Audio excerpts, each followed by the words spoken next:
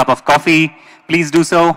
And then we will kickstart day 2 of this Telangana Global AI Summit 2024 with the same energy and the same passion that you saw yesterday.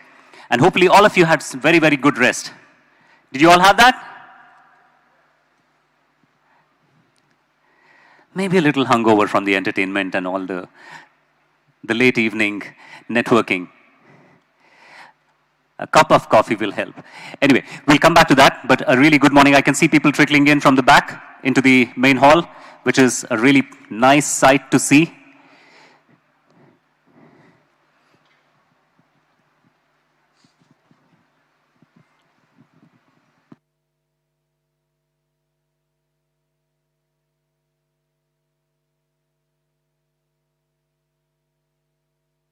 Fireside chats, panel discussions, and exciting events, and even a prize distribution ceremony during the course of the events this entire day. So please don't go anywhere. And I'll make a few housekeeping announcements as well. People at the back who are there on the chairs, feel free to come forward behind the barricades. I can see all of you. Come forward, come forward. You have plenty of chairs to be occupied here. All of you at the back, please come forward. Yeah. All of you behind the barricades, yeah, come forward. You can occupy some of the chairs that are available here. There's plenty of room. We do expect more people to be joining in as the day goes by. We also have a lot of the delegates, the panelists, the speakers who have joined us here today. So welcome, good morning to you. Some of you I've seen you yesterday as well. So welcome back to some of you, and those who are joining us only today, hearty welcome to all of you to this very beautiful and a grand Telangana Global AI Summit. We brought together leaders, researchers, and visionaries from every corner of the globe yesterday to explore the limitless possibilities and address the pressing challenges that AI poses in front of us, right? Our summit promised to be a vibrant exchange of ideas, groundbreaking research, and collaborative discussions. I hope it has lived up to all those expectations and more. Do you agree? Were there wonderful takeaways from each of the sessions that you attended? Apart from the plenary sessions that were held here, there were other parallel tracks that went on behind us in the parallel track rooms, the conference rooms that are there on this floor and on the first floor as well. For those of you who are joining us just this morning, there's one track conference room, parallel track conference room right behind this main hall, and there are 3 of them above in the first floor. So I'll come to those list of the parallel tracks as well in a very short period of time as well.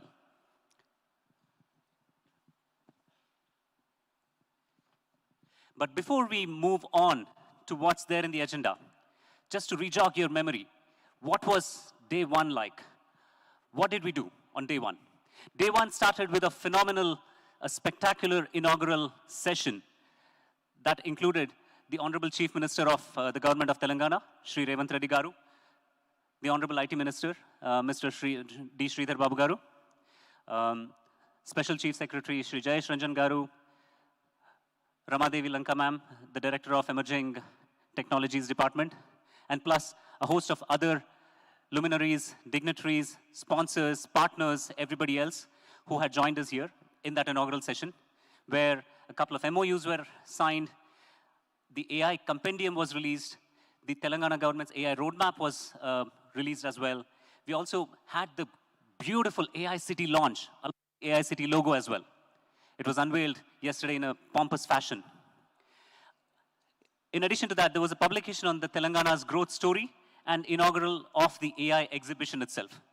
So if all of that happened in just the inaugural session, which lasted over an hour and a half, the rest of the day was a mix, potpourri of different kinds of keynotes, especially a couple of keynotes which I wanted to highlight. Was one by Ms. Devyani Ghosh, the president of NASSCOM, quickly followed by a peek into the future of our world by Dr. Peter Diamandis. He talked brilliantly about the need for AI in India, for India, how it's going to shape the future. So it was a brilliant session by Dr. Peter Diamandis. After that, there were multiple other rapid keynote sessions, cutting-edge innovation demos.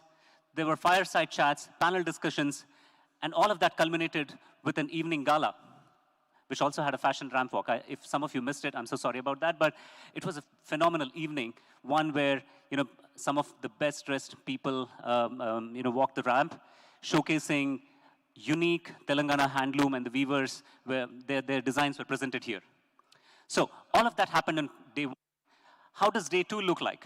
Day two is also packed with a lot of different kinds of fireside chats and panel discussions, so on and so forth, right? There's going to be talk around governance, regulation, protection, and much more, all right? Are you geared up for day two? Fantastic, thank you. So without further ado, let me see if we are ready with an online link to invite Mr. Sal Khan from the Khan Academy for, do we need to do a quick check or?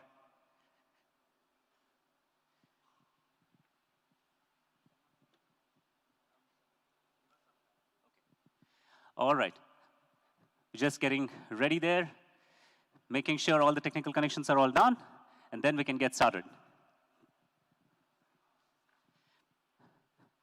So with that aside, let me take a minute to thank our title sponsors, World Trade Center, Shamshabad, Evernorth Health Services, our partners, NVIDIA, Yota, Google, Microsoft, Meta, our industry partners, HICC, Confederation of Indian Industry, CII, the World Economic Forum, BAI, our knowledge partners, NASCOM, our global partners, the British High Commission, the Consulate General of France, Consulate of Netherlands, Australia, our innovation partners, Ola and Krutrim, our social partners, Geese, our social innovation partners, the Public Health Impact through AI and Vadhwani AI, and last but not the least, our research partners, the Dialogue.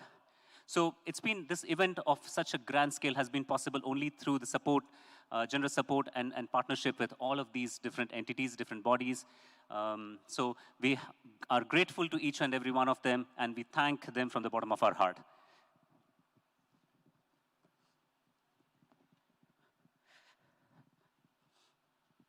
And during the coffee breaks, so quickly for those of you who are joining us only today, so if you're wearing one of those blue tags, coffee breaks will happen to my left, behind the main hall seating area where you can see, to that corner where the AI exhibition is happening. The coffee breaks will take place there. Even the lunch will happen there. For our speakers, esteemed guests, lunch and coffee will be served behind the main hall in the speakers lounge. So you can interact, you can network with the other speakers and panelists in that particular area. Right? Now, one other thing that I wanted to mention, right? I know yesterday there's a lot of excitement, but we have to also be respectful about every speaker's time. So what I will do, I'll play the bad cop today. I'll also try to request each of our speakers, the panelists, to keep to the time so that we are being mindful and respectful for the next set of speakers and panelists who are going to come on stage. So that we can keep all our coffee breaks intact, our lunch breaks intact, and keep to the schedule by the end of the day. Okay? Any questions so far? Does it look good? All right. All right. Let me see. Let me quickly check if you're ready, if you're good to go.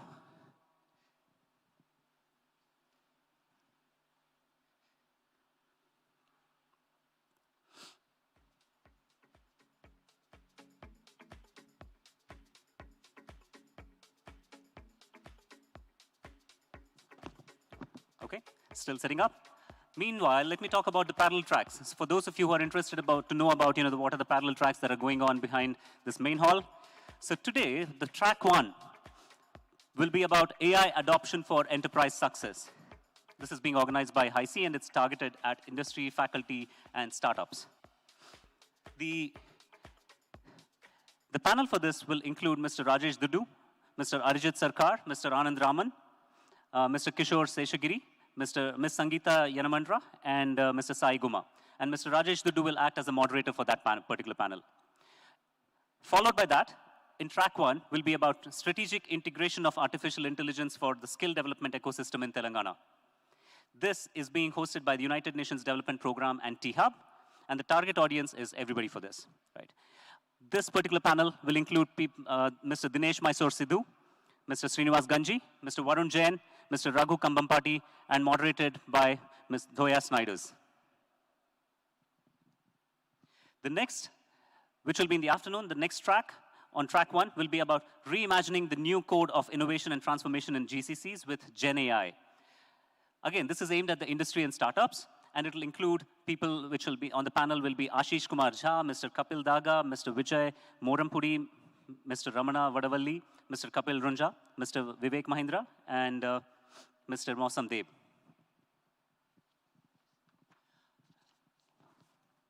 I told you, we've got a packed agenda, so please bear with me. Track 1 in the afternoon, 3 o'clock, Just AI Awards. So this is again aimed at everybody, so feel free to go into the track 1 at that point. The moderator for this particular track on the Just AI Awards will be Mr. Osama Manzar, and the panel will have Mr. Jayesh Ranjan, our Special Chief Secretary, Rakshita Swami, Ms. Pragya Mishra, and Mr. Nikhil Pahwa. So that was all of track 1 today. In track 2, parallel track 2, at 10:55, there would be pitch games. This is being organized by Math and T-Hub, and this is again aimed at everybody. There are no registrations required for this. In track 2, after that, would be a masterclass on Google Cloud's generative AI tools and services. This is being led by Google, and specifically representing Google would be Mr. Vijay Kumar Jangam Shetty. And track 4, sorry, that was track 3. And track 4, we'll have an open source AI, the opportunities, challenges, and governance.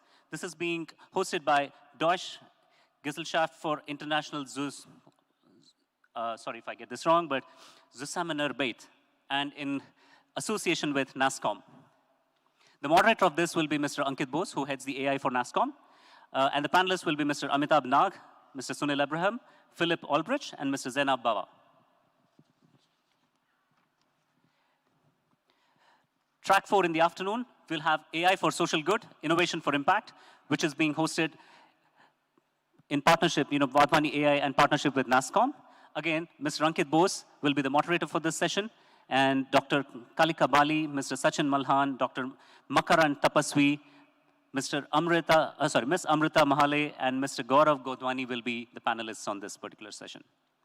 And the last session for today will be around accelerating AI in public health, fostering South-South collaborations. This is being hosted by PATH, aimed at everybody. The moderator for this session will be Mr. Samir Kumar, and the panelists will be Michelle M. Lang Ali, Dr. Karthik Adapa, Professor Andrew Farlow, Mr. Anurag Meral, and Mr. Madan Kumar Upadhyaya. Phew. So those are our parallel track sessions today. Day 2 has got plenty of action, like I mentioned. Right? So if in case you want to be able to attend any one of those parallel track sessions, please feel free to do so. Yes, I did speak about all of them right now, but these are also being displayed on the giant electronic boards outside the main hall. So you can check the agenda. You can feel free to walk out into one of those rooms and attend that. Right?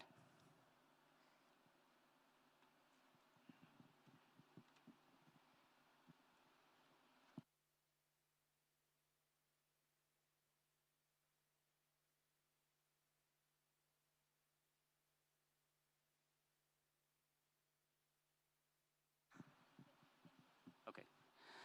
All right. So Mr. Sal from Khan Academy, can you hear me?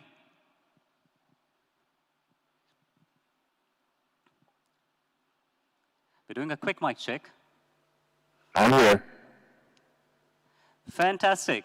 How are you doing, Mr. Sal, today? I'm doing well. How are you all? We are good. We are good.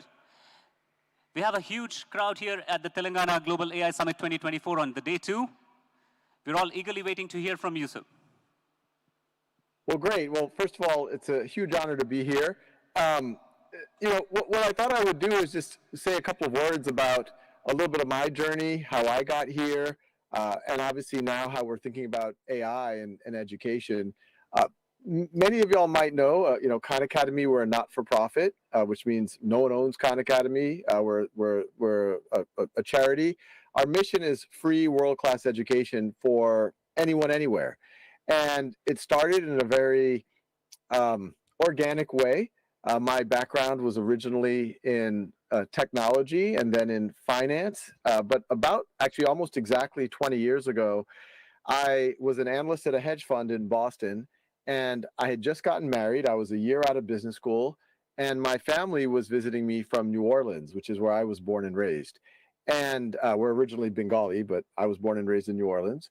And it just came out of conversation that my 12-year-old cousin Nadia was having trouble in math. So I offered to tutor her. She goes back to New Orleans, and slowly but surely, she gets caught up with her class. She even becomes ahead of her class. I remember I called up her school.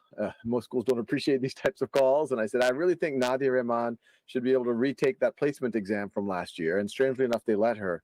And the same Nadia who was struggling with math only a few months before then became an advanced student. So I was hooked. I started tutoring her younger brothers.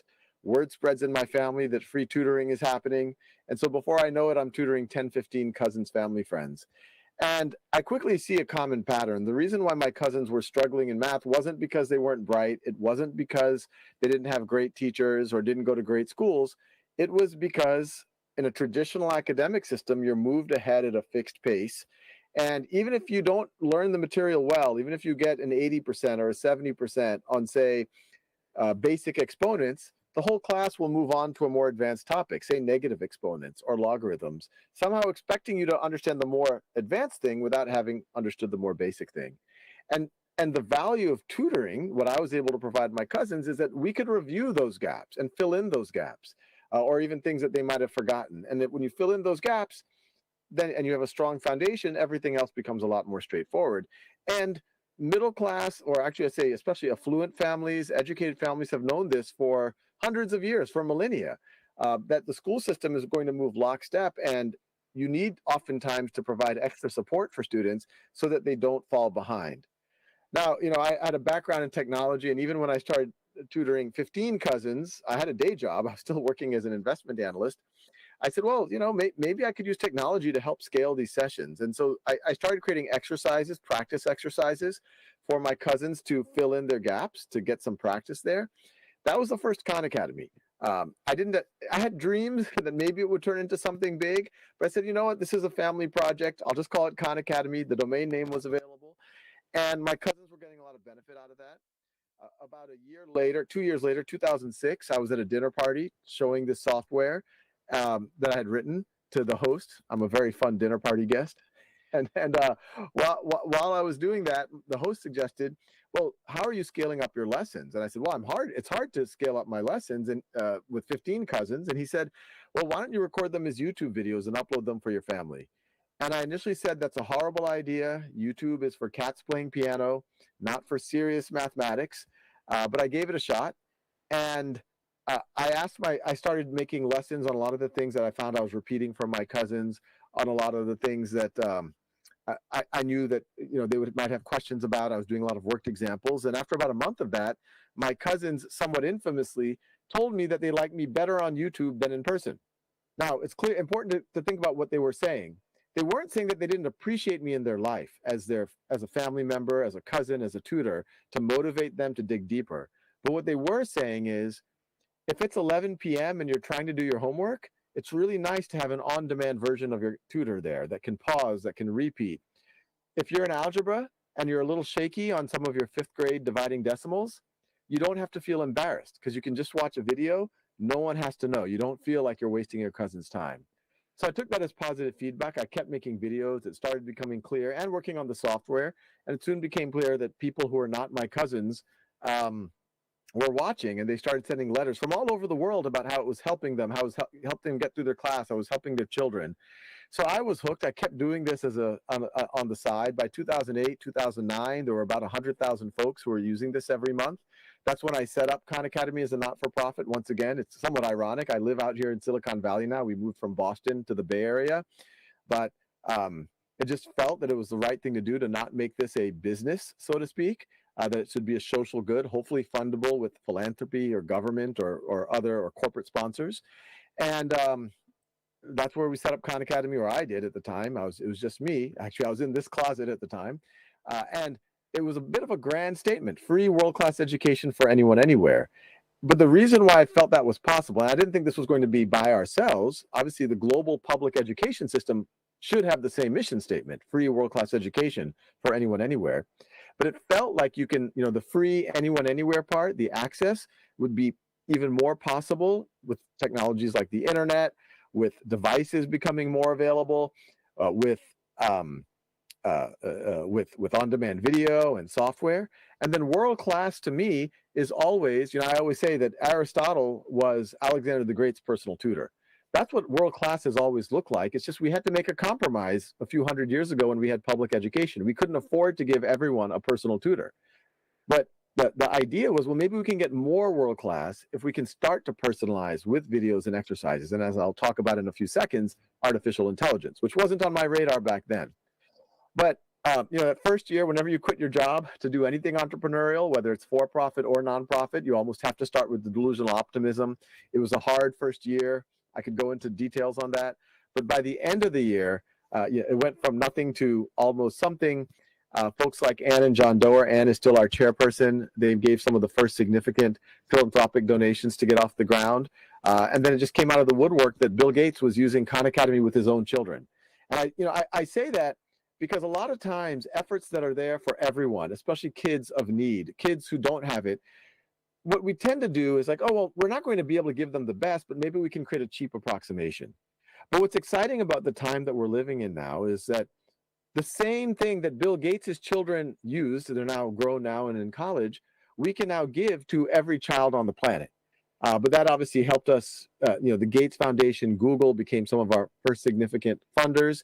And so we were off to the races as a real organization. Now Khan Academy is much more than me. We're over 300 people around the world. We have thousands of volunteers. We're in 50 plus languages. India is one of our most focused markets for many reasons. We think there's a lot of need there. Obviously, some of us are connected to the region and see so much potential there if only we can support them. And we realize that the best way to do this is in partnership with the school system. So we started, that journey from 2008, 2009, we had that funding. You fast forward to now, or maybe a few years ago, and Khan Academy had grown from 100,000 users a month to now we're, in the tens of millions per month and 160 million users around the world. As I mentioned, 50 plus languages. The team is much more than me. And we've just continued to do what I was saying, cover more subjects and grades. People know us in math, and we're very comprehensive in math from pre-K through calculus and statistics and beyond, but also add the sciences, humanities, and many languages, et cetera. Many of these regional efforts that I've talked about. And we've just constantly been trying to make the personalization better.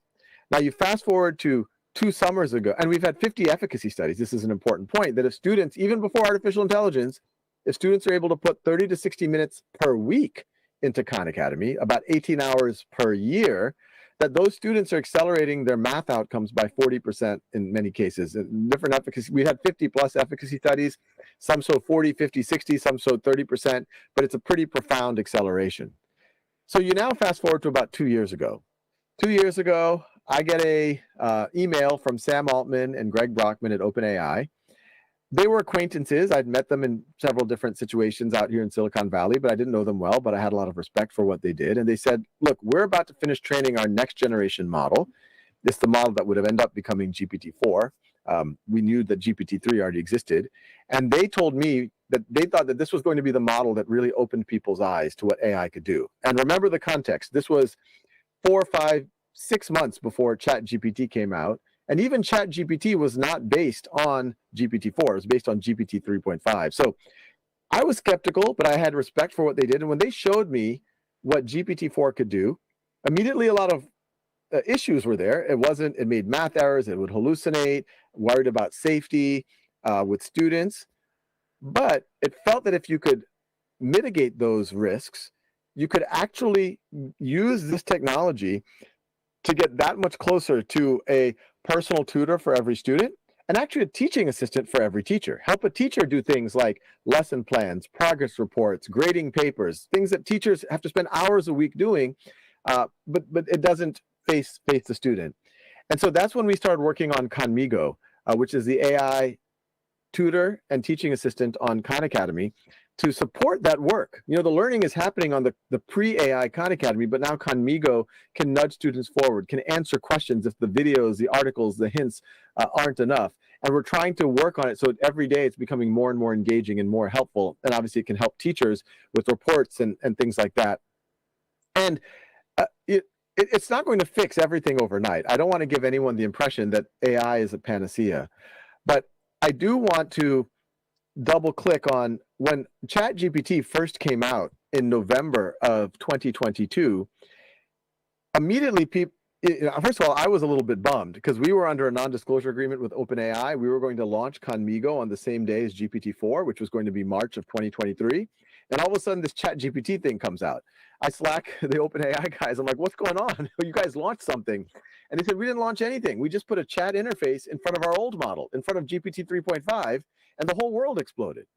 And I was bummed because ChatGPT was a very superficial chat interface. It wasn't designed for education. It didn't have any education guardrails. It was clear it could be used as a cheating tool. It was clear that it could have hallucinations and all these other factual problems. It wasn't good at math. And you immediately saw globally, education systems started to ban AI for good reason. They were afraid that it would be a cheating tool, et cetera. So I was really afraid that this was going to be the end of AI in education. But luckily, by March of 2023, educators around the world started to realize, look, AI is going to be a part of students' future. And if only someone were to build AI tools that support the student, support the teacher, and put appropriate guardrails around that don't cheat and actually can undermine other forms of cheating, then that could actually be really powerful. And that's when we launched Khanmigo. And frankly, we were bracing ourselves when we launched Khanmigo. We thought that people might not be ready for it, but we've had an unusually positive reception for it. And you know, some of the guardrails we put is that teachers and administrators can see what students are doing. The AI won't cheat. We have things like a writing coach that even if a student tries to use another AI, our AI will let the teacher know that, hey, I don't know where this essay came from. They didn't work on it with me. So we actually believe that all technology throughout human history is neither positive nor negative. It's neutral. It just amplifies human intent. Fire can burn you, it can destroy, but fire can create, fire can renew, fire can cook, can give you heat, can keep you alive. A knife can kill, a knife can be used to build things. Similarly, AI. AI can amplify negative intent, and there are going to be negative people using it to amplify their negative intent, doing deep fakes, cheating, misinformation. But I tell everyone it's very fashionable these days at dinner parties to debate about AI, whether it's going to be utopian or dystopian. And I tell everyone, look, this is not a flip of a coin. This is up to us. We know the bad actors are going to amplify their bad intent with AI. So the question is, how much are the good actors, hopefully all of us, willing to invest on the positive side?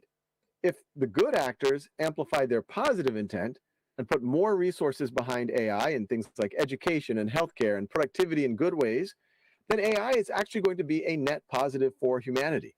On the other hand, if the good actors kind of say, well, I don't know about this AI thing, I'm just going to go do something else, then you've just ceded this very powerful technology that's getting better every day at an accelerating rate to only the bad actors. And I think that's the most likely scenario that we get to a dystopian scenario.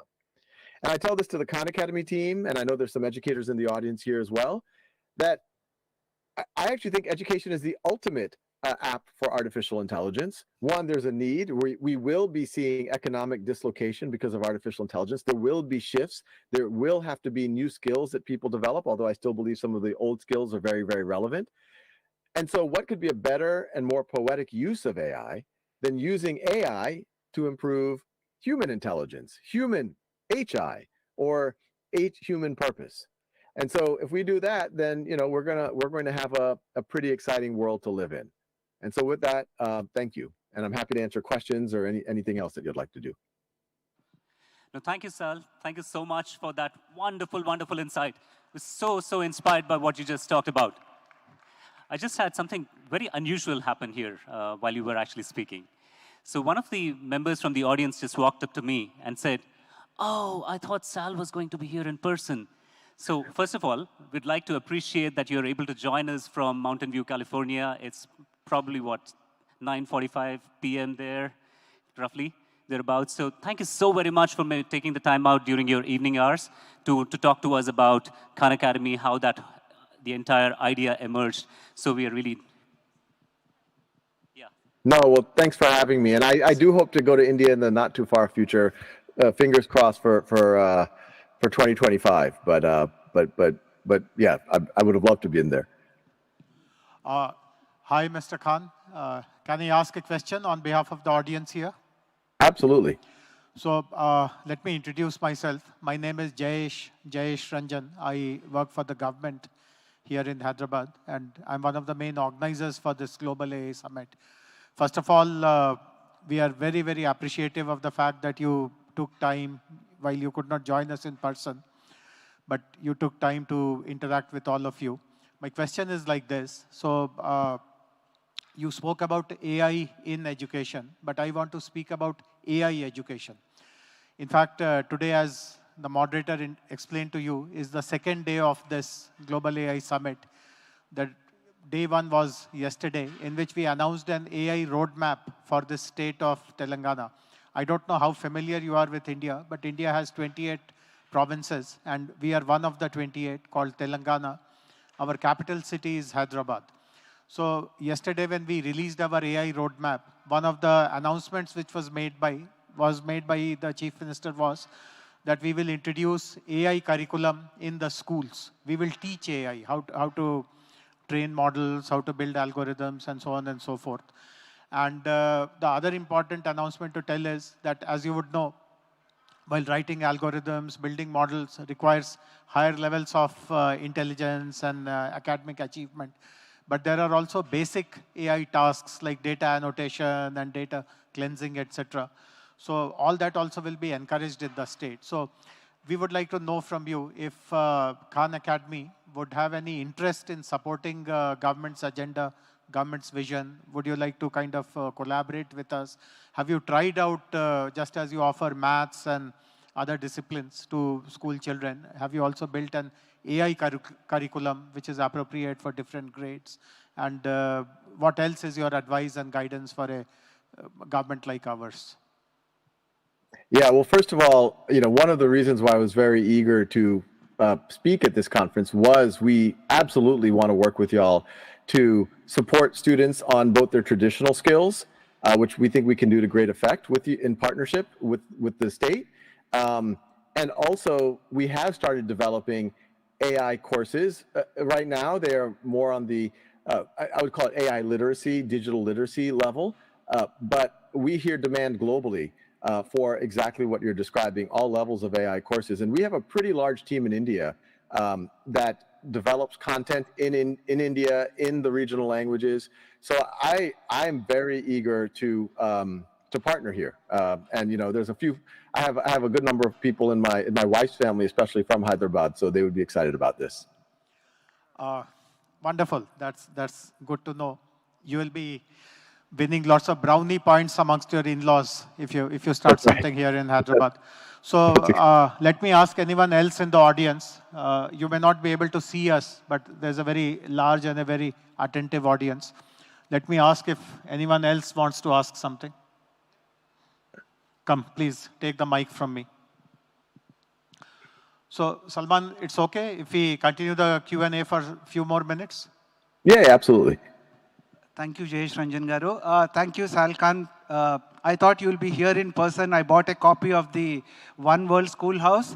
Arya, my son, has been your oldest student on Khan Academy since grade 2 and is the highest certified tutor on Schoolhouse. You have played a large influence in him being at Imperial and getting an admission at Cornell. Thank you so much. And this is, I can say with 110% confidence that learning on Khan Academy and giving it back to students through Schoolhouse has been his single most important volunteering activity that made him also become a RISE Global Scholar. Thank you. I bought that book to see if I could get an autograph. But my question is, Khan Migo is still not available for Indian tutors. When is that going to come?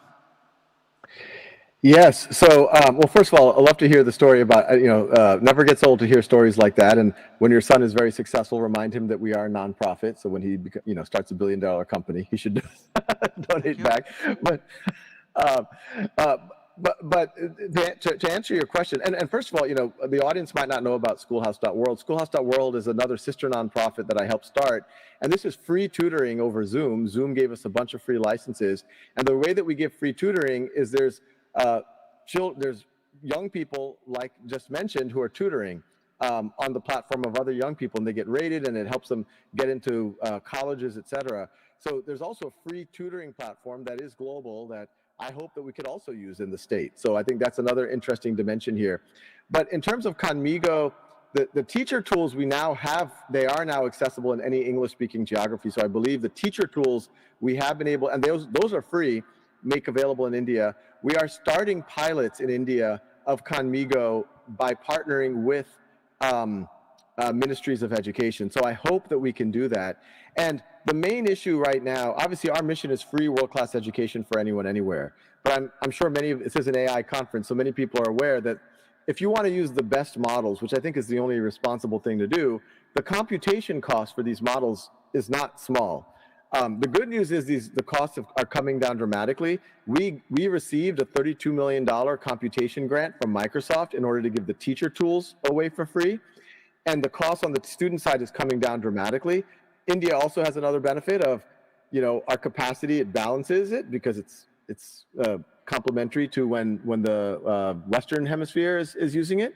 But the simple answer is, we think we have figured out a way to offer it so that the marginal cost is very low, just so we don't get bankrupt on the compute cost, but it's affordable for schools and states in India. Obviously, core Khan Academy has always been free, and I hope that AI over time will get pretty close to free. But we think that the quality has to be quite good. But the simple answer is yes, we are already exploring. We have partnerships. We actually already launched a pilot in Brazil, and we hope to launch a pilot in India in the next few months. And I hope we can grow those and do them in the state as well. Thank you. And please do come to Hyderabad, extending the invite from Jayesh Ranjan Garu. Thank you. Thank you so much. We have one more question here. Hello, sir. My name is Dr. Shravani. I am assistant professor in history. So when we are talking about this AI and education, particularly, across the world, there is a debate like whether we should allow mobile phones in the schools. So when we are talking about bridging the digital gap and taking the AI revolution to the grassroots levels, so how far we can integrate and how dynamic should be textbook-based education and how we need to adopt this change at the classroom level. Because in the schools, still we are sticking to what is there in the context textbook. This is the situation not just in India, but across the globe.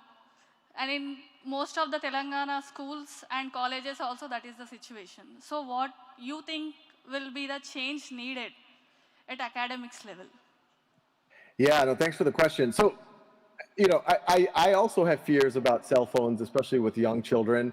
The school that I helped start out here, Khan Lab School, where my own children go to school, has a no cell phone policy. Some of you might find that ironic, but the reason why I think that's consistent is we know cell phones have a lot of things that are addictive that aren't productive for students. You know, social media, certain games, even the phones themselves, they keep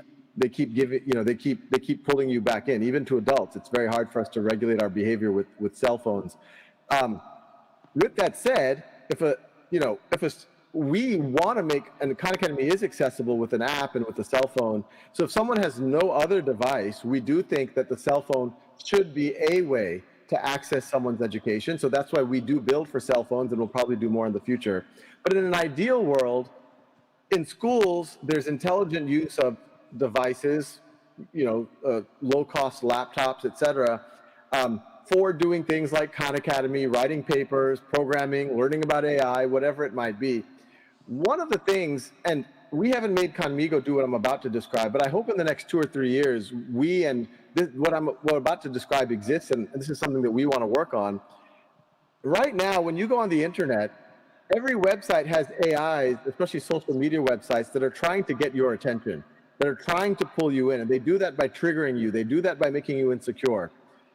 I actually think that generative AI can help balance the table here, where if you have an AI on your side, especially on a student side, that's maybe at the operating system or at the browser level, that can observe what the student is doing and then filter it and say, look, I'm not going to let you go and play Minecraft unless you've done 30 minutes of Khan Academy or unless you've read this book. Or it can be in communication with parents and teachers and say, hey, did you know that Sal has spent this much time doing this? Is that okay with you, or should I stop him? So just as we imagine AI as a tutor and as a teaching assistant, you can also imagine AI as something of a guardian angel while someone surfs the internet. In fact, I think that'd be even good for adults. I wouldn't mind having an AI say, hey, do you really want to send that email now? It sounds like you're kind of angry. Maybe you want to meditate first and then send it in the morning. Or didn't you say that you were doing research for work? Why have you been on Facebook for the last 30 minutes? That would be good for all of us, I think. That doesn't exist yet, but I think it will. But in the very near term, I think we need to we do have to be very careful about cell phone usage, honestly, for everyone, but especially for kids. But that doesn't mean no technology, because obviously things like Khan Academy, you need technology if you want to program, if you want to write papers, if you want to design things. If you want to learn about AI, you have to use technology. So it's about intelligent use of technology. Once again, devices are neutral. They amplify intent. Right now, cell phones, unfortunately, are amplifying the intent of marketers and social media companies. We want to use these devices to amplify the intent of learning, productivity, mindfulness, safety, etc. Right then.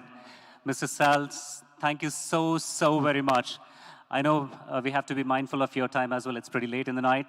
We really appreciate you joining us here today. I wish we could have taken a few more questions, but Mr. Sal has to leave. But thank you so much for joining us today. A big round of applause for Mr. Salman Khan from the Khan Academy. Thank you for being here with us this morning. Thank you. And look forward to seeing you in India sometime pretty soon. I do too. All right. Thank you so much. All right, ladies and gentlemen, the next item on the agenda will be a keynote. The person that I'm going to invite on stage, he's a Harold Price Professor of Entrepreneurship and Technology at the New York University's Stern School of Business. He also is the director of the Fubon Center for Technology, Business, and Innovation. He's an internationally recognized expert on artificial intelligence governance, digital strategy, and policy. He has also written the award-winning book, and you should check it out, The Sharing Economy. He's provided his inputs to the United States Congress, the European Parliament, United Nations, and the accomplishment list just goes on and on and on. Without further ado, please put your hands together for our next keynote speaker, Mr. Arun Sundararajan, sir. I'm sorry, I should correct that. Dr. Arun Sundararajan, sir. Oh, that's fine. Over to you, sir. Thank you. Thank you so much for that very warm introduction. I'm delighted to be here. I'm actually going to take a picture of all of you before I begin. And the logic for this is that I figure at some point I won't be giving any talks anymore. I'll be old, I'll have grandkids. They probably won't listen to me. So I'm going to take out all these pictures and show them these pictures and say, see, people used to gather to listen to me when I was younger, so maybe I have something useful to say. Anyway, that's the plan. So I'm delighted to be here in Telangana. I have interacted with Hyderabad for many years now. And it's really exciting to see the forward-looking vision of the Telangana government in establishing AI leadership in India. It's very inspiring to me sitting in the United States. So I'm delighted to be a small part of that effort. I thought I'd start by just taking us a little bit under the hood of the technologies that Mr. Salman Khan just talked about, because when we think about how to be responsible with AI, how to gain business value out of AI, what are the societal challenges that are going to emerge from artificial intelligence, it's useful to try and understand exactly what's going on under the hood of these technologies. We've all been exposed to generative AI. We've used ChatGPT. Perhaps we have composed music using a generative AI system. I'm sure many of us have generated art. And so we know that this is a new class of artificial intelligence, and it is generating new content by learning it from patterns and examples in existing data. And so it's a fascinating leap forward that we've seen go mainstream over the last 2 years. And it raises this question, right, of like, artificial intelligence has been around for a long time.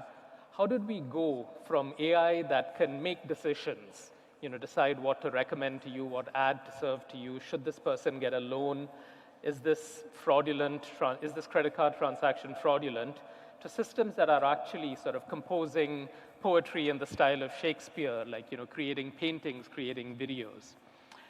And to understand the present, I think it's useful to spend a minute looking at the past, because AI has been around for 70 years.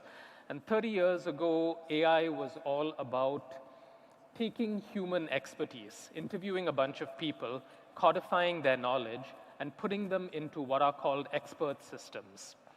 And then we had the machine learning revolution in the 1990s, where we took the step forward of getting computer systems to learn from examples by themselves. So human beings would say, here are the features that matter, and the machine learning system would come up with its own rules by learning from examples.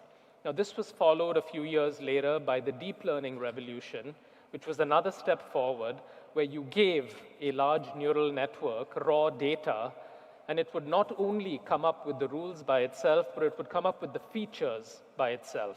This started with image recognition, and now this is the most widely used technology under the hood.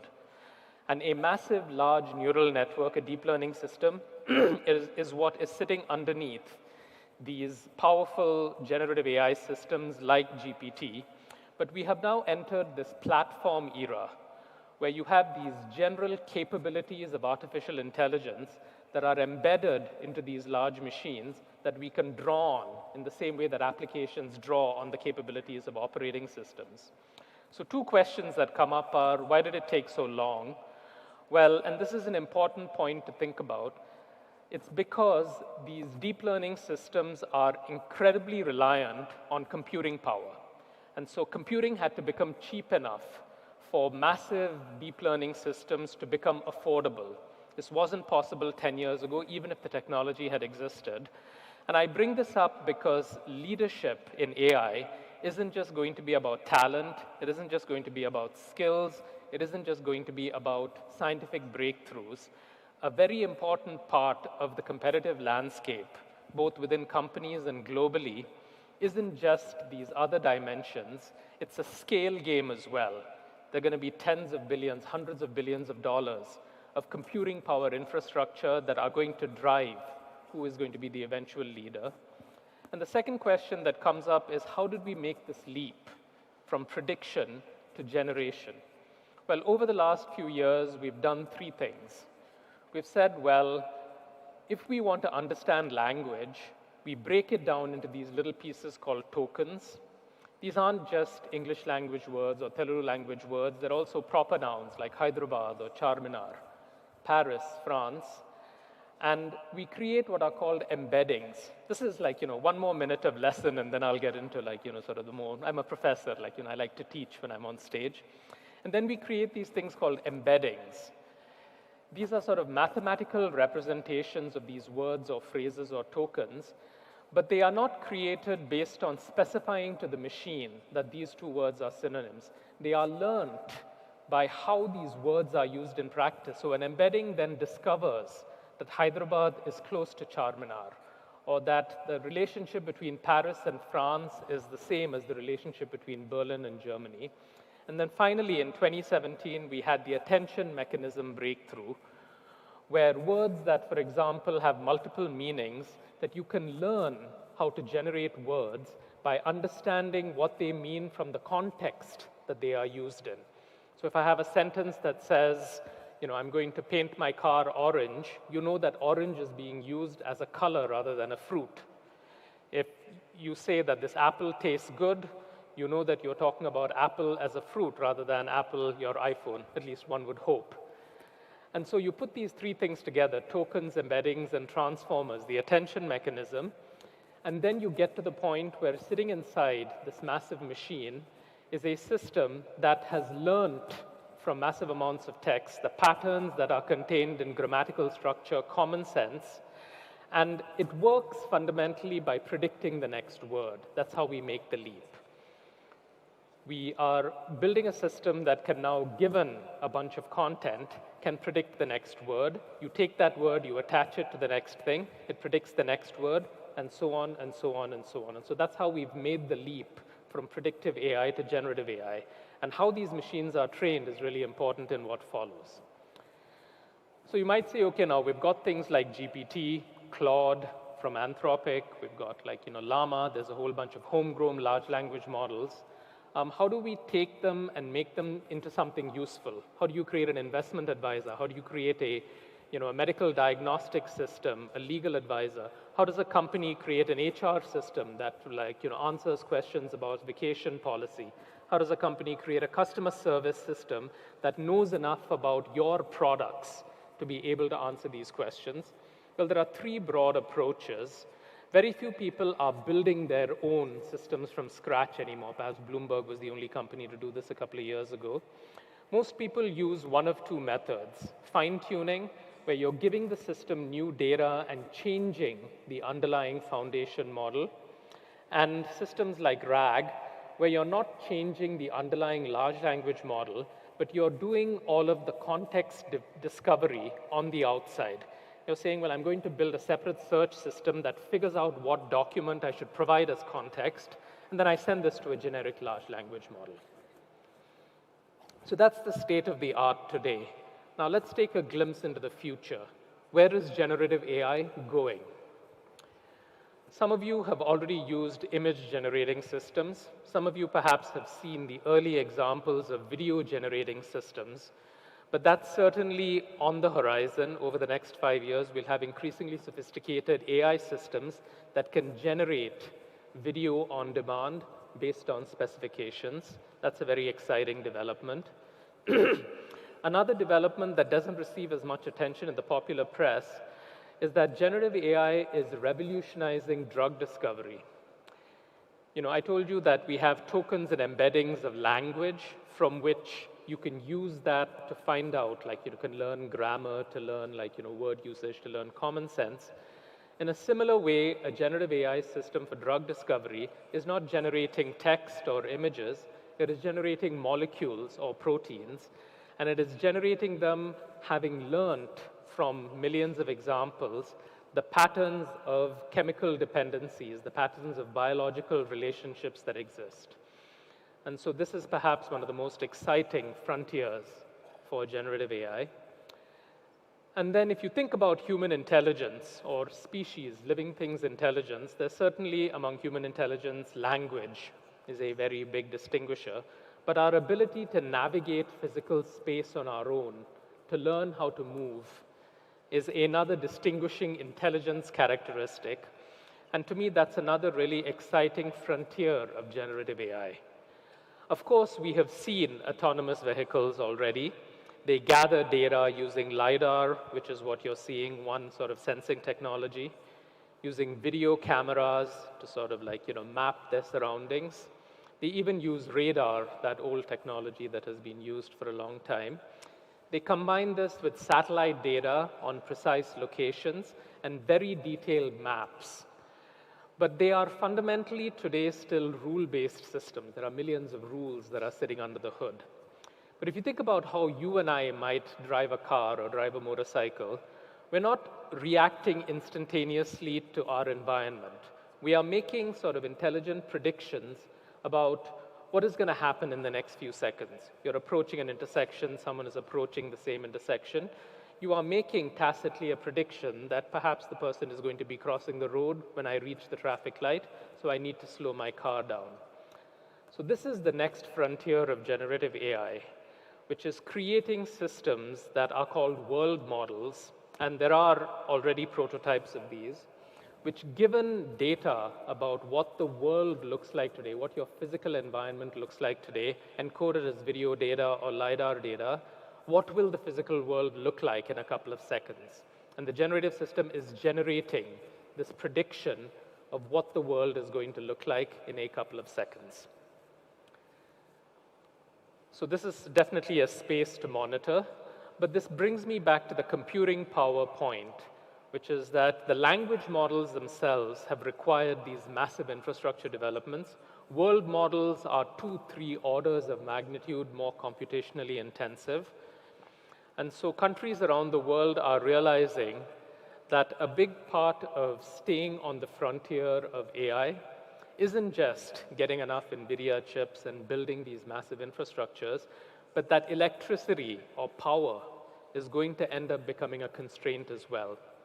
Just to give you a sense for how power intensive AI is, a typical large tech platform to run its AI systems uses the power output of the equivalent of a nuclear power plant.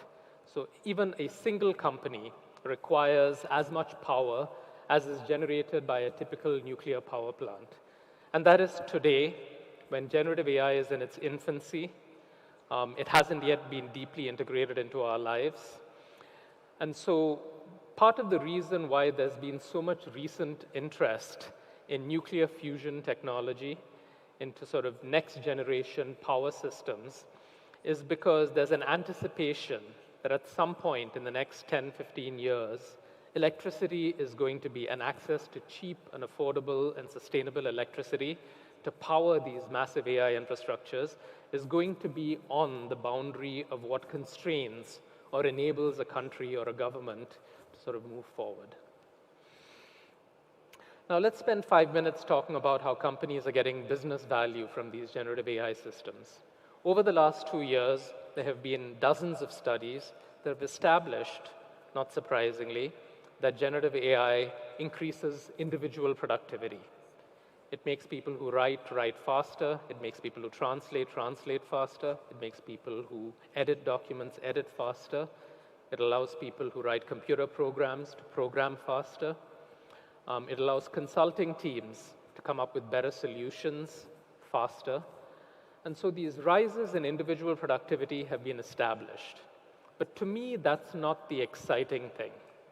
Okay, the exciting thing is going to be what's in the future. And to understand what's in the future, again, let's look at the past. 20 years ago, Amazon, a large retailer, was faced with a new challenge. And I'm using Amazon as an example because I've got a good video of them. I mean, I could be using Flipkart, which has incredible automation technology in its Malur sort of fulfillment center. But Amazon was faced with a new problem, which is when someone places an order, you have to put a bunch of different items in a box and ship it to them, right? And someone might have ordered a hairdryer, they might have ordered some clothes, they might have ordered some toothpaste. All of these are in different parts of the fulfillment center. How do we efficiently get someone to go around this fulfillment center, collect all these things from these massive shelves and put them in a box in a cost-effective way?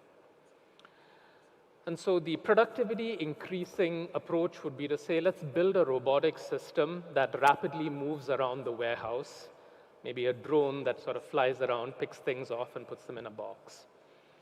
But the approach that ended up being used and the approach that is going to bring the revolutionary gains in AI, like 2 companies, was taking the people to the shelves. Imagine a system where the shelves come to the people. So 20 years ago, if someone had made this suggestion, people might have said, well, what kind of psychedelic drugs are you on? Like, shelves moving to people, that's a great vision, but, sort of like go home, take a nap. But you look at the Amazon warehouses today, and this is what has been implemented. There are robotic systems where the shelves move around the warehouse in sort of this orchestrated dance, orchestrated by AI, and they move to the human who is then picking items out of the shelf and putting it in a box. So a critical lesson to be learned here is that value from these revolutionary new technologies may initially come from simple productivity gains, but the true business value comes from rethinking, how can my process be different? How can I do work differently based on the new capabilities? And part of the reason why I am confident that this is going to be the case is that history is on my side. Over 100 years ago, before the advent of electricity, factories were built around the power source because they would be powered by a steam engine or a water wheel. And so you'd build the factory next to the river. And the transmission of power was through these belt and line shaft systems. And so you had to sort of construct these rickety structures that people were surrounding the power source because you couldn't transmit. There was one power source, and the entire design of industrial production systems was constrained by putting people around the power source. Now, once the electric motor came along, maybe early productivity gains came from taking out the steam engine and plonking in the power source, but the revolution came from understanding that I could reimagine how work is done unconstrained by the fact that I need to put people next to the power source. That's where the assembly line, division of labor, scientific management came in, because everybody had their own little machine, and you could start to build production systems based on productive efficiency, not based on proximity to power source. And a final point on business value, humans have to trust the AI systems. Trust is a powerful driver of business change, and without sufficient trust in these AI systems, you're not going to see the business gains. Some of my research has established that when you have a familiar human-human interaction environment that someone can map the human-AI environment to, trust builds more rapidly. And I'll give you an example. In the United States, people are more likely to trust an AI system that is doing medical diagnosis than an AI system that is providing investment advice. And this seems mysterious, right? Because medical diagnosis is so much more high stakes than investing your money. The reason is that in the US, the typical interaction you have with your doctor is it's a stranger in a white coat who says, I'm an expert, here's what's wrong with you, and you agree. So talking to an AI system that says, I'm an AI in a white coat, here's what's wrong with you, you've been Googling your symptoms anyway. It's a familiar step from the human-human to the human-AI. Investment advisory, on the other hand, most people don't have this. The people who have it have long-standing relationships with their advisors. So talking to an AI stranger is something where building trust is a lot harder. And so understanding what builds human-AI trust is also central to getting business value. Now, that's the positive side. I think one of the challenges we are going to face in the near future is that AI is going to redefine what it means to be human. We are not sort of strangers to AI systems mapping who we are. All of you have a digital twin at every major tech platform that has understood your preferences and that is doing things like recommending products to you, deciding what's in your news feed, deciding what ads to serve you up. And so our preferences have already been digitized and mapped into AI systems at tech companies. This is not new. What generative AI allows us to do now is to create more sophisticated human twins. And so you can train a system now to write like you. And that's how these generative AI systems work, right? You give them some examples of what you want done, and they can learn how to do that in that person's style. So you're probably going to welcome the creation of your digital twin initially, right? I mean, like, it can write your emails for you. It can answer emails for you. Maybe, when you go on vacation, there's a chatbot version of you that your colleagues can talk to. The trouble is that, if you leave your job and go to another job, who's to say that your digital twin isn't going to stay behind, right? Or better yet, worse yet, compete with you for your next job. So this idea that AI can replicate the creative style of individuals isn't just restricted to writers and musicians and artists.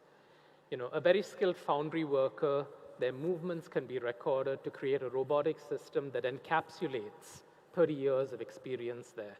You can put cameras on the wrists of a surgeon to gather really rich training data for a robotic surgical system, but that is also extracting at the same time the capabilities of this highly skilled surgeon and encapsulating them into a machine. A good business development executive who knows the cadence of when to email, when to call, when to take the person out to dinner, when to send flowers, when to pull back. Those patterns can be codified into an AI system that replicates that expert and given to novices who then may not be 100% as good as the expert, but can sort of get up to speed really fast. So we are entering a world in which the body of work that you create isn't just your body of work anymore. It is a blueprint for your productive process, for your creative process. You might say, well, the law must have thought about this already. It has, but it's come on the side of saying that what you produce, you own, but you don't own the process of production. You own your works, but you don't own your style. You own your expressions, but you don't own your ideas. And this was the trade-off that copyright law created, because the idea was that if you wrote the first detective novel, that doesn't mean you should own all of detective novels. You want other people to also write detective novels. If you wrote the first hip-hop song, that doesn't mean you own all of hip-hop, right? And so that trade-off made sense in the pre-generative AI era. However, now, if based on the works that you have created, someone can extract the blueprint of your productive process, it raises the societal question of what are the boundaries around human capital and what facets of our human capital should we own. So to me, this is one of the most important policy questions that is raised by generative AI. I'll conclude by moving from human autonomy to strategic autonomy of countries. I know that there is a great amount of interest in AI sovereignty around the world today. I recently participated in a discussion among the ASEAN countries about the boundaries around what they want to put, sort of their partnership about digital interoperability, should that be extended into AI sovereignty. I think some of the plans that Telangana government has about the AI city, about the creating of the infrastructure, skilling, hugely exciting. The two guidelines I give governments I talk to when thinking about sort of how do I approach the question of how sovereign should my AI be, what is the level of strategic autonomy should I attain, is to think about the right layers for independence. Do you want to be independent at the chip layer? I'm just checking the time, making sure that I haven't run over. Okay. Do you want to be independent at the semiconductor layer? This is not something that very many people can aspire to. Do you want to be independent at the cloud layer? Do you want to be independent or autonomous at the foundation model layer? Do you want to be autonomous or independent at the application layer? I use the LLMs of other countries, but I'm building my own homegrown applications. Do I want to be autonomous at the talent or skills layer? Each of these are a different level of autonomy, and I think thinking about what is the circle I want to draw around my strategic autonomy and where do I want to be sort of economically interdependent is a very important strategic question. And the other thing that I tell them is balance autonomy with regional partnerships. There are some things where you want to go it alone, whether it's a state, whether it's a country. There are other things where you want to lead the partnerships. You want to sort of create the standard that a whole bunch of other people follow. So these are the two important questions on strategic autonomy. I think we should all think about human autonomy and the boundaries around human capital ownership. I'm almost out of time. If you don't get to ask me a question now, I'm easy to find online. It was a delight to see all of you, and I look forward to your questions. Ladies and gentlemen, that was Dr. Arun Sundararajan. Do we have time for one question, sir? Yeah. Maybe one or two questions, Doctor, if that's sure, okay. Absolutely. Thank you very much for that lucid presentation. I'm Director of Center of Excellence on Artificial Intelligence at CHSS. Thank you for that clarity. But I just have one question to ask. The power of autonomy. We have not given any technology so far invented by the man to have a power of autonomy, right? And this is the one matter of serious concern. And the GPT-4 or the chat GPT seem to have what is called emergent capabilities. Yes. Unintended consequences, which are likely to be harmful. They may go rogue, or they may go out of control. That is the most dreaded scenario. I mean, the worst possible nightmare scenario. So how are you going to have the rail guards against that? What are the safety measures? How can we curb those unintended consequences which can be detrimental to the human species and poses existential threat to human species? That's a great question. I think that, part of the fear that we have around existential threats comes from the term artificial intelligence. If we think of these as incredibly powerful optimization systems or prediction systems, then the idea that they are going to go rogue and kill all of humanity becomes less of a concern. So I think in the near term, we don't have to worry about existential threats to humans. But to put the right guardrails around AI, even in the short term, to make sure that there's alignment, make sure that these systems aren't saying things that we don't find societally acceptable, to make sure that there's cultural alignment between our AI systems and the country that they're used in, to make sure that these systems are free from bias of different kinds. It's going to be a combination of new government laws, reinterpreting existing laws within the AI context. So agencies that say, well, deepfakes are bad, but we don't need new laws against deepfakes because these existing laws already make deepfakes illegal. We just have to reinterpret them. And deciding the boundaries between what should the government do and what should be delegated to the platforms. Like if you take censorship as an example, historically this has always been a government mandate, but today algorithms at YouTube or Facebook or TikTok are doing a lot of our censorship for us de facto, right? So choosing the boundaries between platform and government, and these two other points are really sort of at the core of how we can put the right guardrails around AI. The existential threat, I think, the scenario that worries me the most is where we imbue the AI with its own objectives and it thinks it's doing the right thing for us and humanity falls by the wayside. If you look at the history of how human beings have ended up wiping out other species, it's not like we went to sort of kill them, right? We were just progressing and they fell by the wayside by mistake. So if you have an AI system in the future that says interplanetary travel is really important, my humans have told me that this is important. They drill a hole in the atmosphere to sort of reduce the power consumption of rockets by 99%. And then that has sort of detrimental consequences to humanity. So that kind of unintended thing is something that we should wire safeguards into AI for. But that's a great question. It has the power to improve, so if it may improve on a negative side, well, that's the most serious concern. Thank you so much for that. Sure. Thank you, sir. We have one more question, and then we'll come to you. That'll be the last question, because we have to be respectful of the next speaker's time. Sir, Arun sir, hearty congratulations. Wonderful presentation, sir. I am Dr. Ramesh Kanneganti. Given the geopolitical, geostrategic realities of the global order which we are living, the AI for Global Summit is happening in Hyderabad. We have Russia, Ukraine, Israel, Palestine, and many other conflict zones happening. My only point, because I'm also a professor, can we give some kind of artificial intelligence coalition of sorts to bring out a framework where in the geopolitics of AI, in the race to catch the best of AI, there are so many ups and downs, and there are some countries who are really on the upside, some countries who are really yet to catch the AI revolution. The digital divide is really very bad. Given this scenario, can we give a framework of the global world order like United Nations for a global body, for AI to regulate, AI to, the narrative of AI to be at least equidistant or equilibriumly? Can you throw some light on your thought leadership on that particular area, sir? Okay, I mean, this is a great question. I think, this has been a discussion point for the last few years. Can we have a world body for the regulation or the governance of AI?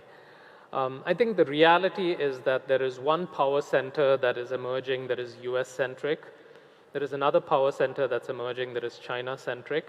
India's opportunity, I think, can be to lead a lot of the rest of the world, especially the global south, in defining standards around both technology deployment and responsible use.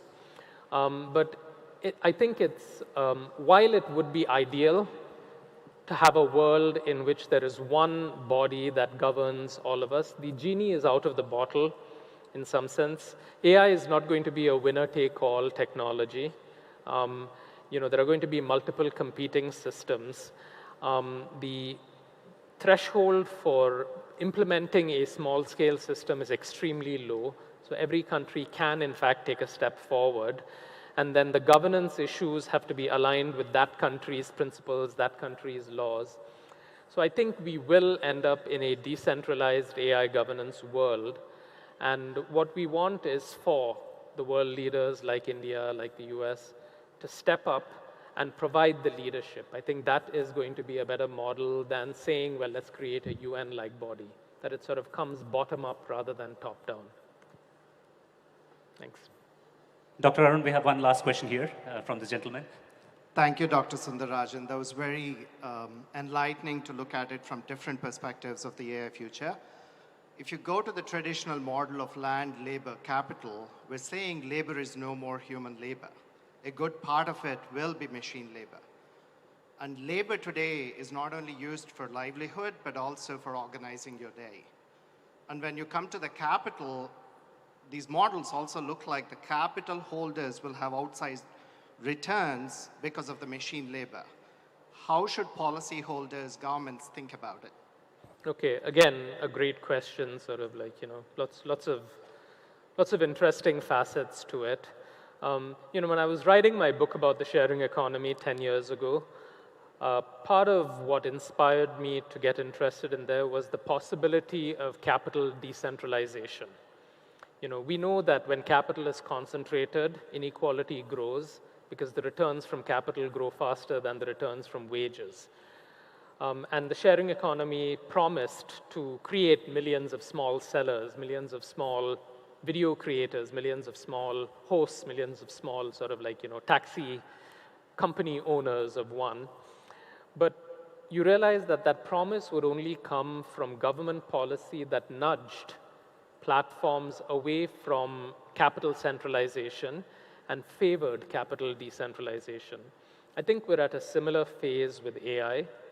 The capabilities that are in these AI systems can be tremendously decentralizing for entrepreneurship. You can create a new generation of educators, of healthcare providers, of investment advisors, of data scientists. So you can have millions of new entrepreneurs who are creating their own, AI-powered businesses.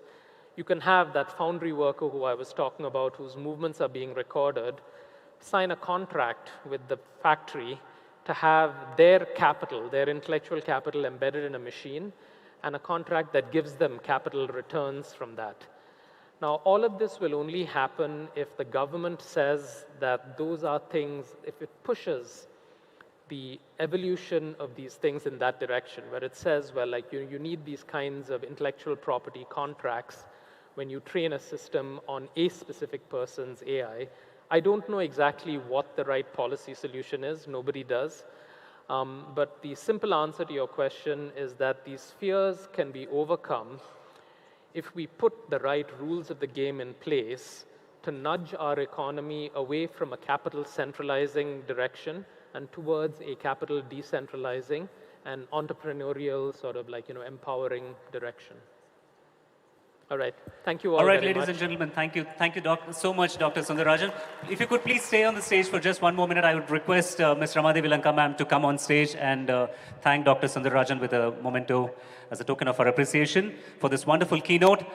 Dr. Sundararajan, you took us back to B school days, where there's no right answer sometimes, and you have to always continuously push and pull between the boundaries of the boundaries that ChatGPTs and the Gen AIs are constantly trying to expand, versus how you actually have to refine the policies and everything around it so that there's a fine balance with which we continue to push forward. So thank you so much for that insightful keynote there.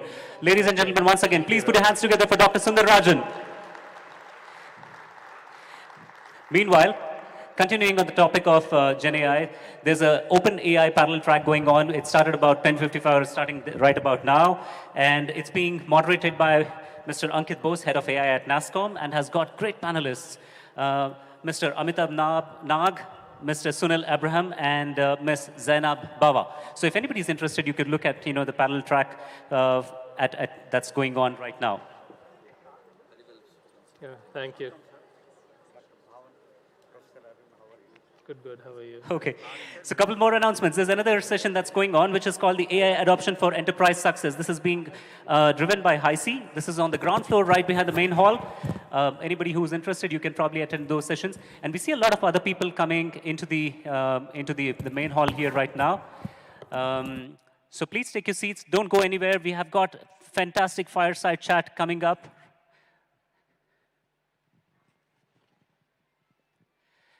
Ladies and gentlemen, I'm pleased to announce that the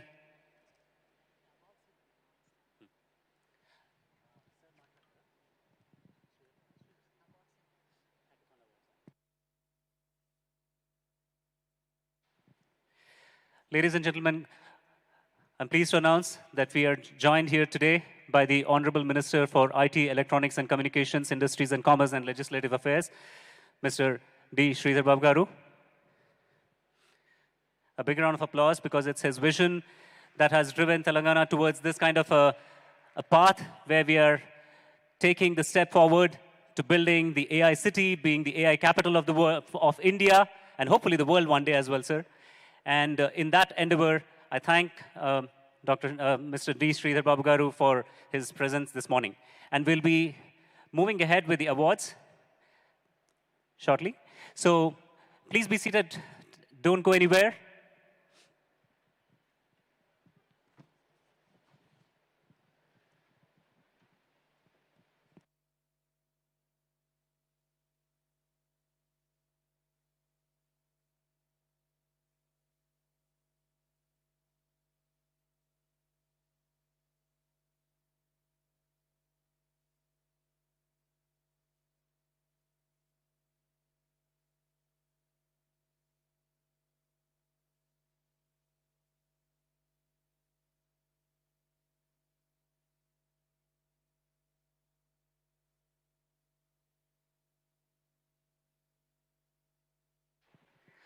All right.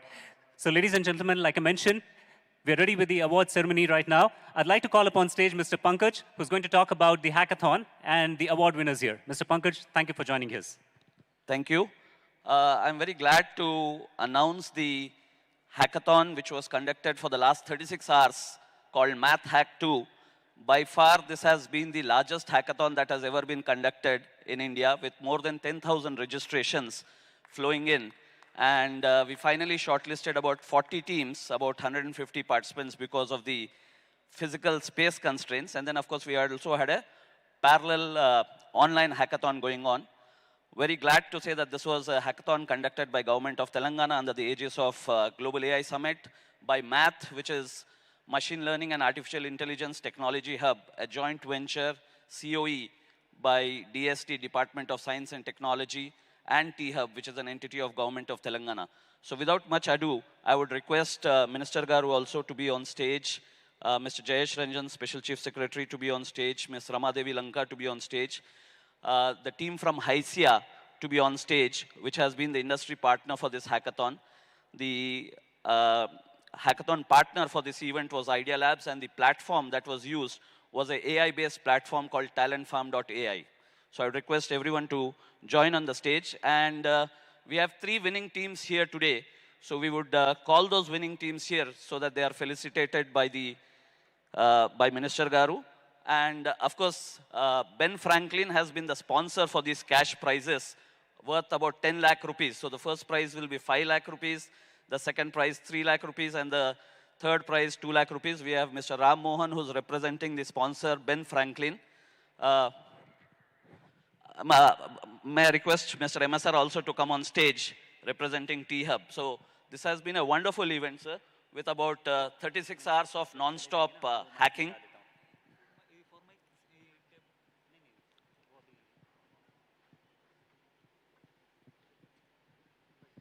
Yeah. So with now I'll invite the second runner-up first. And interestingly, they are students of second year of engineering from Geetanjali Engineering College. So may I invite the team, second runner-up. They've built a solution called Soul Support, which actually is an AI-based chatbot which helps for upkeep of mental wellness. So when people are in depression, and now we see a lot of young people also sometimes get stress and mental depression, and they have an AI-based system where you can connect with people, you can connect with systems and get advice as to what can be the steps, how to manage the situation. They're also creating a metaverse of sorts where they can have some kind of entertainment and gaming which can be associated to help them get over that. So may I request you to come in front and hand over this symbolic fruit check, and of course we have a check ready for all of them. Can we have a round of applause for these young students? And that's why the future of Telangana is so bright, because if students of second year can build this kind of solution. Guys, why don't you come?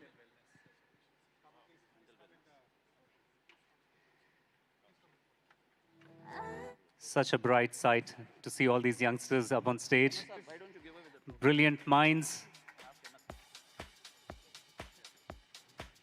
Out-of-the-box thinkers. Fantastic, guys. Congratulations.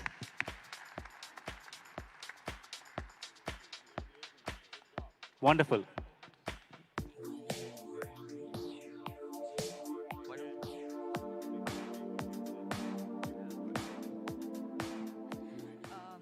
Hello, everyone. So we are Team Soul Support, and the vision behind our team was so everyone can have access to the mental health support system that everyone needs. So our base agenda was that mental health should be free and available to everyone. So we wanted to have free therapy for everyone. So we are from Geetanjali College of Engineering and Technology, and we just completed our first year. And this is our first hackathon, so we're really happy that we have come to the stage. So thank you.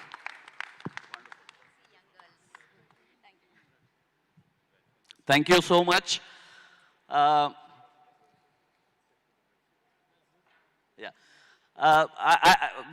first runner-up is Salubrity Healthcare. May I request the team, Salubrity, to come on the stage. And by the time they come here, sir, I also want to inform you that more than 100 mentors participated all through these 36 hours. And HICC gave a great support in terms of providing the mentors. So I think we had a wonderful mentor network which was supporting all through. Salubrity Healthcare or Hair Care actually works on an AI solution for hair growth or hair regrowth. I would probably ask the team here on stage to talk a little about.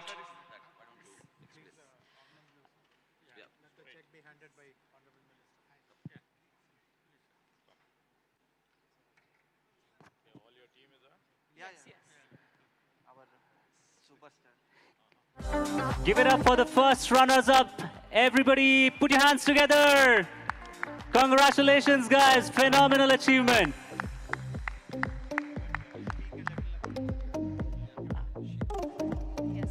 So Salubrity Healthcare is all about AI, hair loss, and nutrition. So we are combining trichologists, nutritionists, and AI bots to cure hair loss and basically prolong the hair regrowth that happens.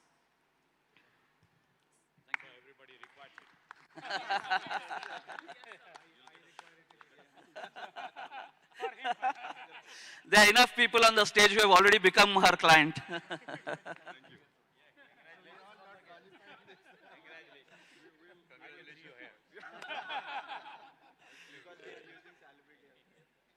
And with this, I think we have the last team, the team which has won this hackathon, a cash prize of 5 lakh rupees sponsored by Ben Franklin. May I invite the team Flatmates on stage?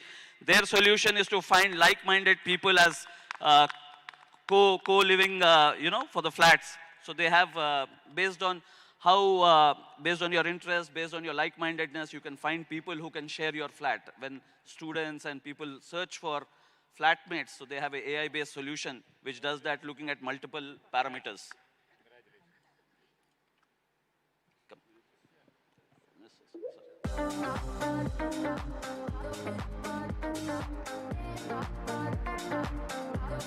Louder cheers, guys, to the winners of the hackathon. Please give it up for our winners.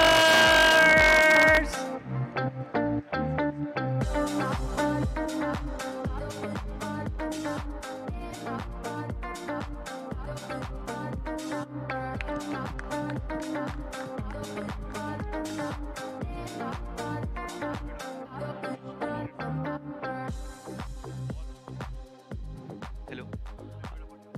Yeah. Hey everyone.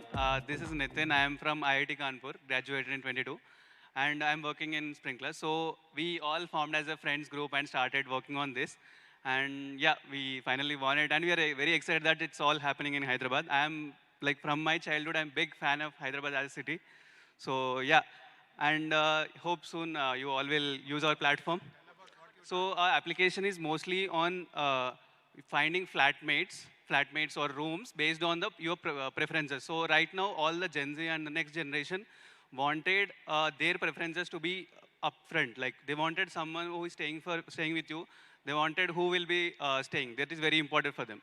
So based on your profile, we will curate list of people whom you can contact and discuss what you wanted to do. Like let's say take a flat or take a room. That's what we are building, leveraging AI technology to match the users and cluster them based on the preferences that they give.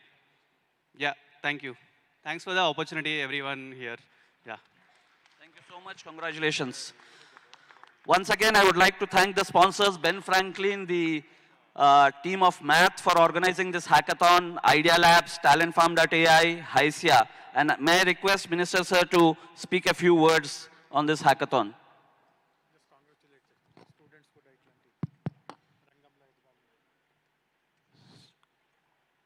On the second day of this AI Global Convention, on behalf of Government of Telangana, welcome all the delegates, all the eminent AI professionals again today. With me here and my special CS of the IT and Industries Department, Mr. Jayesh Ranjan, and also our team here over the past 2 months have been trying to bring awareness, educate our people, including our students. And today, we are also happy, and world is also witnessing. And the hackathon winners and hackathon participants are also over here. On behalf of our government, I would like to congratulate all the young thinkers, all the young grey matter, young team who got involved themselves and participated in this hackathon, which has been sponsored by HICC and their team, Ben Franklin and the team. I would like to thank them too. And this sort of hackathons, and tomorrow when, our Jayesh and we speak again, so these sort of hackathons will be done in each and every school. And our idea and our planning is to take AI into curriculum of the schools in the near future. With these few words, I will again congratulate the hackathon winners and all the participants. And I wish them all the best for the future. Thank you.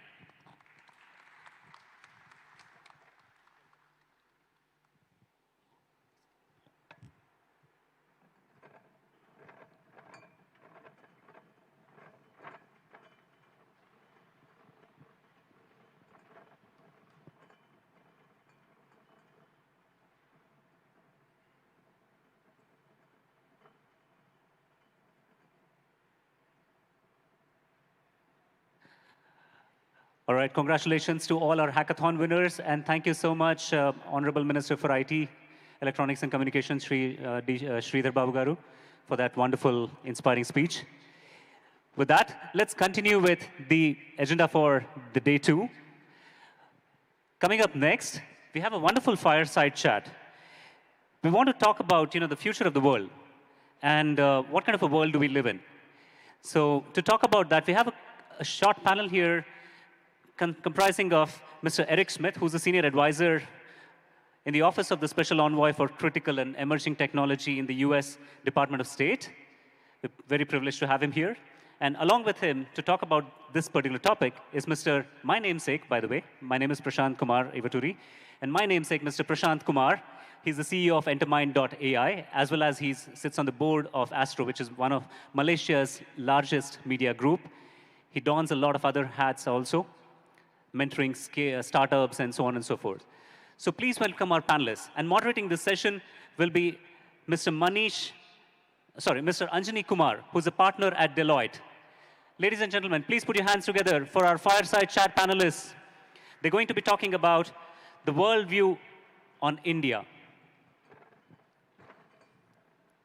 Pleasure to have you here.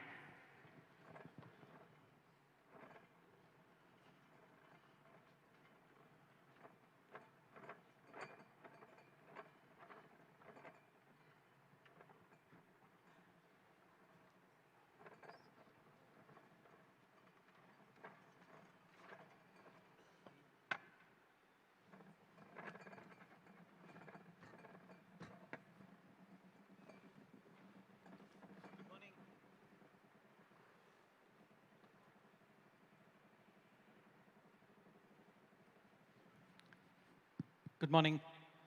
Good morning, ladies and gentlemen, and a very warm welcome to this fireside chat on the worldview on India. If you look at what's happening in the India AI landscape, over the last several years, we've seen a significant growth in the India AI landscape, driven by a very vibrant startup ecosystem. You know, we just gave awards to hackathon winners, somebody who's still in college, so we've got a very vibrant startup ecosystem. We've got great IT talent. And equally importantly, we've seen significant emphasis by state governments like Telangana in identifying AI as a critical growth driver. Some of the statistics clearly call out that over the next 2 to 3 years, AI is expected to contribute about 10% of India's GDP. So, you know, as a nation, we are aspiring to get to 5 trillion economy, and AI could contribute about 500 billion of that.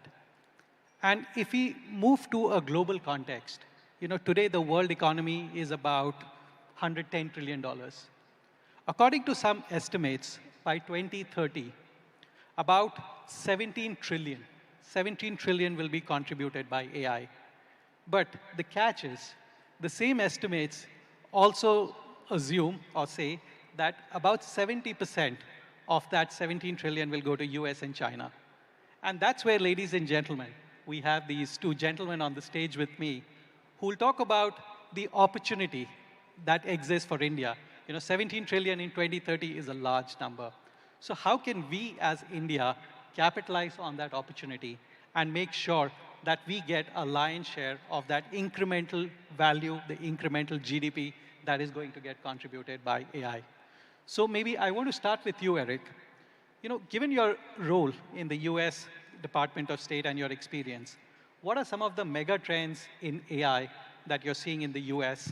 And how does US view India's evolving role in the AI landscape? Yeah, thank you for the question, Anjani. Let me start out by thanking the Telangana government for the invitation to be here today.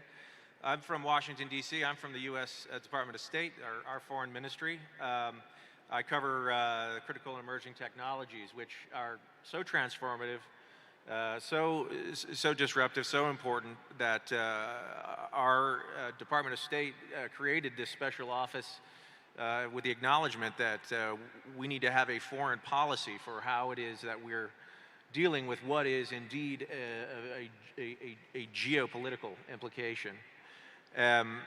So when I received the invitation to visit Hyderabad for this event, I typically go to New Delhi. We're dealing with, of course, the Indian federal government, our counterparts.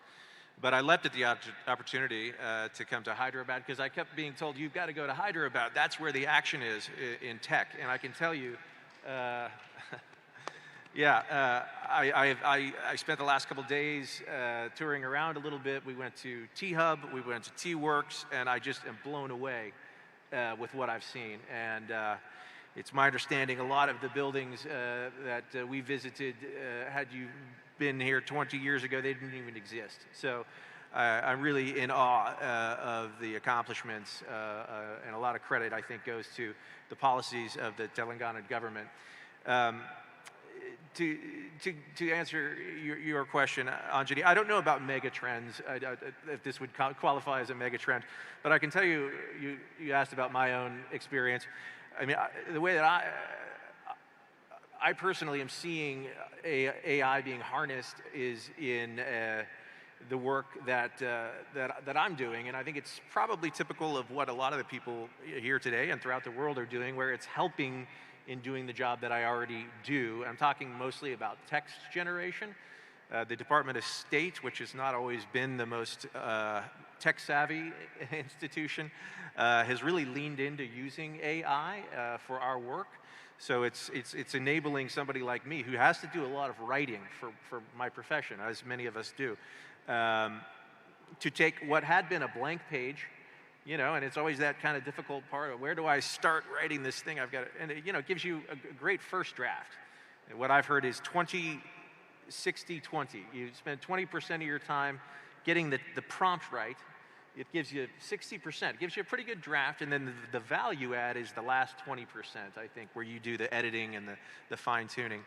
And then as far as your question about, you know, where we see India in terms of its evolution with AI, I mean, we couldn't be more, from the U.S. government's perspective, more positive and supportive in that partnership, which one need only look around Hyderabad and see all of the major U.S. tech companies and their presence here to understand the deep, deep ties between our two countries in terms of technology.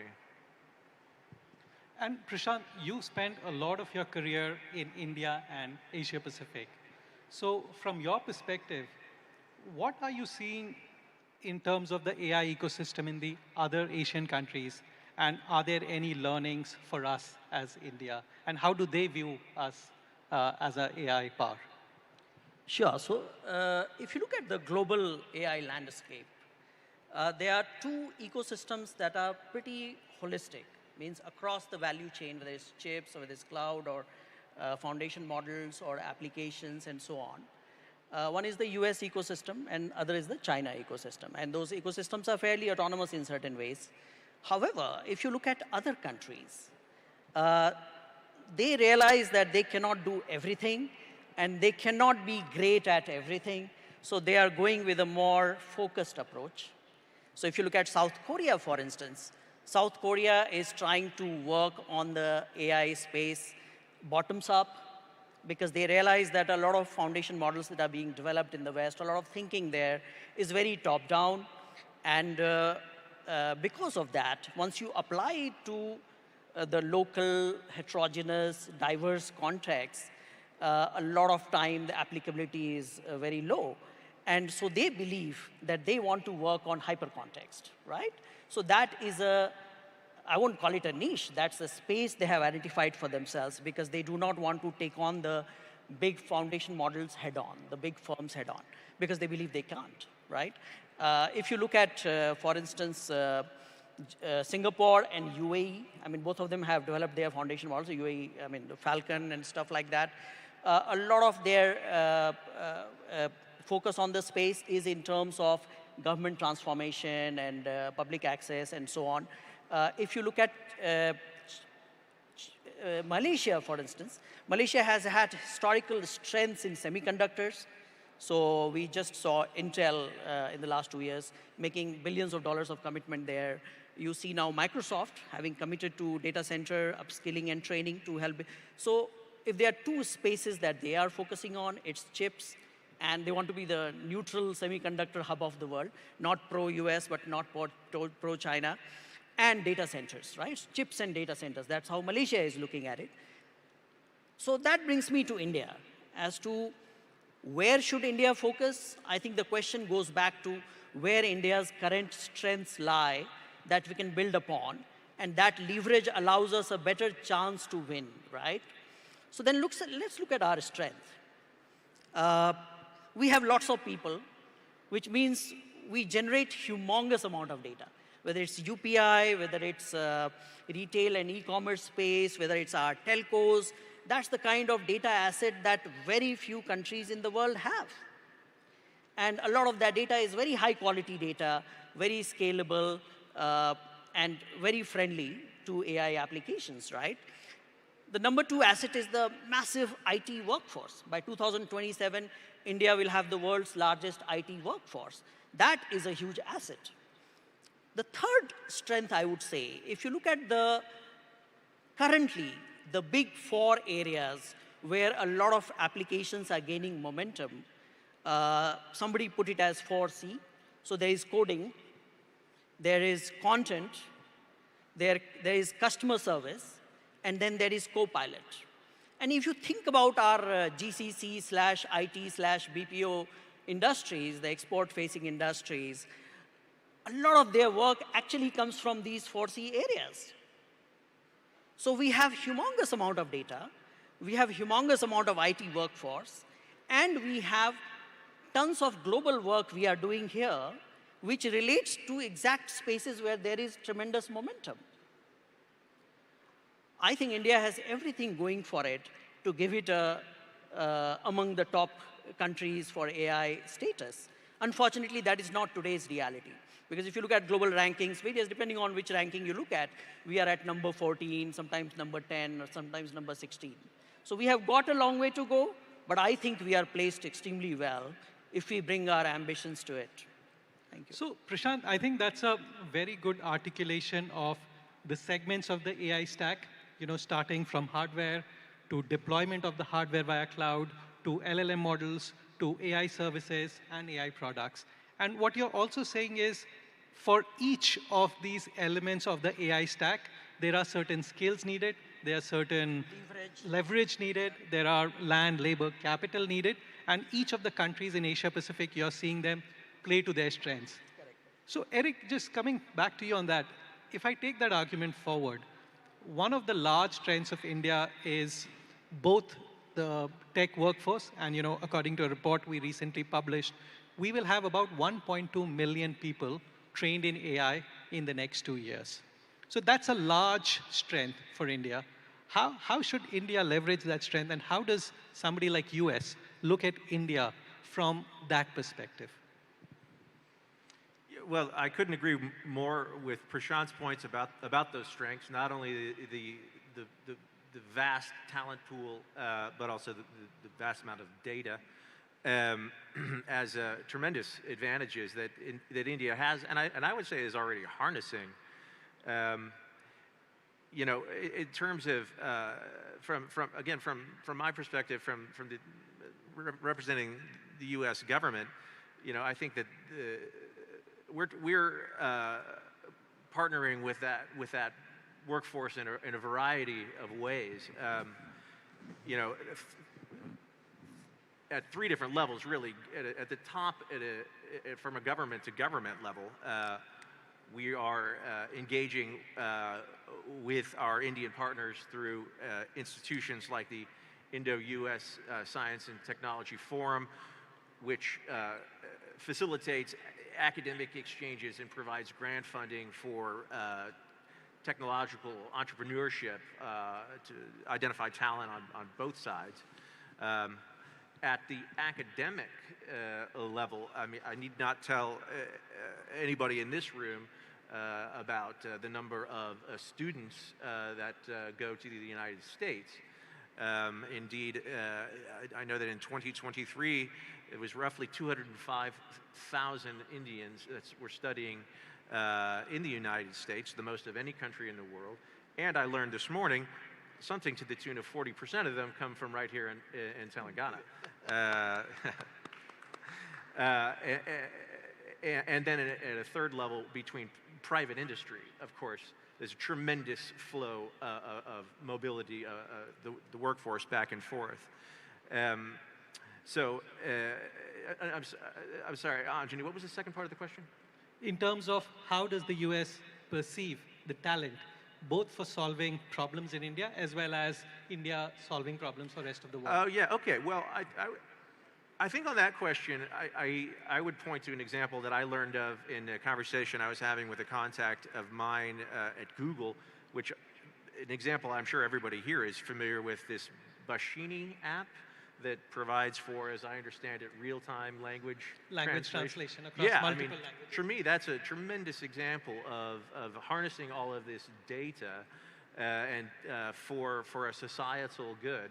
Again, I think a very wise policy, well executed on the part of the Indian government.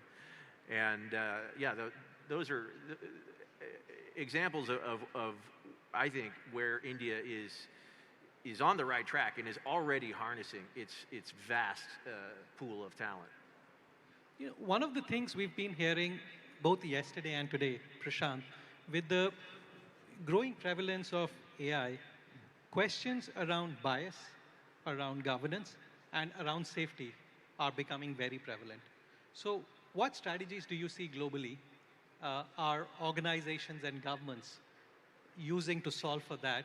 And how can India become a leader in that? Because if we can do that well, clearly set the standards, you know, that will be a huge achievement. And to your point that India has to leapfrog, this can be a great way to do that. So first thing is regulation itself. I think the California draft bill, SB 1047, came out just a few days back. Before that, a few months back, you had the EU AI bill, which I felt was very well thought through. I mean, still 2 years to go before it will be implemented. But I think a very serious set of proposals have been floated around there. And I see somewhere between the two becoming the norm for rest of the world outside of China, all right? So clearly, the first imperative for India would be to join the conversation into a government-to-government and maybe some industry thrown in relationship. Maybe India should champion the setting up of a World Intelligence Organization, a WIO, given that AI is going to so fundamentally transform the world that we live in. I mean, you spoke about $70 trillion out of the global economy coming from there. Yeah. So a World Intelligence Organization championed by India, but bringing all the key players into that fold is definitely one way India can try to enable an ecosystem and bring some decisive guardrails into that. The second part is, and certainly I have to bring you down to the grassroots, the truth is that all the content labeling and tagging and, you know, if you want to eliminate bias, human feedback is one very good way to do it, but there is no very simple way to do it. You just got to have lakhs and lakhs of people sitting there tagging it and saying what's good, what's not good, what's right, what's wrong, and so on and so forth. That is a lot of jobs there waiting to be harnessed if we play it right. So if you talk about India's role in addressing the issue of bias, maybe that is one, right? I mean, some of the fundamental fine-tuning technologies like reinforcement learning on human feedback actually depends on humans to train AI at a mass level instead of a few coders sitting there in Silicon Valley and telling the model what to do, right? The third thing I would say, one issue of bias is ethical and legal bias, but then there is a, I think, an even softer and subtler issue of cultural bias. That AI can become a force for brute homogeneity in terms of culture, and that in order to ensure a heterogeneous foundation model, for instance, a heterogeneous output applications, which contextualizes outputs to local hyperculture, I think India can stand for a hyperculture layer. India can build a hyperculture layer. If you look at India with all the insane diversity we are a microcosm of the world, right? I mean, we have 9 darshanas, which talk about different ways of thinking, you know what I mean? Yeah. And that's exactly what AI model builders are looking for, which is new learning theories and new ways of how humans really look at answering different questions, right? So I believe that India, A, should champion World Intelligence Organization, should incentivize jobs per dollar basis, give incentives to create jobs at the bottom end of the pyramid in AI ecosystem, And third thing is, to set the cultural biases right, India should create a hyperculture layer. And I think all the translation work that some companies are doing are fantastic towards that. A lot more can be done, a lot more needs to be done.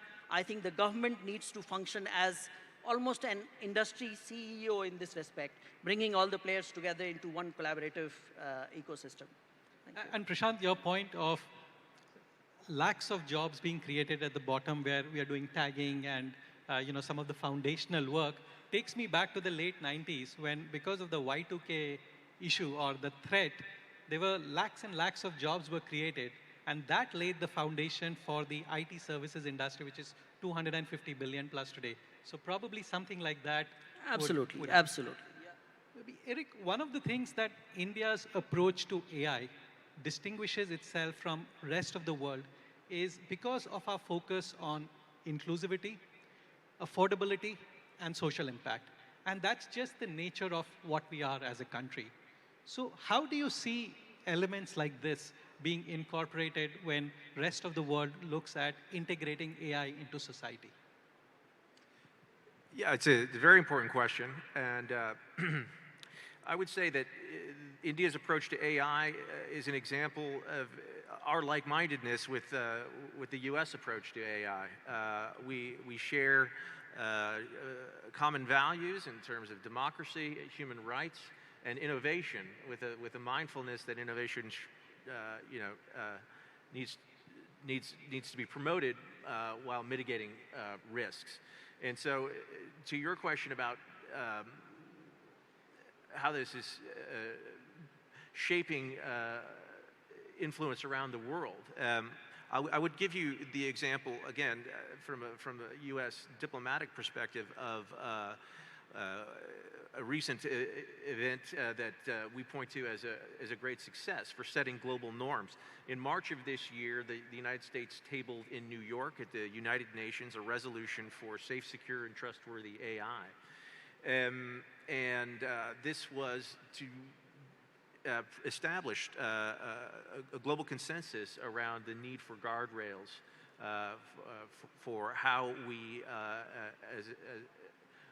achieve an AI for good, where the benefits are shared for all of humanity. And we ended up getting that resolution adopted by consensus with 123 countries. And I want to point to this because this is an example of where India is such a vital, consequential partner of the United States.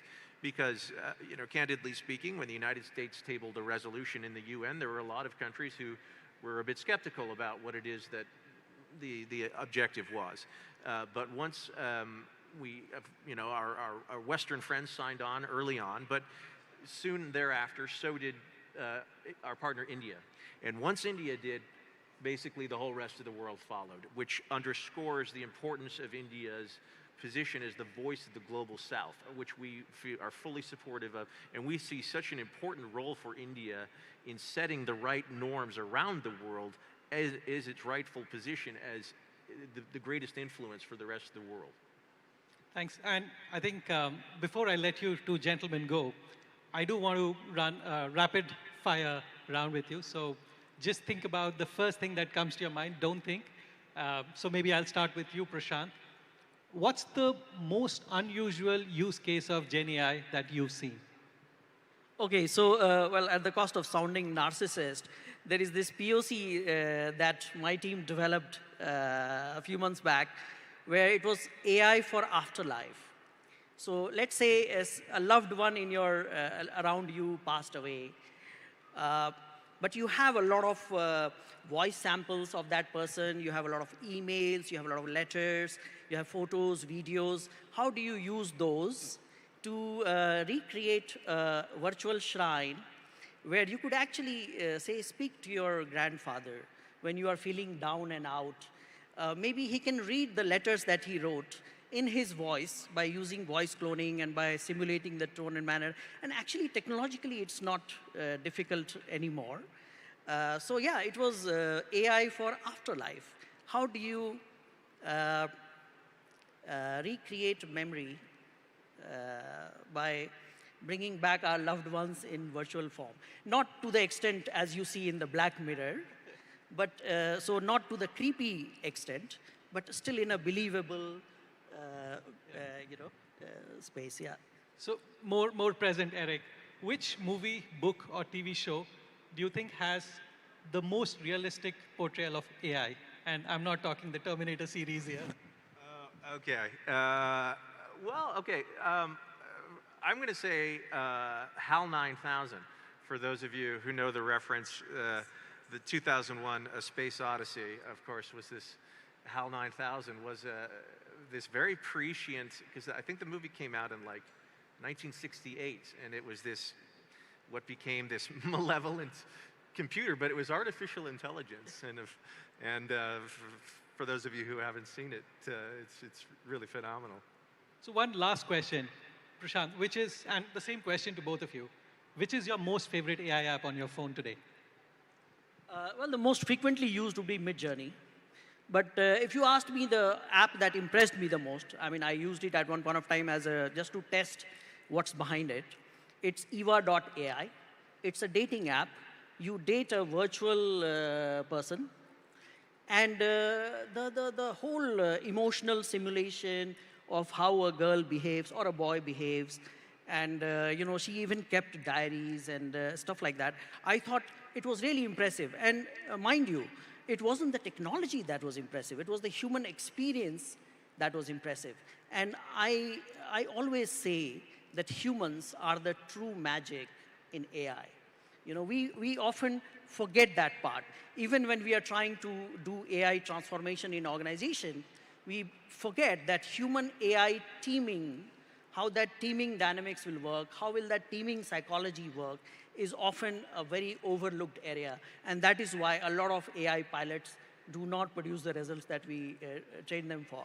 So yes, it's the human experience. Humans are the true magic in Gen AI. Eric, last word to you. Which is your favorite app on your phone? AI app. Yeah, I would say, okay, so I've got this one, it's called Picture This. And what it is an app where you point it at a plant. I could point it at any one of these flowers here, and it immediately identifies, I think there are several like this. It immediately identifies whatever flower or tree or plant or shrub, anywhere, it does so instantaneously. And not only that, like you can use it for like my house plants when the leaves turn brown, and you point it and take a picture and it'll tell you, oh, you're overwatering it, or it needs more sunlight or something. It'll help you to better care for your house plants, which I know is kind of a mundane example, but I think that's an example of like the power of AI. I mean, we didn't have anything like that as recently as 5 years ago, you know? Great. Thanks so much, Prashant. Thanks, Eric, for your time. I just want to close by one of the statements that Jensen Huang made. You know, India's IT will be the front office of world's AI revolution. So clearly, given by what we heard from both of you in terms of the opportunity in front of us as India, then as states, as Telangana, clearly there's a large opportunity. You know, 2030, we are looking at 17 trillion or more. And it's up to us to make the most of our competencies, of our advantages, and capitalize on that. Again, thank you so much for your time. Thank you, audience, for your... Thanks so much. Thank you.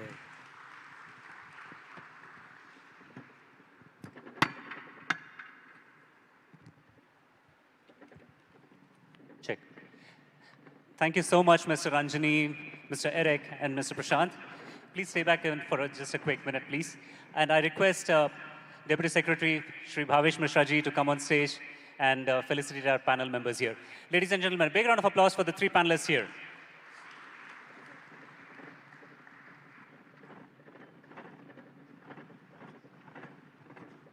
Thank you, sir.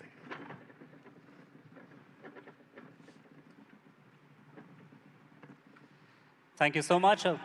Again, a big round of applause for all of them.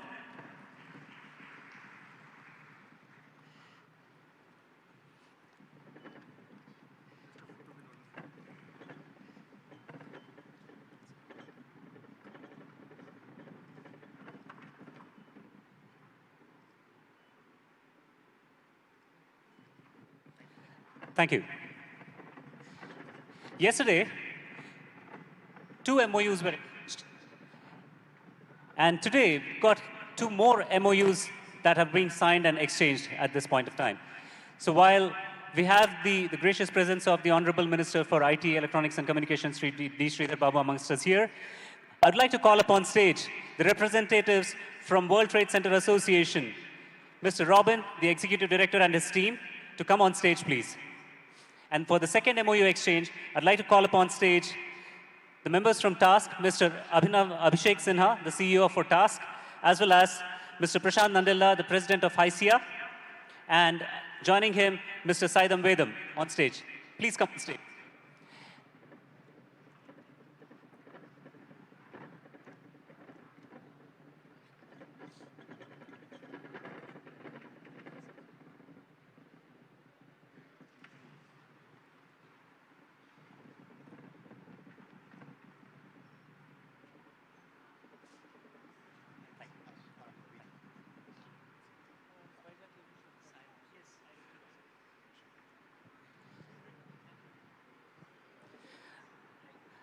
I stand corrected. It's Mr. Shrikant Sinha, who's the CEO of TASK. My bad.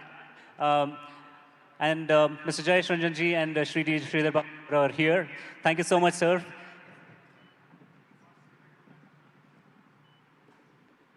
We're exchanging the MOUs for World Trade Center Association here.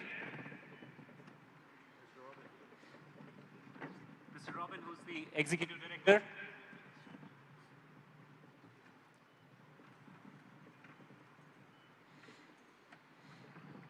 This is an MOU exchange on establishing the World Trade Center's future city in the AI city.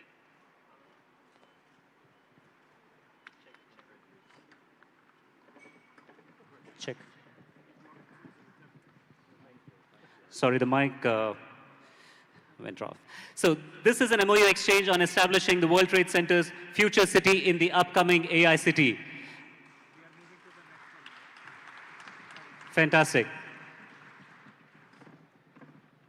And next, I'd like to call upon the TASK and HICC members for working towards training 10,000 students and 1,000 teachers in the space of AI. Phenomenal work that's being done here. Both TASK and HICC have partnered for several years, and HICC has been working in the Telugu-speaking states. They've been doing great work, and this MOU exchange will set a new benchmark. So thank you so much for that. Ladies and gentlemen, big round of applause.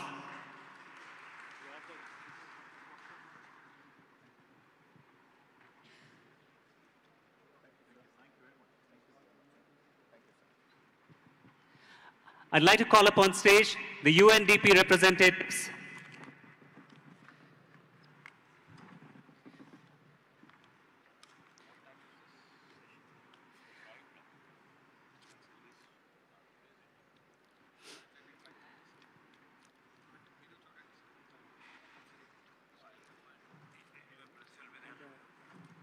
Welcome on stage, sir.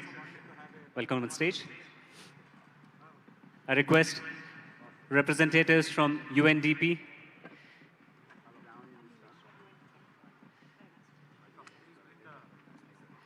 This is going to be a poster launch by UNDP. As the suspense unveils, let's see what's in store. What's the poster launch?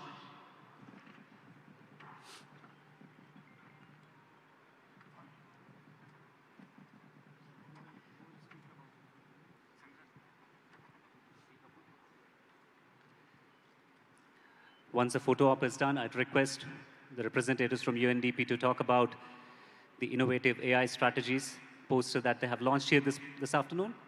Oh, sorry, this morning. Please, sir.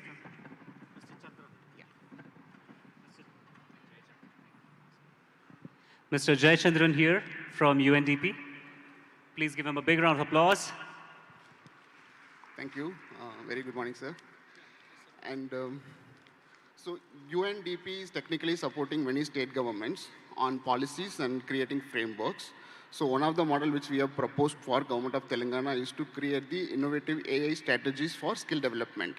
Because the skill development in AI sector needs to be emerged, as the government also launched a lot of AICT and skill development university. So we would like to create this framework for the Government of Telangana. So this framework is going to be helpful for the all the stakeholders, including the supply side and the demand side. So we have a multiple round of discussion with the industries, educational institutions, and employers to create the framework. So today in the first floor, we are having a discussion with all the stakeholders to create an effective model for Government of Telangana. Thank you so much. And I thank sir for all the support and guidance. Thank you so much for your support.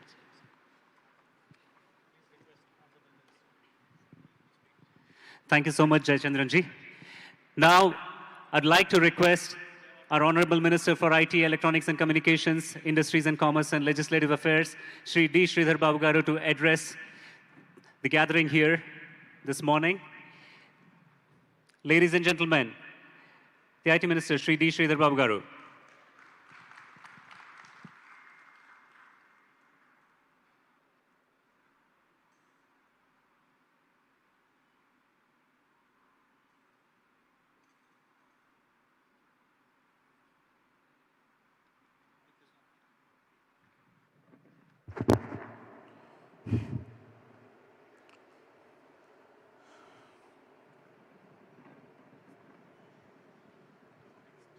With a welcome back again.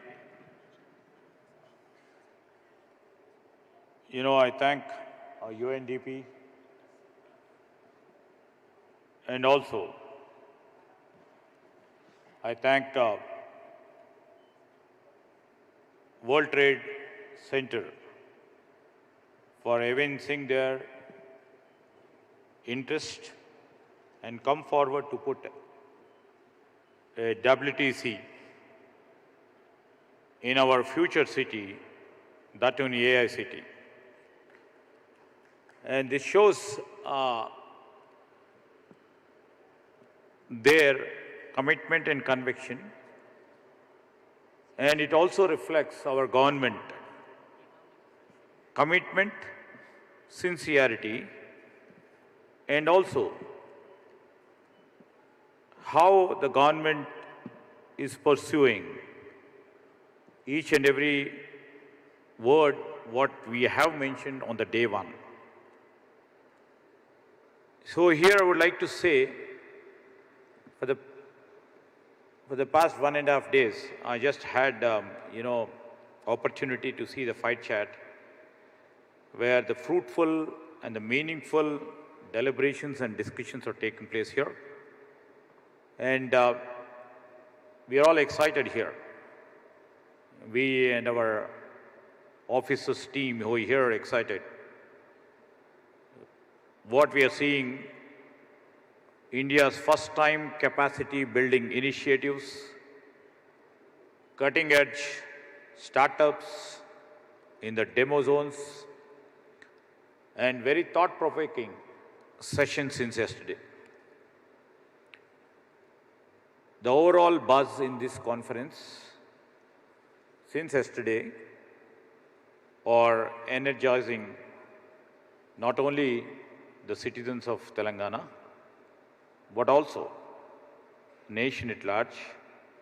And we are all convinced that when industry, startups, academia, and the government come together, wonders can happen. Today, as we delve into transformative potential of artificial intelligence, I would like to address both sides of this powerful technology. As we all know, AI is often referred to as a double-edged sword, capable of doing a remarkable good, but also poses too many challenges. At Telangana, our commitment is not only an AI-driven future for the greater good, but also we shall ensure that AI is trustworthy, transparent, and aligned with ethical standards. We would be delving AI to make it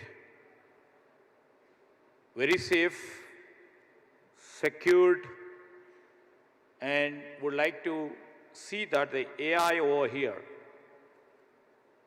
will be a responsible model for the globe. Telangana journey to become a global leader in AI is visionary. but is also grounded in responsibility. We are developing an AI-ridden ecosystem that balances innovation with accountability.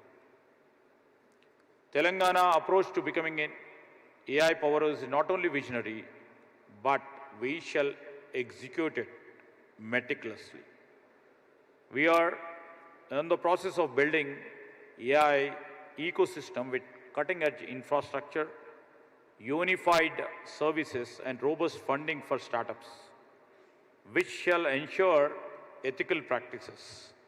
Our commitment to transparency, fairness, data privacy, and accountability is integral to our strategy. Our vision of Telangana includes 5 fundamental initiatives and 3 additional ones, all designed to drive comprehensive growth while upholding high ethical standards. This comprehensive approach, if you can see over there, how do we proceed with this and achieve the grand dream and vision of a chief minister and of our government for a 1 trillion economy? If you see the first initiative what we would like to take and ultimately end up becoming 1 trillion economy is, we would like to see the AI-powered governance here. Absolutely, from tomorrow, we shall see that the best examples or the suggestions and opinions which have come during the deliberations within these 2 days, and we are eliciting opinions, suggestions, and the models which have been dealt earlier, and also through crowdsourcing of information. We would like to see that our governance moves with AI integration, starting from one department and the core departments like education, medical care, agriculture, and in fact, with our own information and my own department of industry. And we would like to delve into also to see that, I being the Minister for Legislative Affairs too, how I can equip these institutions and integrate AI and embrace AI to move robustly to deliver the services, and that too a qualitative services for our people. And the second thing is, after coming into governance, we would like to go for the AI-ready data sets and models.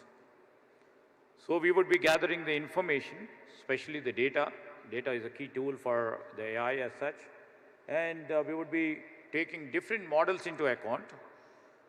And this governance, and also whoever thinks that they would be integrating and embracing AI, we will be ready with all the data sets and the exemplary models of AI, the curated models of AI applications.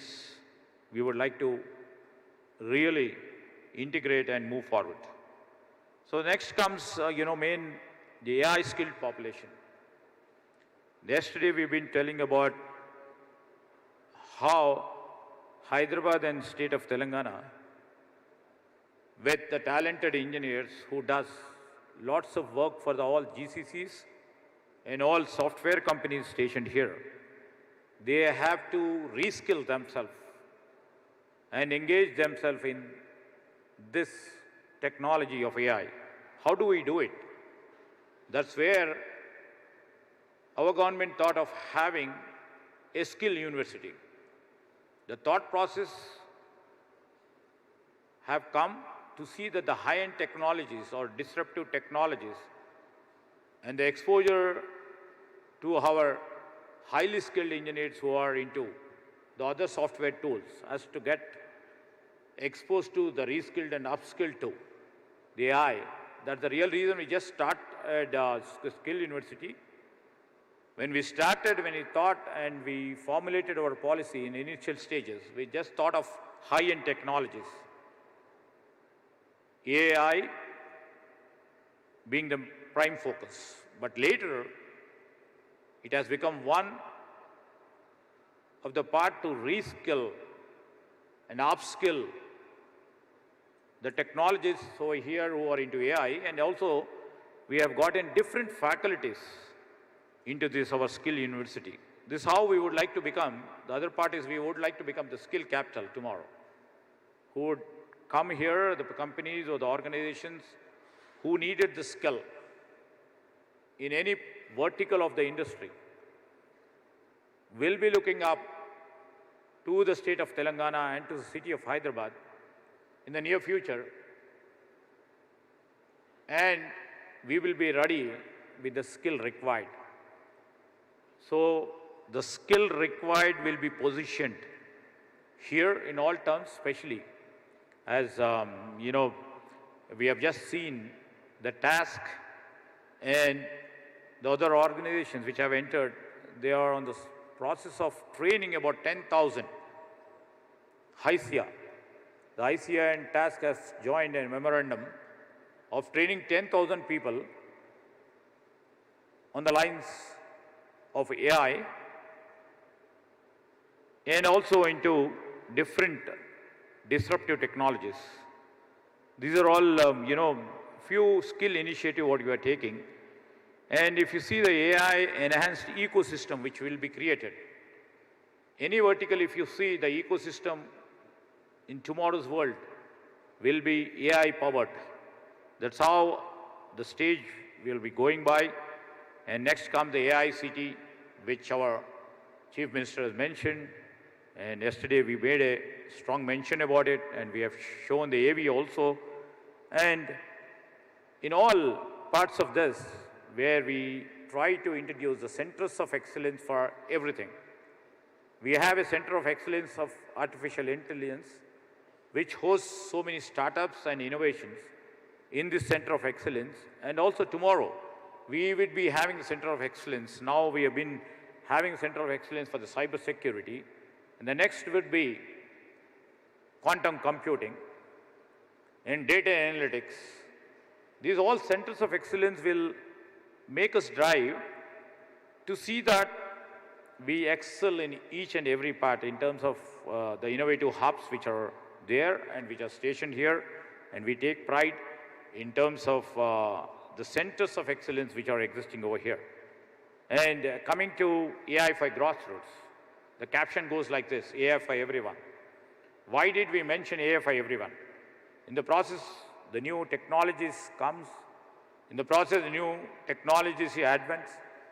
You know, we, especially the state of Telangana and the people of India, would like to see that the new technologies reaches them. We tend to see the democratization of the new inventions, new discoveries, and also the new technologies which will be coming up. That's how we would like to take it, because if we see, and there is also an element of danger tomorrow, all the AI applications, or the programming, all the algorithms can be cornered by one section of people, and there is also an apprehension that cannot be accessible to other section of people. Maybe the poor, maybe the upper middle class or the lower middle class, if they would like to have the access to these new technologies or the fruits of these new technologies, the products of the new technologies, the cost may be too high. That's the real reason government comes into place. The regulatory framework will be coming into place. The new policy which comes into place. And we would like to see that the fruits of this new technology should reach each and every body in the state of Telangana. So that's the real reason we said AI for everyone. AI for everyone is for the grassroots citizen who would like to enjoy the fruits of the AI.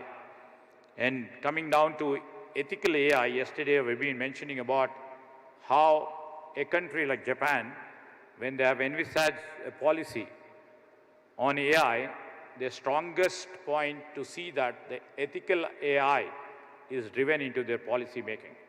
So we would love to draw the best examples, the used examples erstwhile in the globe, and see that our policy, whether it may be an integrated part of our information technology, or we will be moving as a new AI policy, that the ethical, the unethical will be taken into consideration, and the new paradigm for our regulatory framework will be integrated into the policy making. So these are all, we are trying to do it, and we plan to implement an integrated digital governance platform that shall enhance government to government, G2G and G2C, government to citizen interactions, delivering more efficient and effective public services.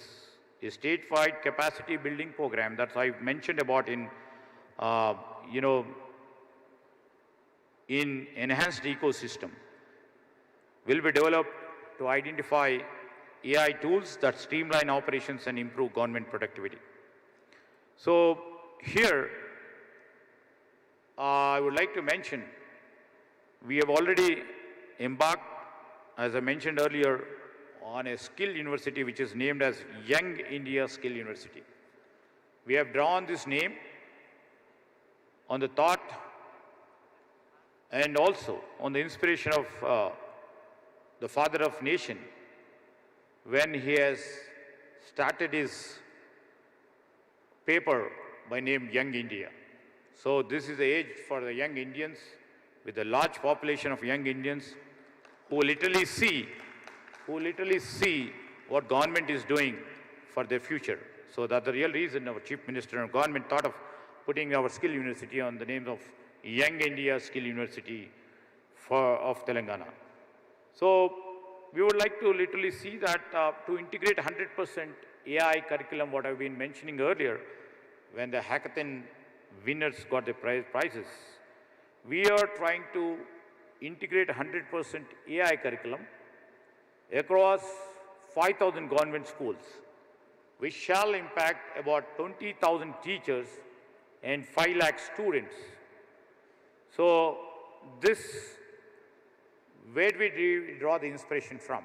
This inspiration is, especially from the Finland pioneering AI education model, which introduced AI courses nationwide to equip its population with critical future skills.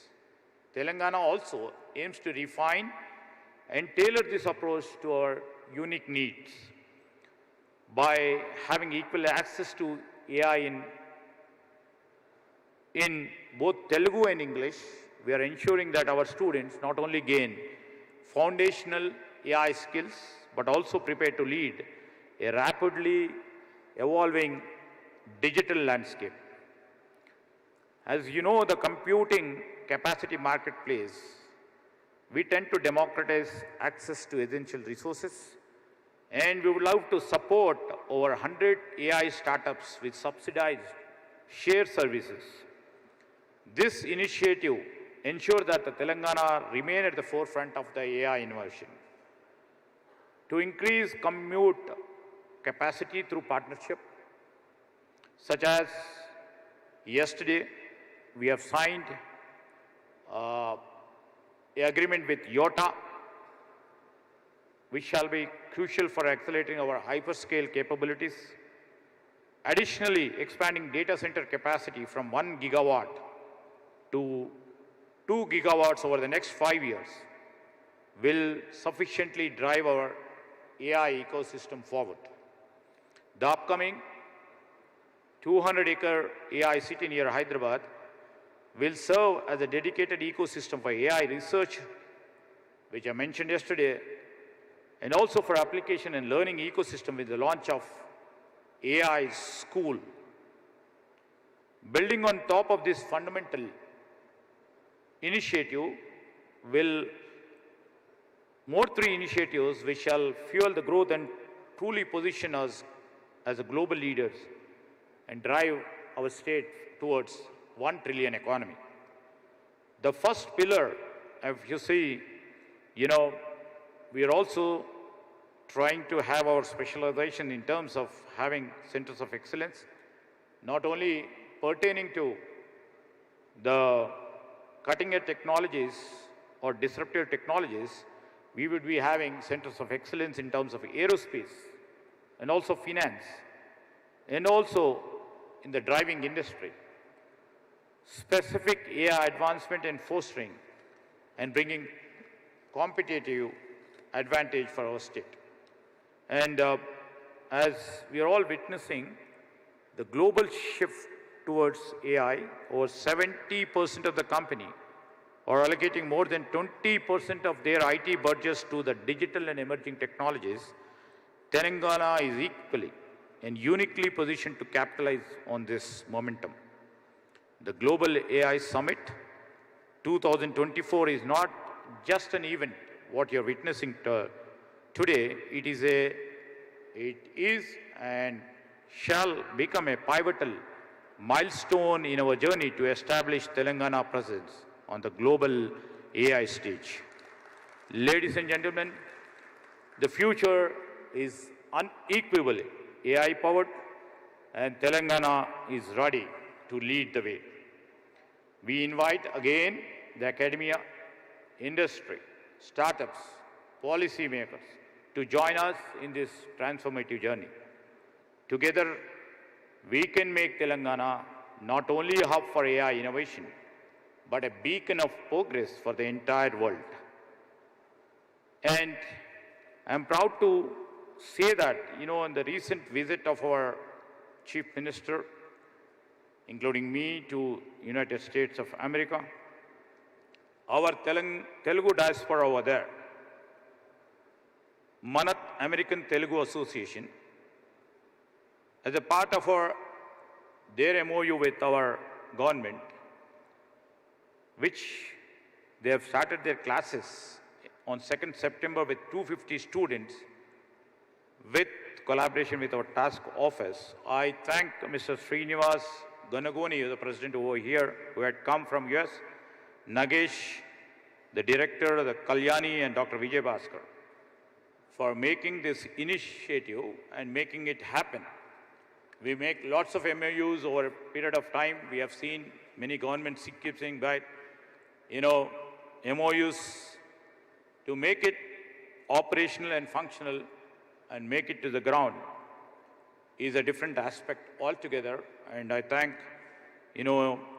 all the people who have joined this movement, joined the movement of artificial intelligence, and who have come all over here to partner with us, to partner with the state of Telangana, to partner with the Department of Information Technology.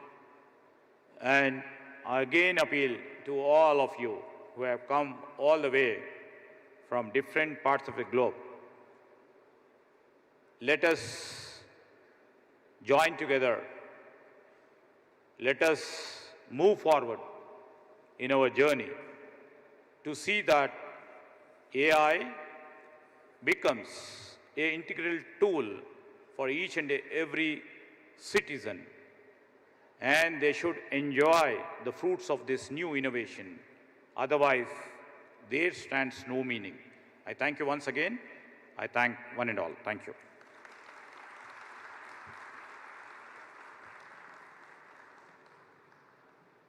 Thank you, Honorable Minister, sir. Thank you so much for that inspiring, laying out the footprint for how Telangana will become a $1 trillion economy with the help of AI and all the work that's being done at the grassroots level. So thank you. That was wonderful. A big round of applause once again, ladies and gentlemen. And we are so thankful for you to be here this afternoon. So one quick photo opportunity with the delegates from UNDP. I forgot to mention earlier that this is done in partnership with the government of Telangana's Y Hub And the poster launch that actually happened, that was towards building a skill development framework for the youth of Telangana around AI and AI skill literacy. So it's a wonderful initiative. Guys, if anyone is interested, please do speak to the UNDP representatives and the YHub team here. It's a wonderful opportunity to do that.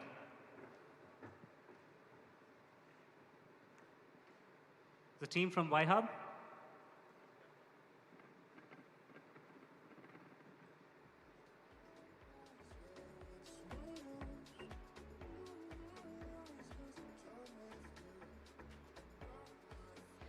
Meanwhile, while the photo op is happening, I know there were a couple of mics which we had sent in the audience for a couple of questions.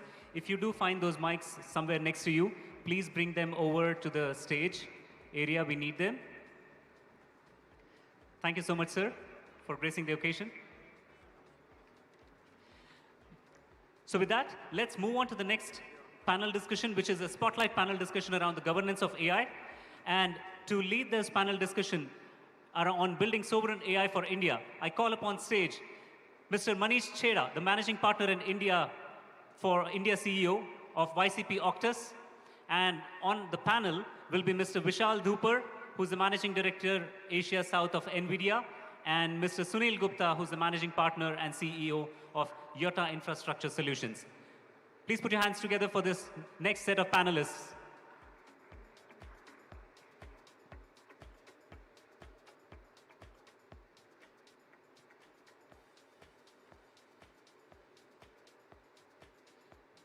Welcome on stage.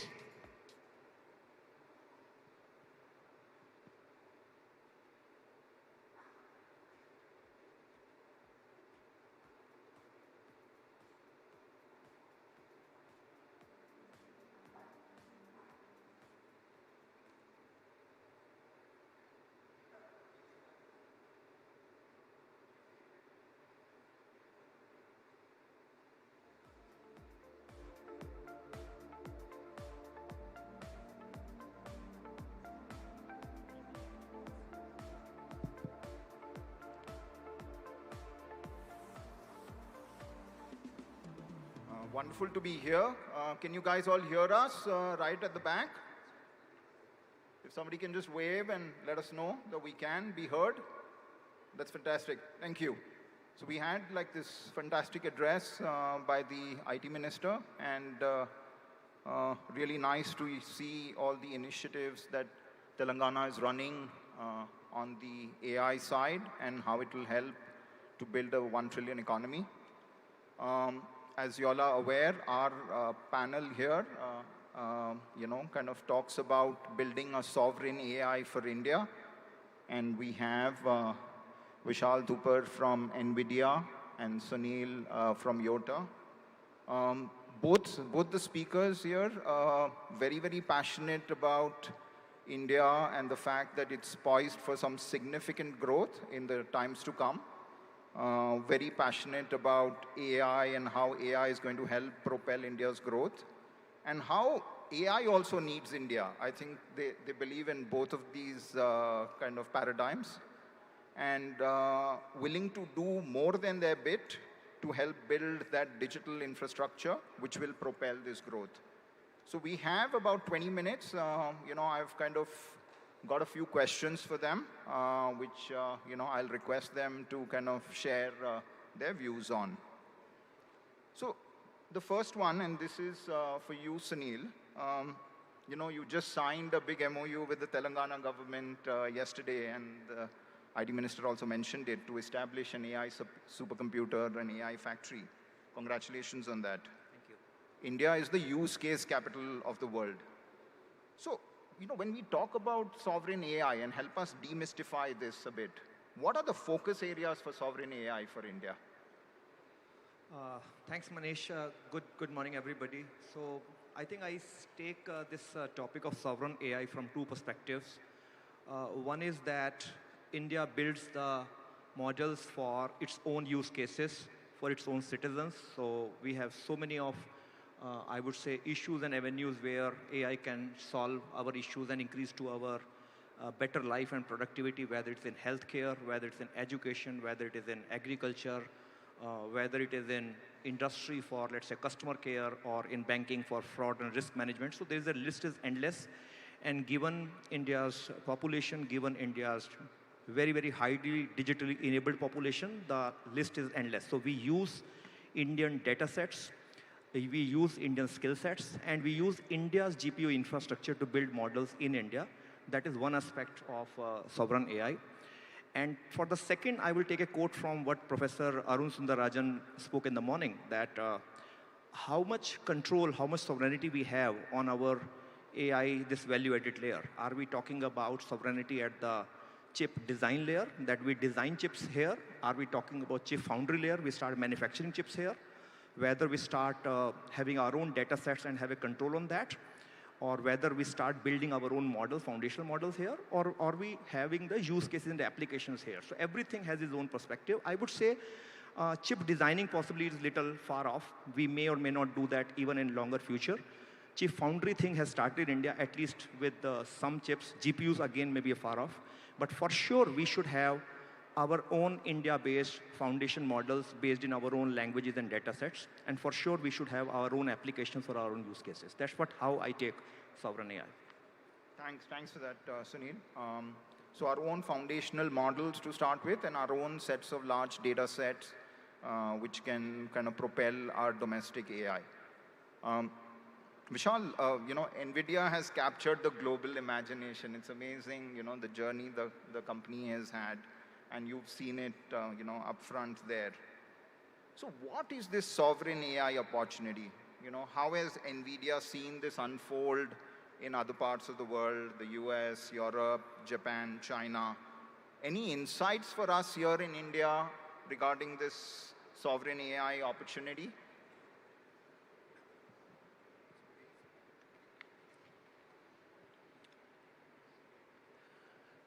We stand at a very, very interesting period of time. Most of the people in this room represent the IT industry. And I know that there are consumers of IT, but this IT industry today stands approximately at about $3 trillion. $3 trillion producing software which is at a brink of moving into producing intelligence. Now, what is intelligence?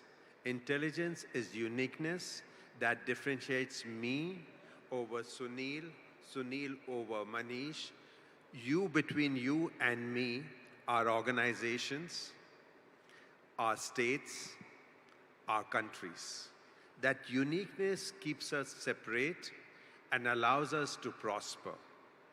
And that's the essence of the sovereign part.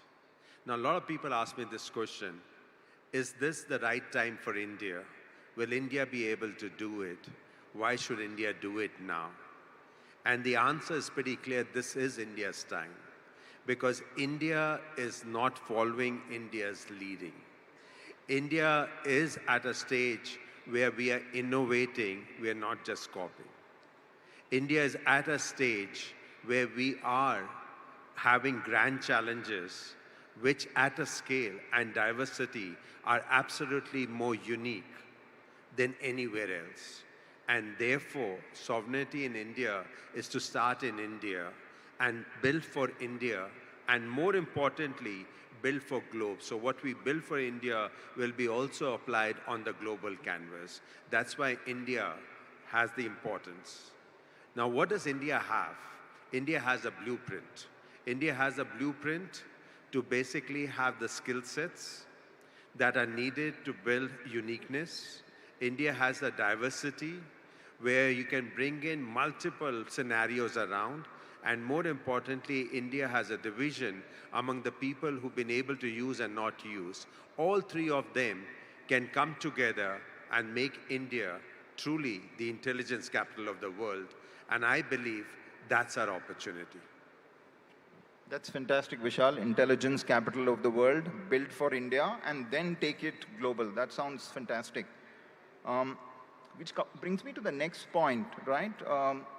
Everything in AI today is English-led, right? But we're also starting to talk about AI in Indian languages. We had Pratyush from Sarvam here yesterday, and we saw everybody really excited about the stuff that he was talking about. So how important is this, Sunil, from a user standpoint and taking AI to the masses? If you could just enlighten us on that. See, I think AI is not the end. AI ultimately is a means to achieve an end purpose. And that end purpose possibly can be a better interpersonal communication, connecting Indians together who talk so many diverse languages, increasing their efficiency, and there can be many other benefits. So if India, with its diverse cultures, diverse languages, we are talking about 22 official languages, but if we start talking about the various regional dialects and other languages, I think we are talking about 300 plus languages. If we have to achieve this purpose of all the Indians very seamlessly being able to communicate with each other and take the benefits of everything which a digital world has to offer, the AI use cases have to be in Indian native languages. And I think today we have already seen that so much of content which we all Indians are producing and consuming every single day, thanks to very cheap smartphones, thanks to cheap data rates which in India are there. Majority of the content Indians are creating are in native languages in our town Bs and town Cs and not into actually urban cities like this. So if AI use cases, which ultimately will become some agent or some app on your mobile phone, have to really find success, it has to be in native languages. And all the more important why when Vivek and Pratyush of Sarvam are talking about making their models in Indian languages, training the models in Indian languages, and even taking care of the various small dialects. Second thing which they are also doing, and I think which is the need of the hour, is we don't make AI text heavy, which means that we have to write on a screen to take the benefit of AI, right? People like you and me are very comfortable doing that, but if we want to have our fathers and mothers and our uncles of the previous generation, our mates, our drivers, if we want to have everybody take the benefits of AI, let's make AI voice-centric. I'm able to talk with my mobile or with the agent in my language, in my dialect, the way the language I'm comfortable with, and AI should do all the magic at the back end and produce me the answer again in a voice which I understand. So I think if we have to have a deep penetration of AI and have a benefit of AI percolating to every single person in India who is digitally enabled, we make it native, we make it Indian languages, make it sensitive to our cultures and languages. That is something which will have a much more effect and penetration. Instead of just leaving AI, trained in English and giving us answers in English. That's great, Sunil. I mean, we do need it, and it's great to see that there are companies out there and startups out there which are really making an effort to get this going in the local languages. And Manisha, may I just augment the point Sure, that Sunil is talking about? And I think it's absolutely crucial for the people to understand that everybody is talking about the language because the computing paradigm has learned to understand the representation of the language.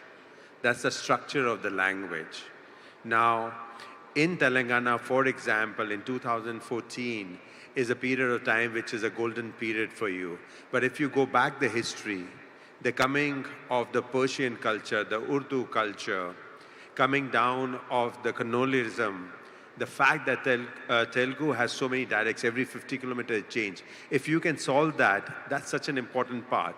And that's what Sunil said. But I'll go one step forward. You can learn the representation of anything that has a structure. It could be chemicals, it could be proteins, it could be biological structures. Even tomorrow, in the city of Hyderabad, if we want to safely drive in an autonomous vehicle, the steering articulation can also be understood. And that's the larger benefit. So language is a great inspiration because it's inspiring. You narrate based on language, but everything has a structure which complicates our life. To unravel the complications and find solution, this is a movement of truth. And that's what exactly it means. Just wanted to add this point. No, that's wonderful. And kind of which segues well into that next question that I have, and that's for you, Vishal. The local AI industry, and Sunil also talked about it, them starting to build foundational models, them kind of processing large data sets, and hence requiring that large compute available on tap. What is this local demand? How are you seeing that? that's, kind of the next question for you. Right. So I think our biggest advantage is that we have, thanks to the skills that India has possessed, because of the software engineers, the people around us, we became the back office of the world. So our biggest advantage is that we have the skills, we have the people who speak the computer program language, and therefore they're able to interact. Today we stand at a brink where the computer can understand human language, and everybody can go to teach the computer how to program. That augments the work of not the software engineers, but augments the work of every single person. Now, what do you need when you are working? You require infrastructure. You start with the infrastructure. Once the infrastructure comes in, all your ideas starts propelling. In the session prior to this one, the one before this one, they were talking about, hey, I have many, many mentors in life. Can I have the digital avatars of those people so that even when they don't exist, can I gain from their knowledge, from their motivation, from their inspiration? If we need to do all that, those are the opportunities, but that opportunity comes if you have a tool to do the AI work, the infrastructure part that we need. And then the skills come on top of that, because you now need to move the infrastructure into utilization. And then really comes is your end use cases. And those use cases need to be solved so that we have smiles on every person who sits in this room, not only just in this room, all across the people. We were born to have happiness, and we should be happy. And that's the power of AI. Wow, yes, we were born to be happy. Yes, I mean, so that demand that we talked about, we are also seeing the government of India trying to back that, right? They're procuring 10,000 GPUs as part of the India AI mission. That's equivalent to $500 million, $500 million worth of GPU compute-led investment. What is the GOI's objective behind this, Sunil? Where are they getting at? See, fundamental objective obviously is to percolate AI in, in everybody's life, whether it is corporates, industry, various government use cases, intergovernmental or government to citizens, or citizen to citizen use cases, right? And like we have seen in India that for last 3 or 4 decades that we in India may be slow in adopting some technology, whether it was computers way back in 90s, or whether it is internet, or whether it's smartphones, or whether it is 4G shifting to 5G. Everywhere India possibly was lagging maybe a US by 2 years. But once we were able to bring that technology on a mass scale and on a very, very cost-effective way, we all understand the geo effect on telecom in the Indian markets. Suddenly we have seen the adoption of that technology by India at a much larger scale compared to rest of the world. We understand digital payments, how India is far ahead of rest of the world. Same, I would say, moment of truth now is before us for AI. AI, India will be the largest use case capital of the world, given our population, given our digital enabled population. But what is stopping our industries, our startups, our government bodies or research labs to go whole hog in making AI models is the availability of AI compute infrastructure. And that compute infrastructure is something which is very, very costly, right? You have to put billions of dollars of capex. And even if you do that, you obviously need then data centers and power and many other things which will make those AI models work. What government of India is trying to do is actually to supplement. Possibly they are understanding that in the initial 1 or 2 or 3 years, they will have to supplement the efforts of the private sector in bringing that high capacity GPUs to India, make it very affordable, make it in the hands of startups and the research and education institutions so that they are propelled to make AI models. And once, let's say, a certain proportion of those AI models and use cases are commercially viable and public adoption is a reasonable mass is achieved, then the government will say, okay, now we are coming back and you guys take the front. I think that is essentially always the government role. And I think by, and I'm always appreciative of India AI mission at Center is doing, And what they have done, number one, they have decided not to do it themselves. So what the India AI Mission 10,000 GPU story is, they are not saying they will procure GPU, they will build data center, and they will make the industry to use it. They're actually asking private sector people like us to invest into this GPU, invest into data centers, invest into skill sets, make it cloud, make it affordable. But even while we are doing it, we are contributing into bringing it to the masses at a lower prices. But even that price is not good enough.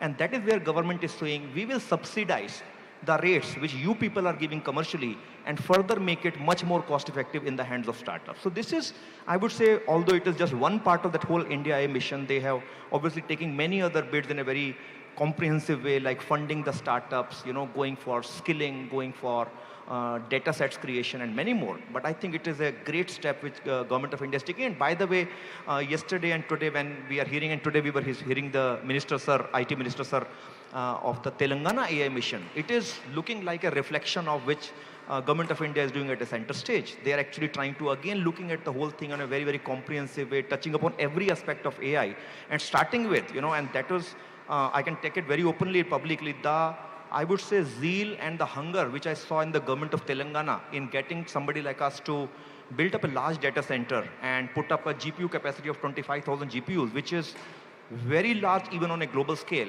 I think that is something which you saw in government of Telangana. And if we have that here in, let's say, next 2 years, almost every use case which we want to do in India we will be able to make that, realized once we do this. That's wonderful, and I'm sure it's music to the ears of the startups here that they will have access to all that compute facility, and that too here in Hyderabad. Which brings me to that next question, right? Because this whole kind of creation of the digital infrastructure, NVIDIA has almost a monopolistic situation, right? In the whole as the GPU provider for the AI factories, which is a huge responsibility also that NVIDIA has. So how do you think of this, and what do you think is required to build that resilient supply chain which enables creation of these AI factories? Vishal, if you can. No, it's extremely an important aspect of it. We're working very hard to increase the supply lines. Obviously, the demand is exceeding. And the way to think about this problem is that at the dawn of a modern computing period, the scaling law that was applied, which then often got referred to as Moore's law, was to allow you to bring more software within the same price point.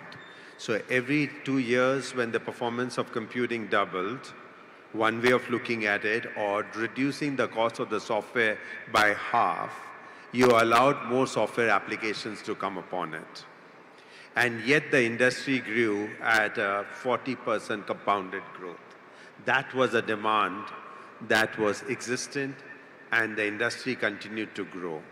In the previous session, they spoke about that the global GDP stands approximately between 100 to 110 trillion dollars, and it can see an upliftment of 7 to 10%.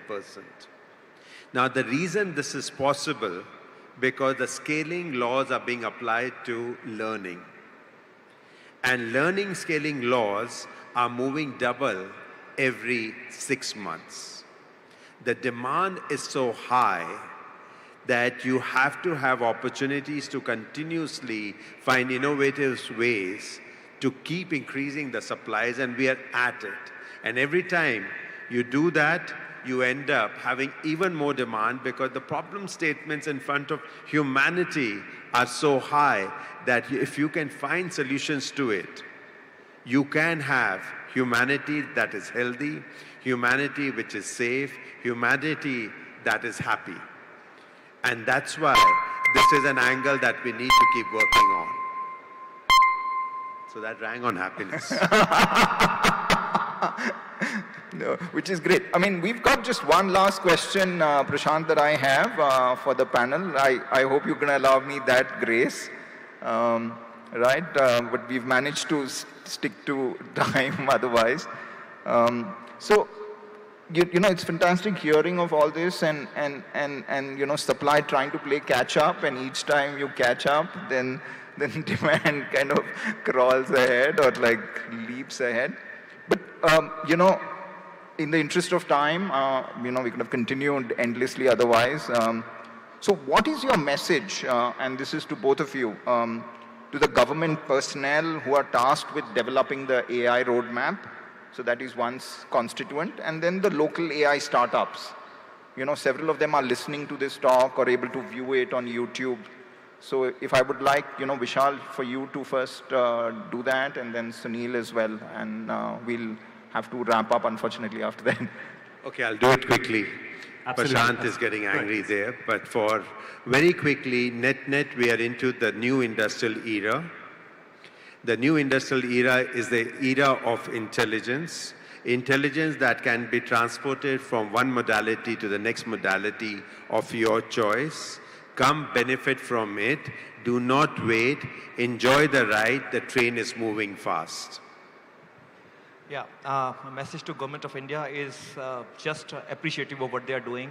Keep up the work which you are doing.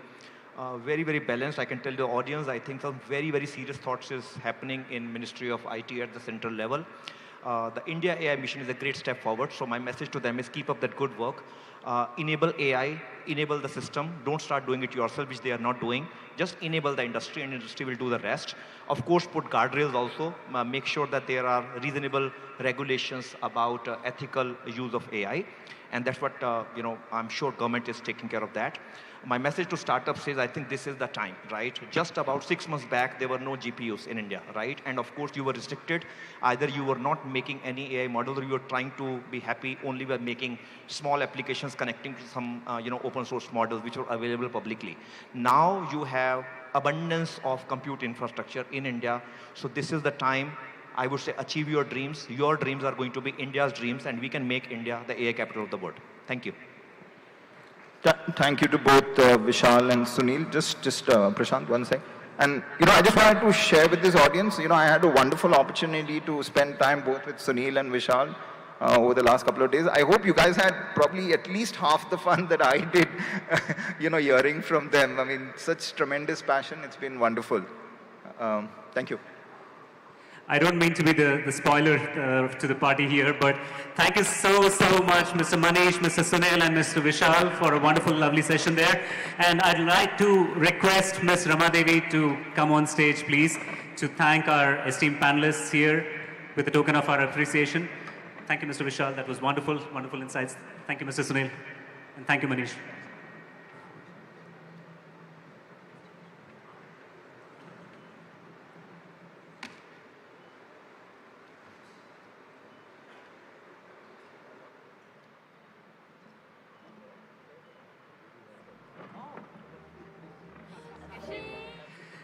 So while the photo op is happening and the mementos are being provided, just a quick announcement. So we made a small change in the scheduling because we're running a little behind schedule. There were a couple of reasons why we're running late, but there was a session regarding AI for all, ensuring equitable access and benefits. That was going to be a panel discussion around governance and AI, which includes Shri Jayesh Ranjan Garu, Special Chief Secretary.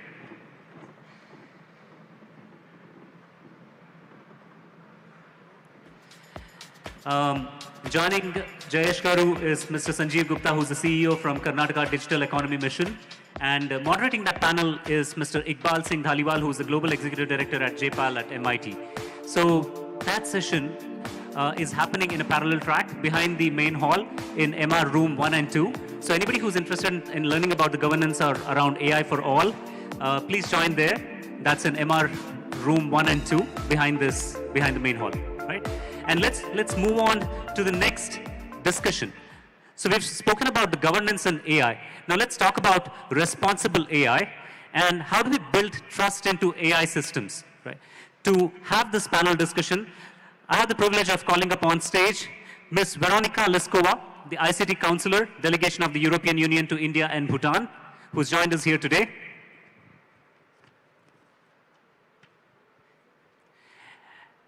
And along with her on the panel will be Mr. Arghya Sen Gupta, who is the founder and research director of Vidhi Center for Legal Policy, Mr. Sunil Abraham, Public Policy Director, Data Governance and Emerging Technologies at Meta, Mr. Vibhav Mittal, Associate Partner at Anand & Anand.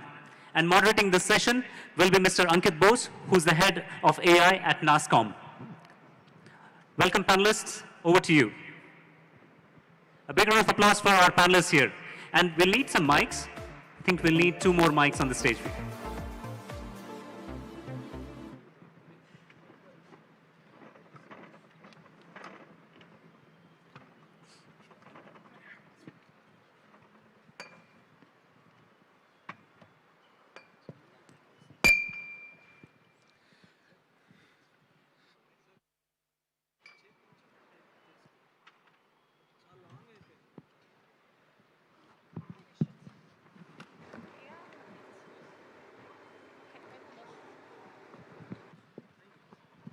Thank you so much. I think, again, a warm welcome to everyone and the co-panelists, right? So we are here to discuss a very important topic, right? We have been seeing AI has been in every discussion, every sphere what we hear. But how do we really trust AI, right? How do we really make it useful for us? That's what we have to think through. And here we have industry experts and global experts to discuss how it can be trustworthy. So let me start with, the first question, which is, bringing everyone on a same point, right? What they view, how the AI should be trustworthy and responsible. Let me ask this question to Vibhav first. Vibhav, a quick definition on how AI, in your view, can be trustworthy, responsible. Yeah. Thanks, Ankit. So I think this answer comes in straight from the principles of responsible AI that the Niti Aayog had laid down, which is that if you're looking at trustworthy AI, there are certain parameters, which could be safety and reliability, which is that you build safe systems which are reliable, which they overall demonstrate equality, which is that you ensure individuals are treated same in the same circumstances. There's inclusivity and non-discrimination, which means there's no bias. There's privacy and security, transparency, accountability, and protection and enforcement of human values. This is a macro picture, but if we take the abstraction of responsible AI, we've given some contours which come in from principles of responsible AI. Let me move to Argo. Argo, you would want to probably give your thoughts. How do you see trustworthy, responsible AI?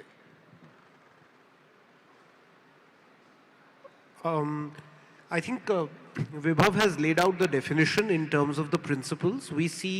We are talking about this at a time when the EU, the UK, the US, and Israel have signed a framework convention on artificial intelligence, which is in some sense the first global treaty that tries to govern the use of AI and mitigate the risks. And the principles we find there are largely similar to what Vibhav has laid out. So I think I'll just use one example. I was recently seeing that Apollo Hospitals has developed a clinical intelligence machine, which has inputs from about a large number of medical professionals from within the Apollo ecosystem to try and help them make better decisions, which are mostly medical decisions. And of course, this will now have a larger data set. It will build out from there. The critical point here that I want to focus on is participatoriness, which is the idea of participatory AI. When this kind of intelligence machine is being built by Apollo, it is critical, and I'm sure they have done it, I don't know, I'm not privy to the inside information, but that the design not only has inputs from doctors, but has inputs from nurses, has inputs from patients, has inputs from other stakeholders who are going to be a critical part of that ecosystem. So it is important that we think of a design when we are looking at the design of the AI itself that is participatory in its core. If we have that, then some of these principles that he's spoken about, that is something, we want the AI to be non-discriminatory. We don't want it to take decisions on the basis of factors that discriminate. We want the AI to be transparent. We want to know what kinds of data sets they've used it on.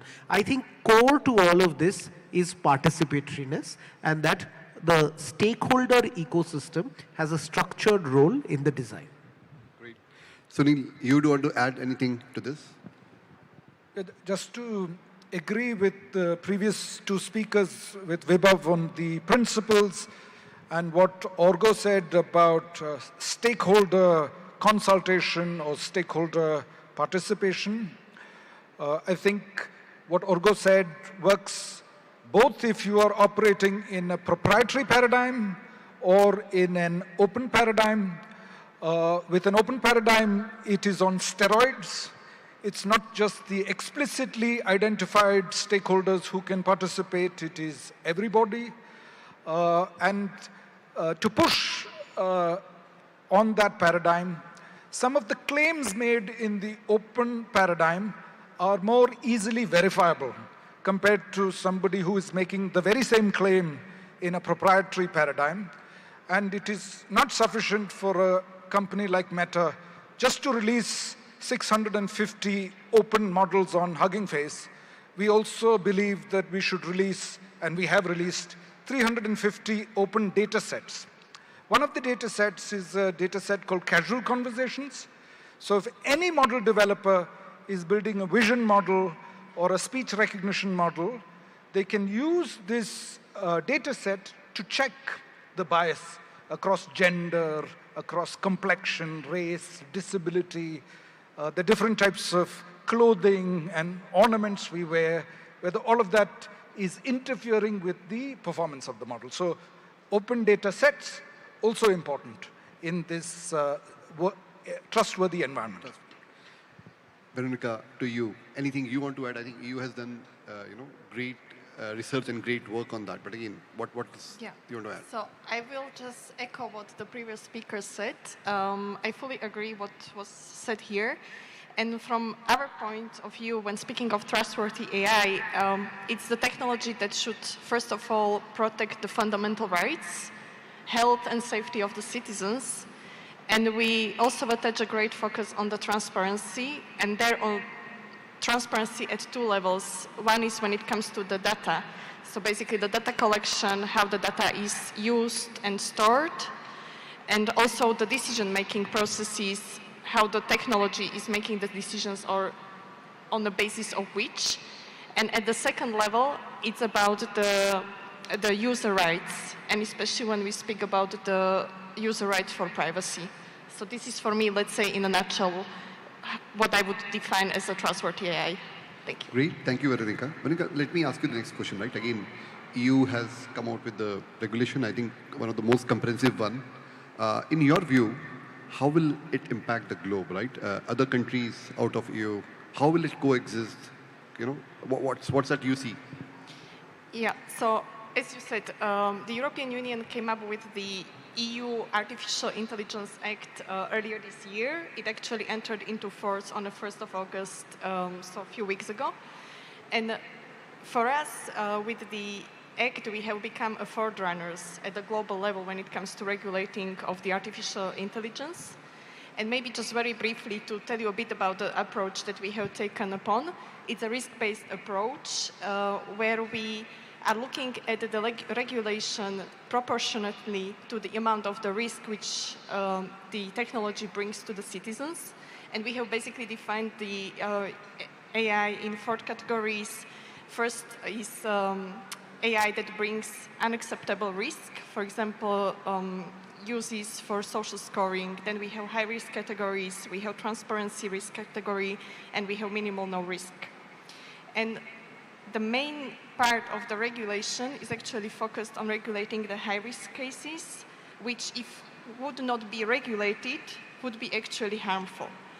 But as long as they comply with the regulation, they can be in the market. And I also want to say that there is a lot of, let's say, common misperception about the EU being just regulating or even over-regulating, but in fact we invest a lot also in AI development, deployment, and capacity building. And now, coming back to your question, the EU has been working a lot with global frameworks such as G7, G20, Global Partnership for AI, but also bilaterally with a number of countries, be it US, UK, Canada, Japan, and also India. And we believe that the risk-based approach might inspire our partners at the global front when they come and when they will want to create their own regulatory frameworks. Because in our view, the risk-based approach is providing a good balance between the innovation and regulation. And I will stop here. Thank you, Veronica. Let me move to you, Vibhav. Vibhav, EU has come out with the law, right? Again, from your standpoint, how you see India handling the regulation, AI regulation, and what is in it for us to learn? What should we learn from that, right? That's an excellent question. So I think there are two parts to that answer. The first part is what exactly has India done so far, and then what could we do? So just to cover first what we've done so far, right? So if you're looking from an AI lens, we have the DPDPA, the Digital Personal Data Protection Act. We have certain IPR laws. I mean, even the parliamentary report review spoke about AI being a discipline of computer science, so which extends IP laws to computer-related inventions. We have the Consumer Protection Act, which speaks about defect in products and services and looking at it from a consumer protection lens. In addition to that, we've had a certain level of cases. We've had the Anil Kapoor case, which sort of gave protection to personality rights because generative AI tool was violating Anil Kapoor, famous actor's personality rights. So those are aspects that we already have. And in addition to these hard laws, we also have a lot of voluntary guidelines that have been published in the Indian context. I'm not going into too much detail, but to give a broad overview of that as well, because these information will also inform our approach broadly. We have the TEC, the Telecommunication Engineering Center's Fairness Standard and Bias Assessment Framework. We have the Indian Council of Medical Research Voluntary Framework on ethical guidelines on how AI is used in biomedical research. We have the TRAI, the Telecom Regulatory Authority of India, had published a paper last year which spoke about, it proposed a risk-based framework and said that high-risk AI systems could have legally binding obligations, but we don't have a formal risk classification in India. We also had another voluntary guideline published, the Complex Adaptive Systems, published earlier this year, which spoke about guardrails, partitions, manual overrides of systems, and transparency and explainability requirements. If we move away on types of AI systems on generative AI, we have the NASSCOM generative AI guidelines that had come out, which is one of the few frameworks which speaks about soft law principles, voluntary guidelines in the generative AI context, which spoke about joint obligations on researchers, developers, and users in AI systems. So that's what we have already, which we can consider. So we're not reinventing the wheel. That's point one. Point two, when we speak about what India could do and what India could learn, well, let's come to the learning part and then I'll answer what we could do. When we talk about the learning aspect, we, of course, Veronica here spoke about the EU AI Act. Now, when you look at the EU AI Act, I think conceptually, there are certain concepts, and I just want to put that out for the audience and for my co-panelists here, which at least there's an application of a legal lens, a technological lens to those concepts. And those concepts very quickly are human oversight, where we're talking about AI systems, where AI systems are being used as a tool. And you're talking about humans, they're being appropriately controlled and overseen by humans. And one point I want to add also here is that in the Indian context also, when we've spoken about existing laws or existing soft law principles, we focused on AI as it is today. AI as a tool, artificial narrow intelligence, keeping away any hypothetical discussions around that, right? So there's human oversight. There's the aspect in the EU AI Act about how there are instructions of use for deployers, which would be users of AI system. That's the second concept. Third concept is risk management, which is there about how one can identify common foreseeable risks. That's the third point. Fourth, being about the relationships that are there in the EU AI Act, which is providers, deployers, intended purpose, instructions of use for deployers, and perhaps legal recognition of concepts which perhaps all technical people would understand, which is stuff like training data, validation data set, input data, testing data. So these are these different concepts that are existing in the EU AI Act and other frameworks. And coming back finally to what India could do. India has a choice. We can take, we have a lot of flexibility. It should be in line with how our ecosystem is. We have an option of going from a risk-based framework, which is a sort of a preemptive mechanism. We could also look at it from a harm-based angle, which is where the IT rules 2021 and the AI-generated content for intermediaries is being perhaps currently regulated. We can use different patchwork legislations that we spoke about and transgress them to AI, or we could look at a comprehensive AI Act. The more important part from an Indian context is I think there has to be a combination of different perspectives because we have a very strong technological strength as a country. So we have to have a technological perspective, legal perspective, philosophical and general perspectives.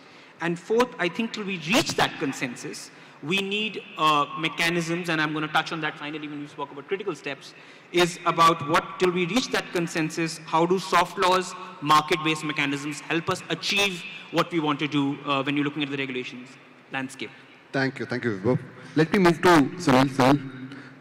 So we heard probably the EU, again, Indian lens, right? Again, from the industry perspective.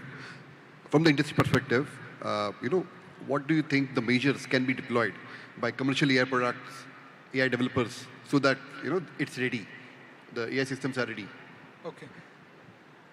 Perhaps I can quickly also touch on the previous question, which is the European approach and what India could potentially learn from it. Orgo and I have worked on India's data protection law from the year 2010, so 14 years of working on one law. And I hope Orgo agrees with me that in the early days, we thought that the Indian law would become some kind of derivative work of the global gold standard, which is the GDPR. What struck me, at least at the end, is India took a very different approach. They decided to solve the triple maximization problem. They wanted maximum governance, maximum innovation, and maximum protection of the right. So that's what they tried to do. Of course, different people might agree on whether that is well done or not. The exemption to the law is an interesting one.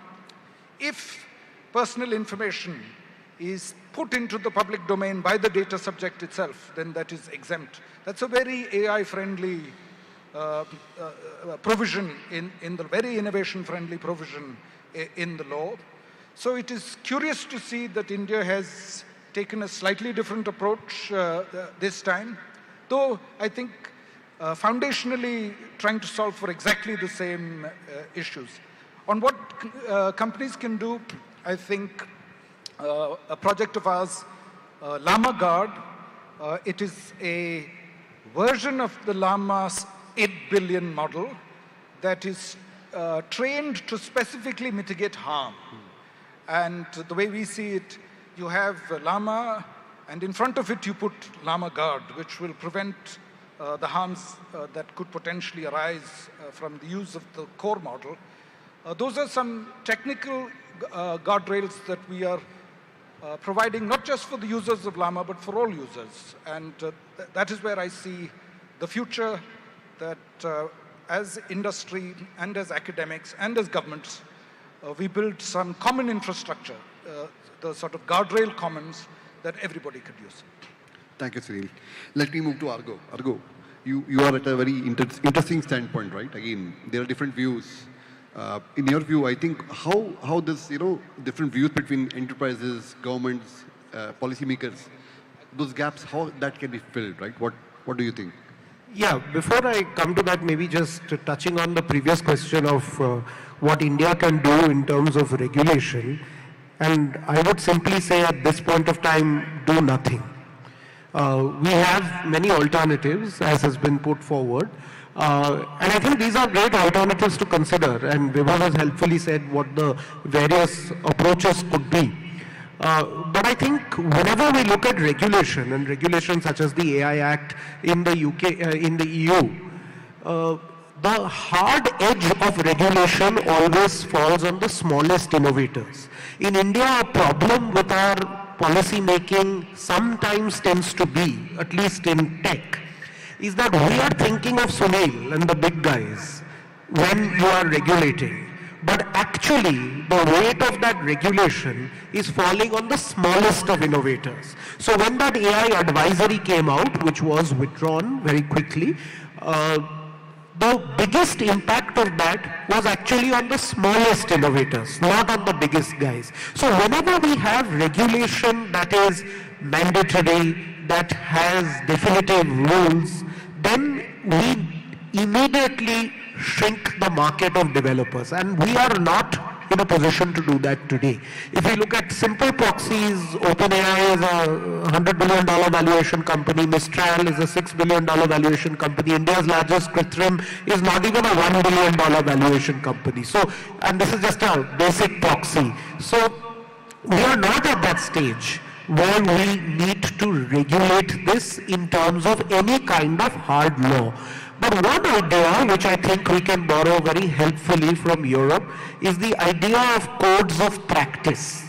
These codes of practice are in some sense voluntary standards that industry agrees on to be governed by. So like the Niti Aayog principles on responsible AI, NASSCOM has done work on generative AI.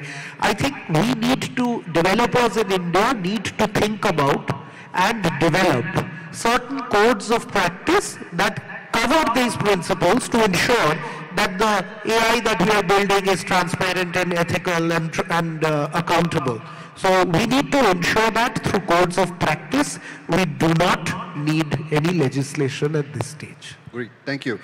I think the last question, probably for all the panelists, starting from you, Argo, is what's the critical step, you think, which is very important, which we all should take so that the AI systems we are developing are trustworthy, right? One critical step.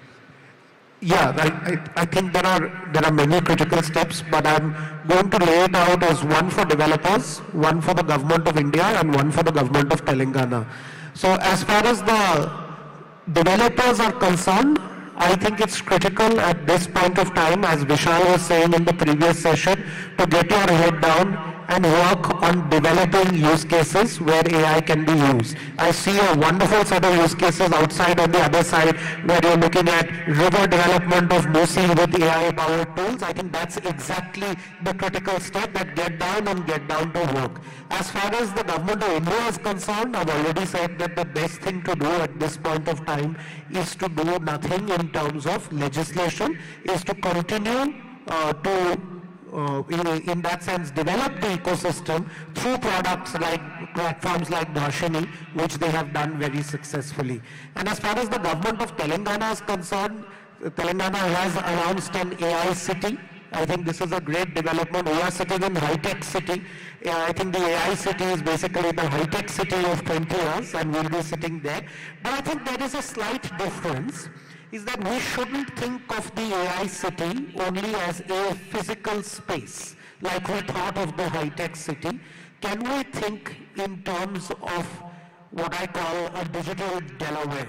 Can we think in terms of a large cloud-based AI sandbox where there is, for a limited period of time, exemption from certain compliances that just allows developers to come here and build? I think that's the critical step that the government of Telangana can take so that it has leadership in India and globally in the AI space.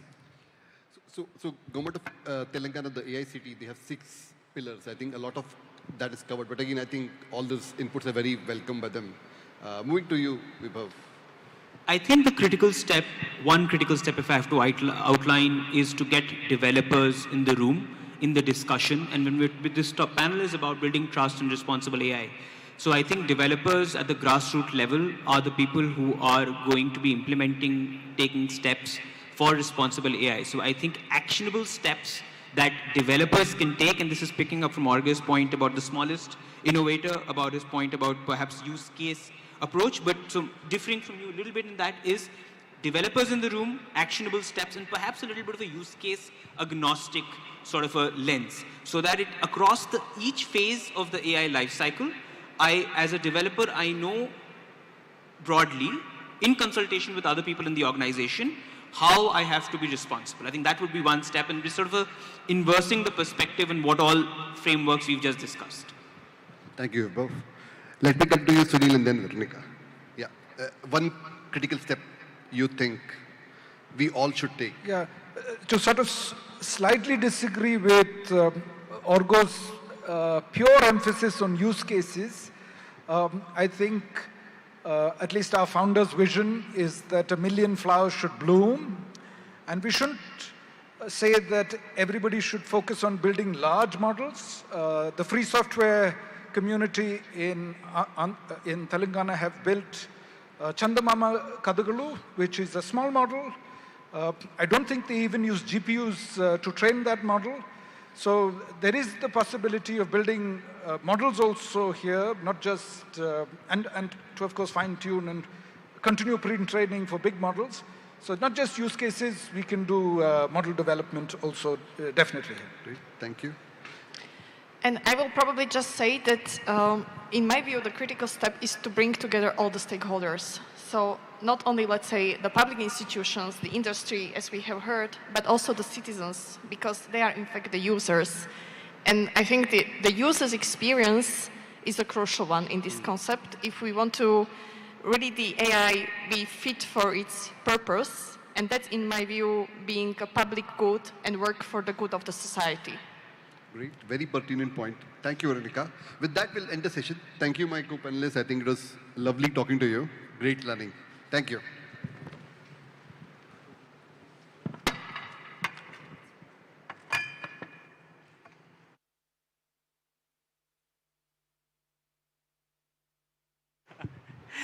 Well done. Thank you so much, guys. So please put a big round of, give them a very big round of applause. It's been a fantastic session, learning about how you build trust in AI systems, how to navigate all those intricacies. So thanks to a wonderful panel moderated by Mr. Ankit Ghosh.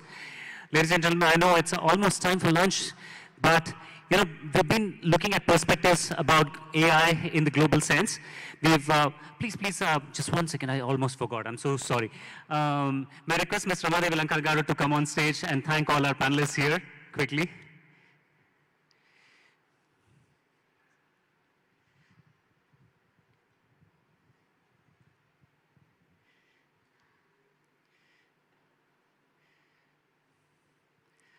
Thank you so much, ma'am.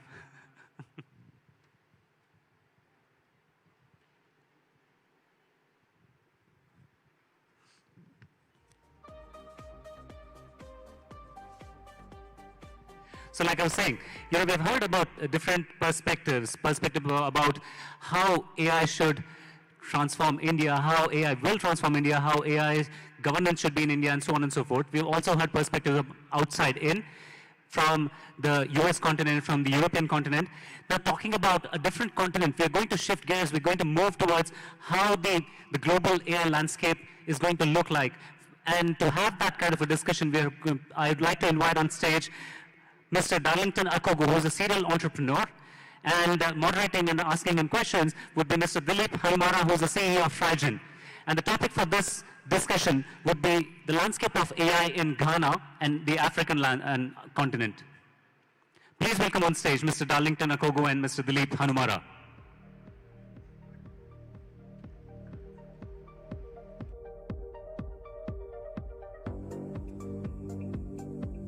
And I know some of you are getting eager for lunch, so I promise this will be the last session before lunch, last panel discussion before lunch, and then we'll break for lunch, and we'll come back again, and we'll continue with some of the other keynotes and fireside chats and panel discussions.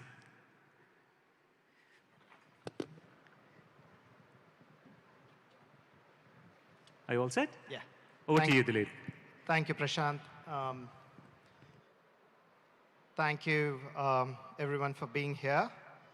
I live in New York, and Darlington lives in Accra, Ghana.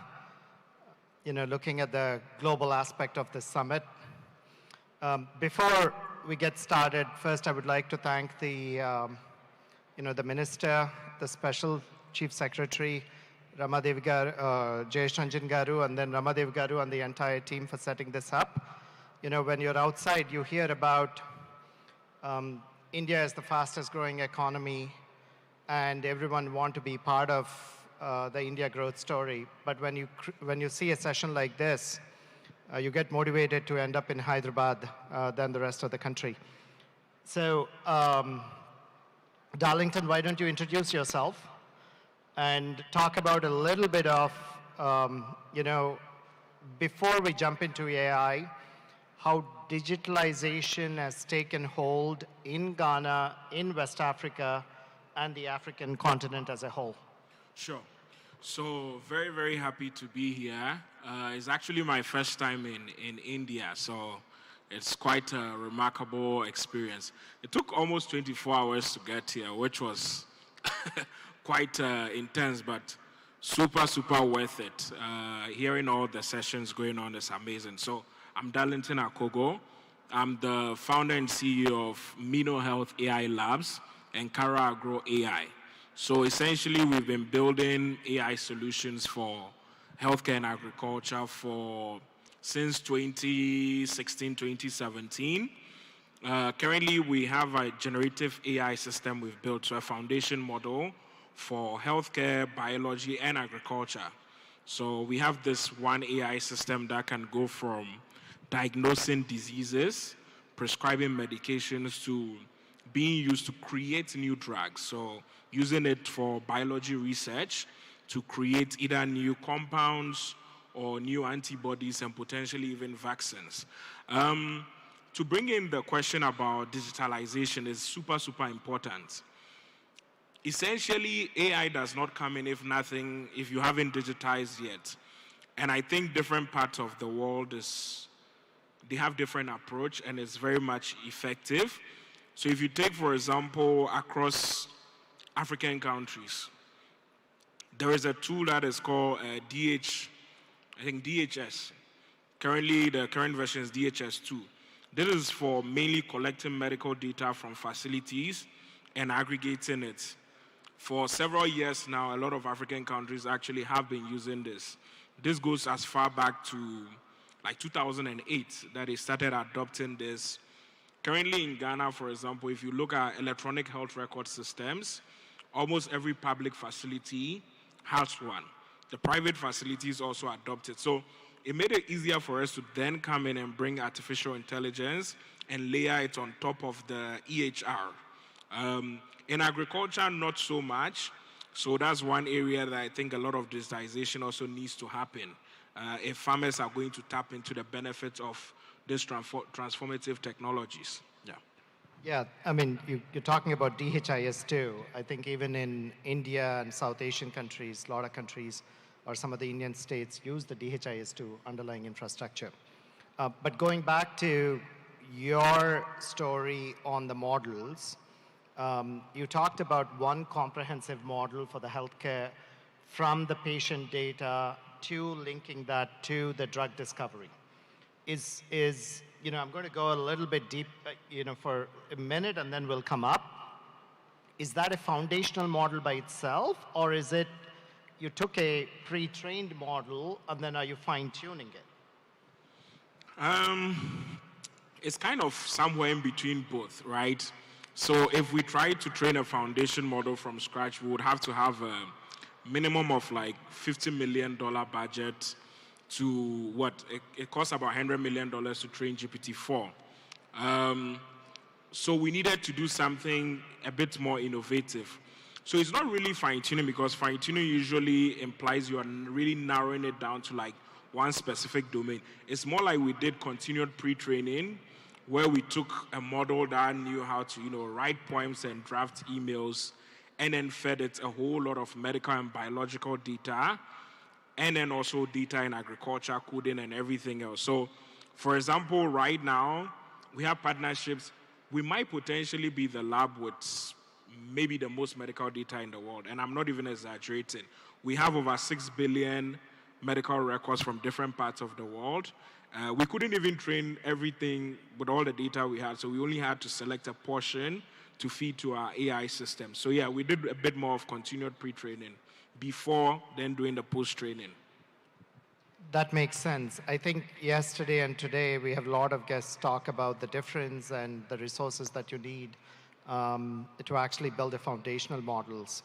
So now that you have a model which is trained on your data sets, can you talk about the applicability, where it is used? Is it primarily used in Accra or in Ghana and West Africa, or is it now looked at across the continent?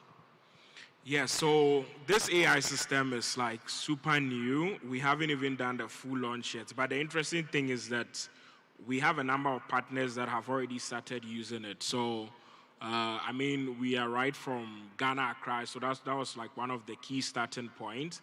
So we have like diagnosis centers that actually use this to analyze mammograms as well as x-rays. So one feature we actually built into our AI system is not just diagnosis, it's writing medical reports in the formats that medical reports are written in. And so recently we had a team from Voice of America that came to do a report on how they use this. Essentially, we've brought down the cost of analyzing mammograms to detect cancer to something like 5 cents, right? So breaking that barrier. And then out of it, we have partnerships that are basically all over the world, from USA, Nigeria, Brazil. So a previous version of our AI system was actually used in over 50 countries across like 4 different continents. So yeah, and I'm sure this version is going to go even much wider than that, yeah. So yeah, it looks like the previous model was used globally and then it's proven there, and now it's used locally for multiple use cases. What are some of the benefits that you're seeing with this model being tried out in mammograms, in other labs, in patients? Talk about some of the benefits, and also, are there imitators? Now that this, if Voice America is picking up, I'm sure the word of mouth and other local media has spread it across. So do you see a lot of imitators also trying to replicate what you and your team did? Yeah, so use cases are like really, really incredible. The amazing thing about foundation models is that you never know fully what they can do, right? Until you put it out there and people even discover new use cases. So we've been benchmarking every single day, and every new day we discover a new use case. So, and some weird things we find out is that there are certain tasks that you don't really train the AI system to do directly, but it can do it. One is being able to generate novel antibodies. There is actually no data sets that we had that directly did that. However, it usually makes sense. So you can call this emergence capabilities, but it makes sense because if you feed data across healthcare and biology, there's a lot of confluence factors that would lead to making it easier to generate antibodies. So we're actually learning all the new things that the model could do that we didn't train it on, and it's like a true surprise. But as far as imitation, I mean, it's not an easy space. So building a foundation model that is really good in a sensitive sector like healthcare is super, super difficult. Like, you need to really double down on cutting out hallucination, which is no easy feat. It took us, like, internally, we had to train like 5 versions to figure a number of things out. So yeah, there are a few people trying it here, but there's actually has not been one product that has been released that I would say is like a foundation model targeting everything. So someone might just pick one use case and stick to it. So they'll fine-tune like some llama model to just do one use case. That's different. Getting it to be good across healthcare and biology is still super difficult. I don't think we fully solved it yet, but right now there are several tasks that the model is incredibly good at, so we just promote that, and then we build newer versions that can do much more. So you're highlighting that the barriers for entry are very high for imitators to continuously repeat what you're doing. But at the same time, when you hear conversation over the last yesterday and today on creating a talent, creating a collaborative partnership ecosystem to expedite, to increase the speed of innovation in this space, right? Talk about some of the things you're doing. Talk about some of the things that are happening across the continent on increasing, accelerating the innovation on the Gen AI and the AI space. Yeah, so, there's a lot of, especially for foundation models, you cannot really build them in silos, right? You need to collaborate. You need to work with different countries. So that's some of the things we've been doing. To build our model, we needed to collect data from literally all corners of the earth we can get to. There's still a lot of room to expand over there, but we try to get data from Asia, from North, South America. And within Africa, we try to get it from different countries. Even something as simple as clinical guidelines. Every country have their standard treatment guidelines and all of that.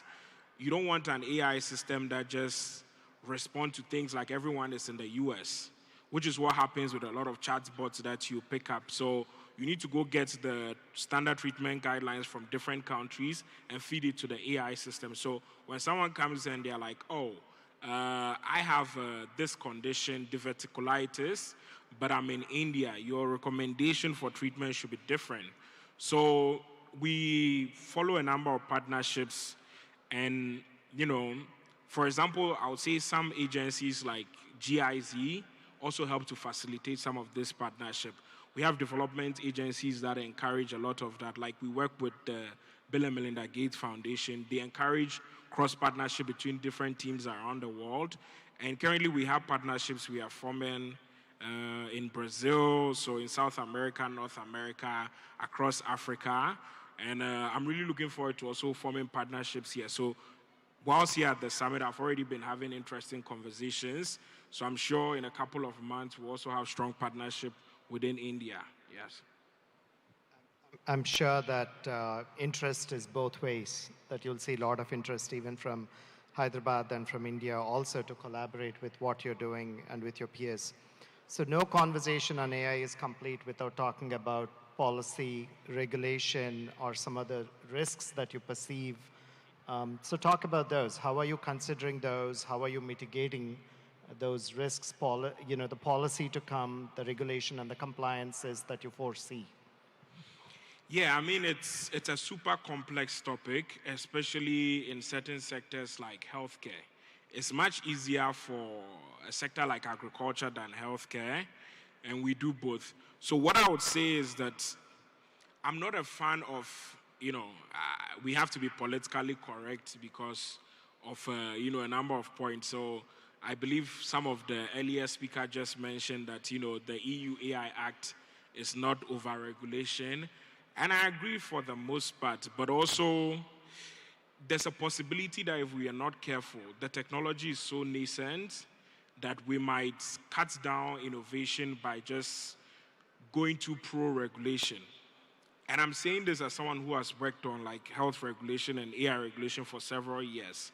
So for example, I've been involved in the UN initiative with WHO and other UN agencies in creating AI regulations. What I would say is that it's better we look at existing regulations and put in a bit of an extension for AI than go create a whole new bunch of AI regulations. So what do I mean? In healthcare, for example, every solution is treated as a medical device, so far as it is involved in the clinical delivery pipeline. Now, if it is a software, it is termed as software as a medical device. AI is essentially software. So we got our AI system approved in Ghana by the FDA, and it was just evaluated as a software as a medical device. We don't need to necessarily do a whole lot of extension, but I think generative AI introduces some complexity, which is that you have one AI system that does multiple things. How do you certify that this AI system is approved? I don't think right now any regulator has certified an AI system for health application, because essentially to say that means you've tested for everything it can do and it's good across board. So yeah, it's a complex field, but I think there's a lot of things that we can learn and just adjust from this, yes. You're essentially saying don't go badass because you don't understand it yet. Wait for the data to evolve and build on top of what already exists. So we're out of time, but last question. Bill and Melinda Gates Foundation and other Gates initiatives has invested in your entrepreneurial journey, and you got to personally spend some time with the man himself, Mr. Gates. So talk about some of your experiences and a few words of advice to some of the budding entrepreneurs in the room. Yeah, I mean, it was a very weird but interesting experience, getting to go to Bill Gates' house and spend 5 hours debating AI and, arguing about GPUs and stuff like that. I mean, I'm sure a lot of tech people here, we all looked up to him growing up and stuff like that. But one thing I did learn is that, he's a student of knowledge and he's always learning at his current position, age, and everything. Whilst at the dinner table, he had a notebook where, you know, if you say something and he's not familiar with it, he writes it down. I think entrepreneurship is all about learning, right? Like there's no amount of pre-knowledge you can have that would ever prepare you enough for entrepreneurship. So you have to be quick on your feet, just learn and keep evolving. So for him to still be doing that at his position and age, I mean, I would say every entrepreneur should double down their learning, yeah. That's awesome. Thank you very much. Enjoy Hyderabad, and we have some spicy food here as well. You can enjoy that too. Looking forward to it. Awesome. Thank you so much, Mr. Darlington and Mr. Dilip. That was wonderful. And with that, ladies and gentlemen, we break for lunch. But before you leave the stage, I'd like to request Ms. Ramadevi Lanka to come on stage and thank you for a wonderful session here. Guests, audience, we'll break for lunch now, and we'll regroup back at 2 p.m., sharp 2 p.m. We have a rapid keynote from Dr. Devesh Ranjan and Dr. Vivek Sarkar, who have come here from Georgia Tech, all the way from Georgia Tech here. So please quickly break for lunch, and please come back here by 2 p.m. And after that, we've got a couple of other interesting, exciting fireside chats and panel discussions. So please come back.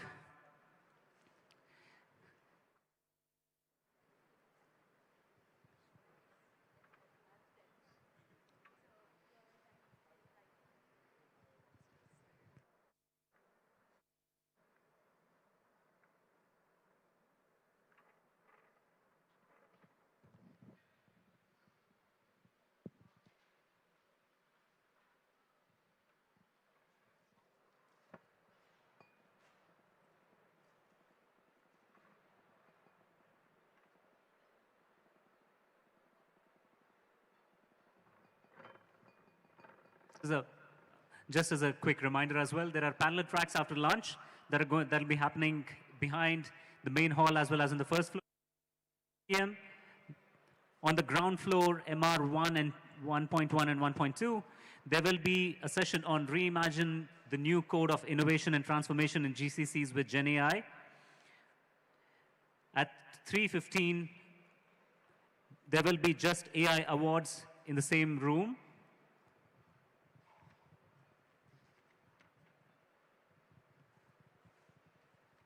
On the first floor, around AI for social good, innovation for impact by Wadhwani AI and NASSCOM. So those are the upcoming parallel track sessions. So please come back here for rapid keynotes, fireside chats, panel discussions, and back to the parallel tracks for a couple of exciting panel discussions there as well. All right. Ladies and gentlemen, we'll see you back at 2 p.m.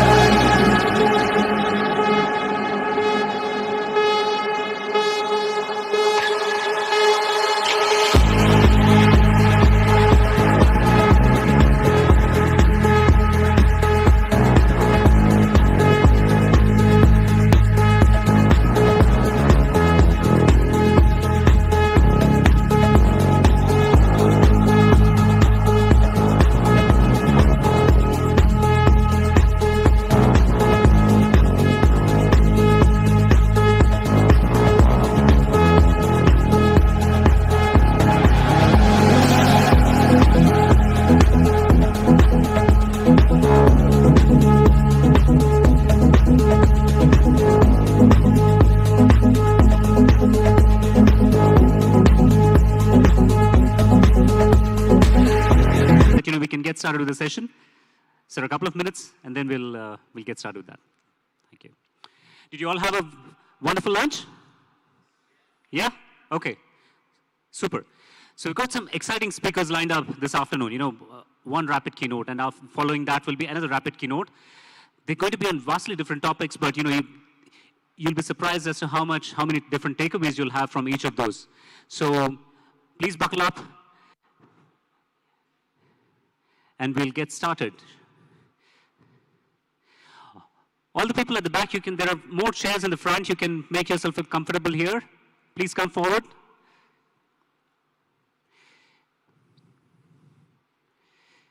People in the exhibition area, near the exhibition area and the lunch breakout area, please come back quickly. We're getting started with the post-lunch sessions now.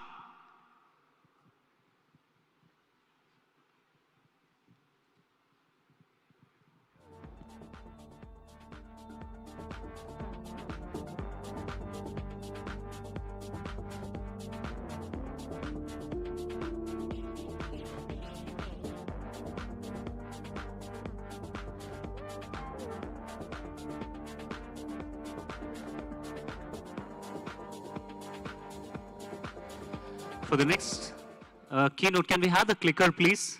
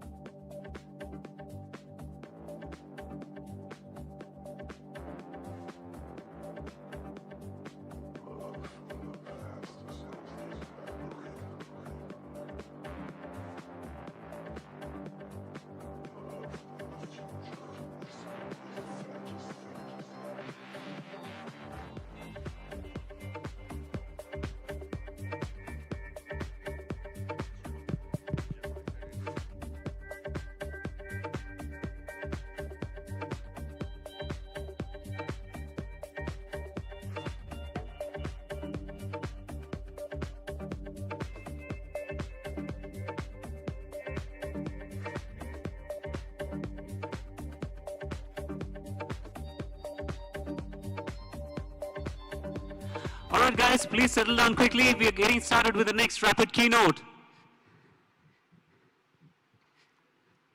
Welcome back. Welcome back. Yep. Okay. There it is. I just need the clicker back. Yeah. Oh, you took it? You took it. I don't know why. Okay. Good. Thanks. Yeah.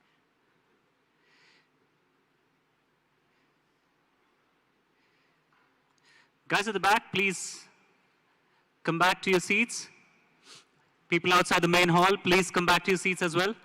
And one quick request.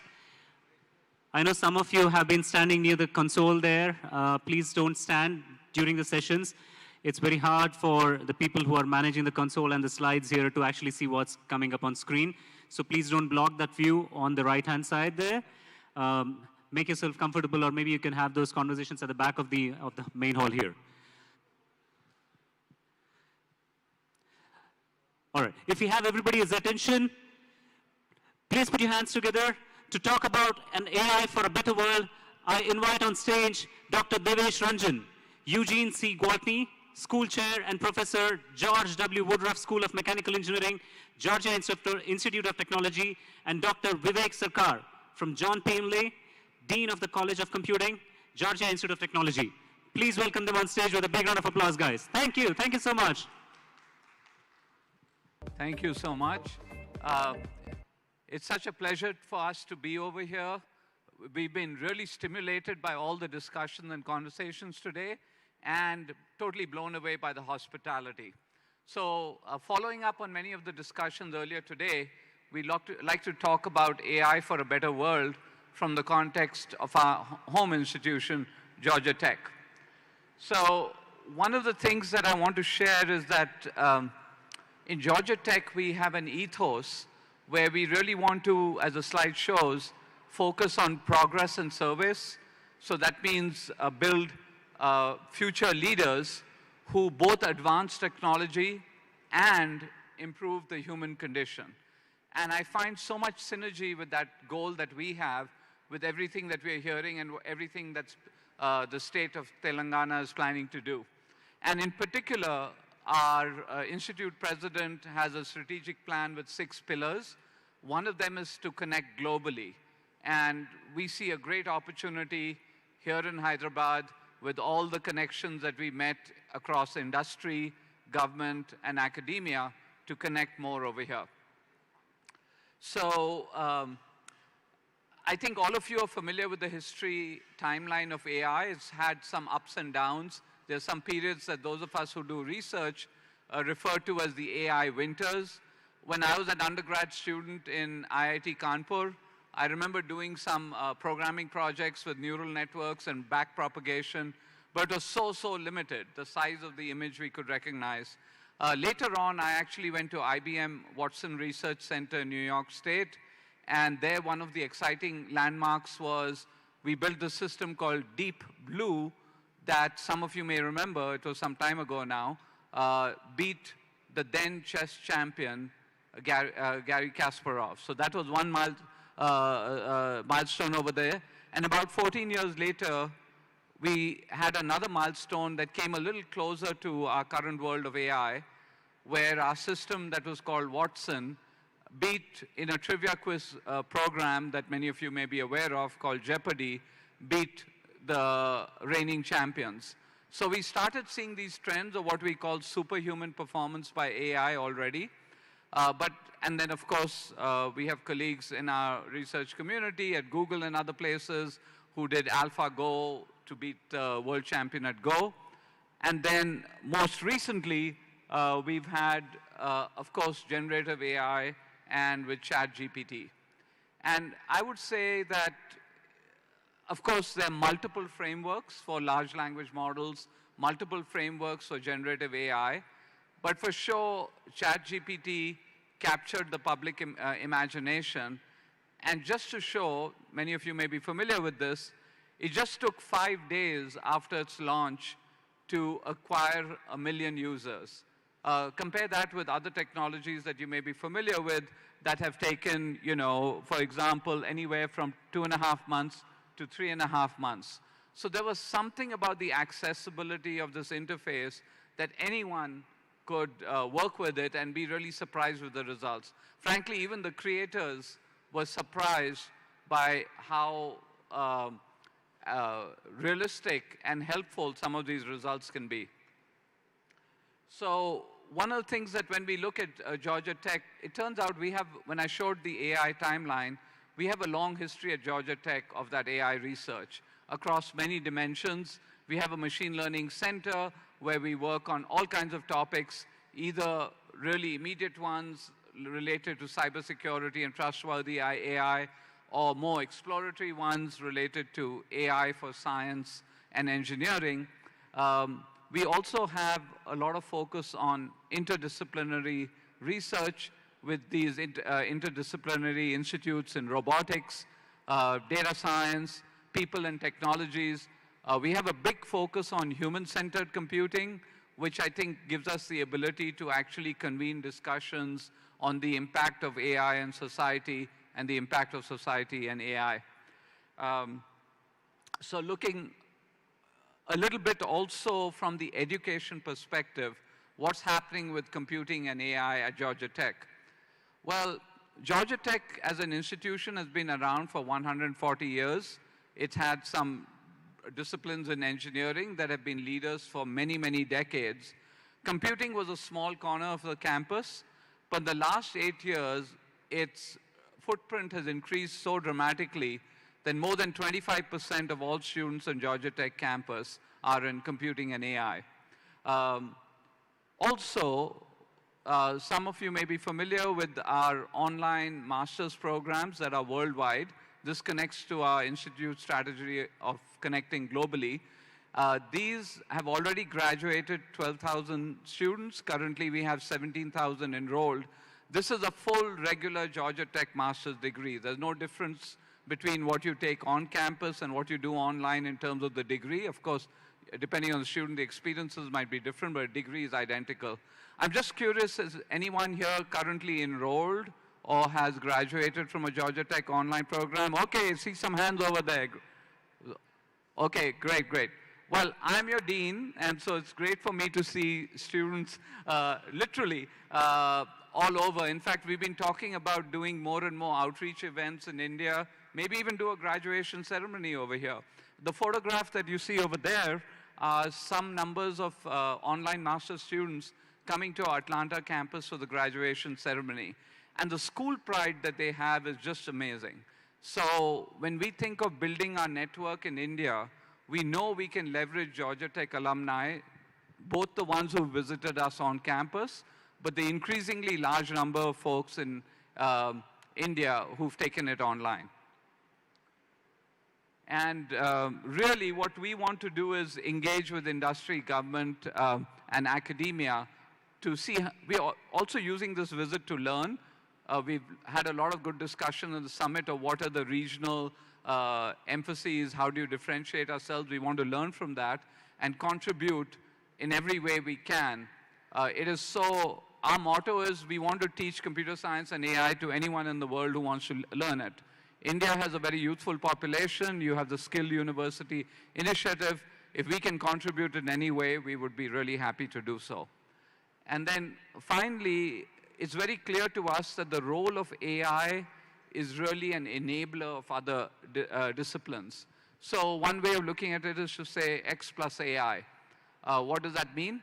It means that if you look at any discipline X, and there's no hubris here, I think it's a matter of fact, where you have domain experts who know that discipline really, really well, you see how they're advancing their discipline. It's usually where computing and AI meet their discipline. So as leaders in computing and AI, we want to work with leaders in those disciplines to enable them to be more successful. This is not AI replacing, it's AI enabling. And here are some examples of what we do. And in fact, our vision is that AI and computing can enable really new interdisciplinary partnerships, both on our campus and worldwide. And this spans the whole gamut, from research, education, and development. So in the spirit of AI for a better world and the interdisciplinary focus, I'm going to hand it over to my colleague Devesh Ranjan to tell you more about the great things we are doing with interdisciplinary activities related to AI. Welcome, Devesh. It's okay. Thank you, It's Vivek. fine. So I think in the beginning you saw the talk where the vision for the Georgia Tech is really promote interdisciplinary research. So I'm going to give you a couple of examples of what's happening at Georgia Tech. In just last 3 years, if you think about the amount of funding US government has put in the industry, they're very much about AI focus, but they're looking at industry which you can impact. If you remember Minister Sridhar talked about, we want AI for everyone. So I picked 3 examples of the things which we are really making an impact in the society right now. One, in the COVID time, we all saw what the supply chain management disruption can really cause. So we have an AI institute which really looking at changing AI for optimization, which is about logistics, supply chain, what's the supply chain of the future going to look like. But there are 2 which is very dear to my heart because I have a mom who is 70-year-old. We probably have everyone here who has an aging population. So if you think about aging population right now, they need a support for assistive devices. So we have an AI research in the area of caring for elderly population. So that's the AI Caring Institute, which we have at Georgia Tech. And the third one, which is also very important, is we are looking at skilled university we talked about this morning here. The skilled university, if you want to really translate that work to a bigger population, you want to think about delivery mode, which could be different. So we have 10 years ago, one of our colleagues, just to trick the graduate student in the grading, decided to make a TA, which was completely online. So how many of you have heard Watson TA name here? So few of them. So Watson TA 10 years ago came as an assisted, AI-assisted TA program, which is just a person. And to make sure he can trick the student, he decided that there's going to be a lag. So if a student put it there, a question at 2 o'clock in the night, you don't get the answer right away. But what has happened in 10 years, he has shown that you can have AI in the teaching tool, and he took that for online learning for elderly population because we want to make sure we are supporting online learning. So let me just tell you about this one because this is very close to the heart, and this is something which is happening in every country right now. If you look at the demographics of elderly population moving up, we need to think about how we're going to support the elderly population with these devices, that their living is not dependent upon whether your kid is there or not. The assistive care, whether you're doing in the nursing or at home, is better. So we have been thinking in this space for a long time, and AI really provides us as an opportunity to really accelerate that pathway. So how many of you have seen a runner who had an assisted device and he ran in the Olympic? So quite a few.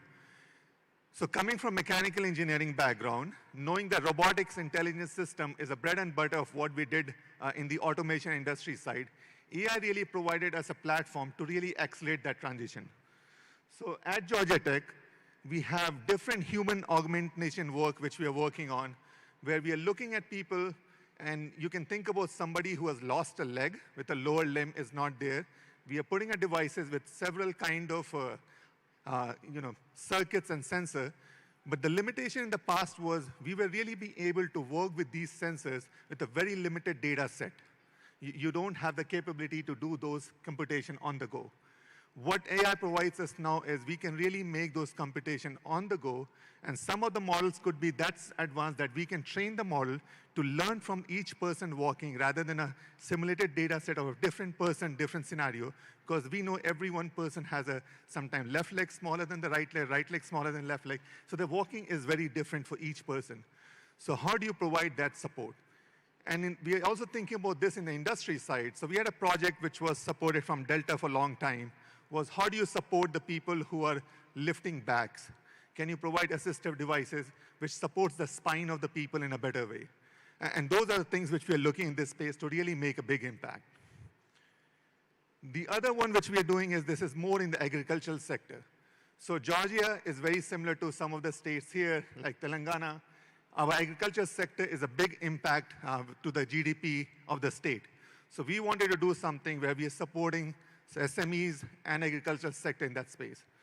So we have just received a big economic development grant of 65 million to really create a co-exhibition of our lab plus some of the small scale industry together, where we look at their processes and see how the AI can help there.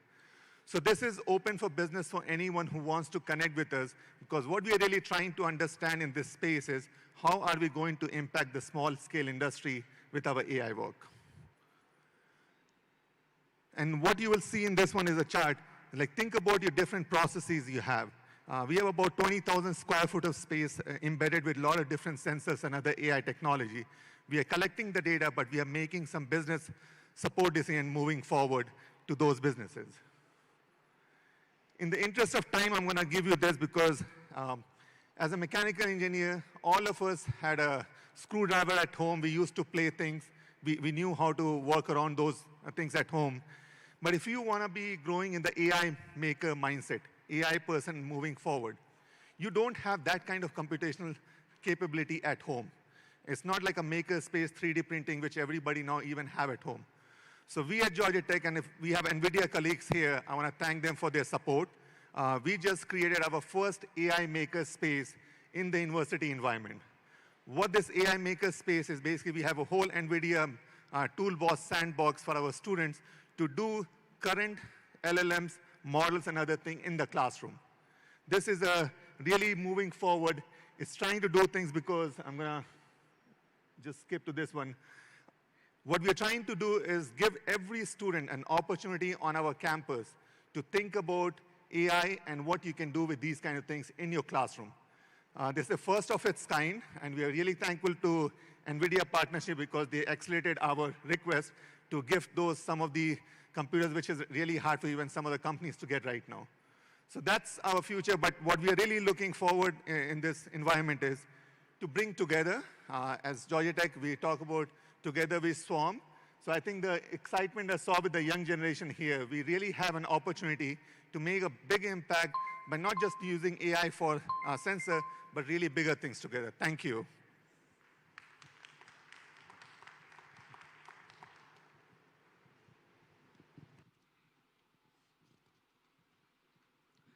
Thank you so much, Dr. Devesh Ranjan and Dr. Vivek Sarkarji. That was beautiful, brilliant, brilliant. Now, we have the next rapid keynote that's coming up. And before we get to that, let's want to quickly announce, the parallel tracks that are going on. At 3:15, there's a Just AI Awards in the ground floor MR room number 1.3 and 1.4. There's also a Reimagine the New Code of Innovation and Transformation in GCCs that started at 2 o'clock on the ground floor MR1, room number 1.1, 1.2. And there's a session at 3:15, which is on AI for Social Good, Innovation for Impact by Wadhwani AI and NASSCOM. So those are the sessions which are going to start or have started. So some of you who may have wanted to actually attend those, you can probably join those. But meanwhile, here, we've got something really interesting coming up.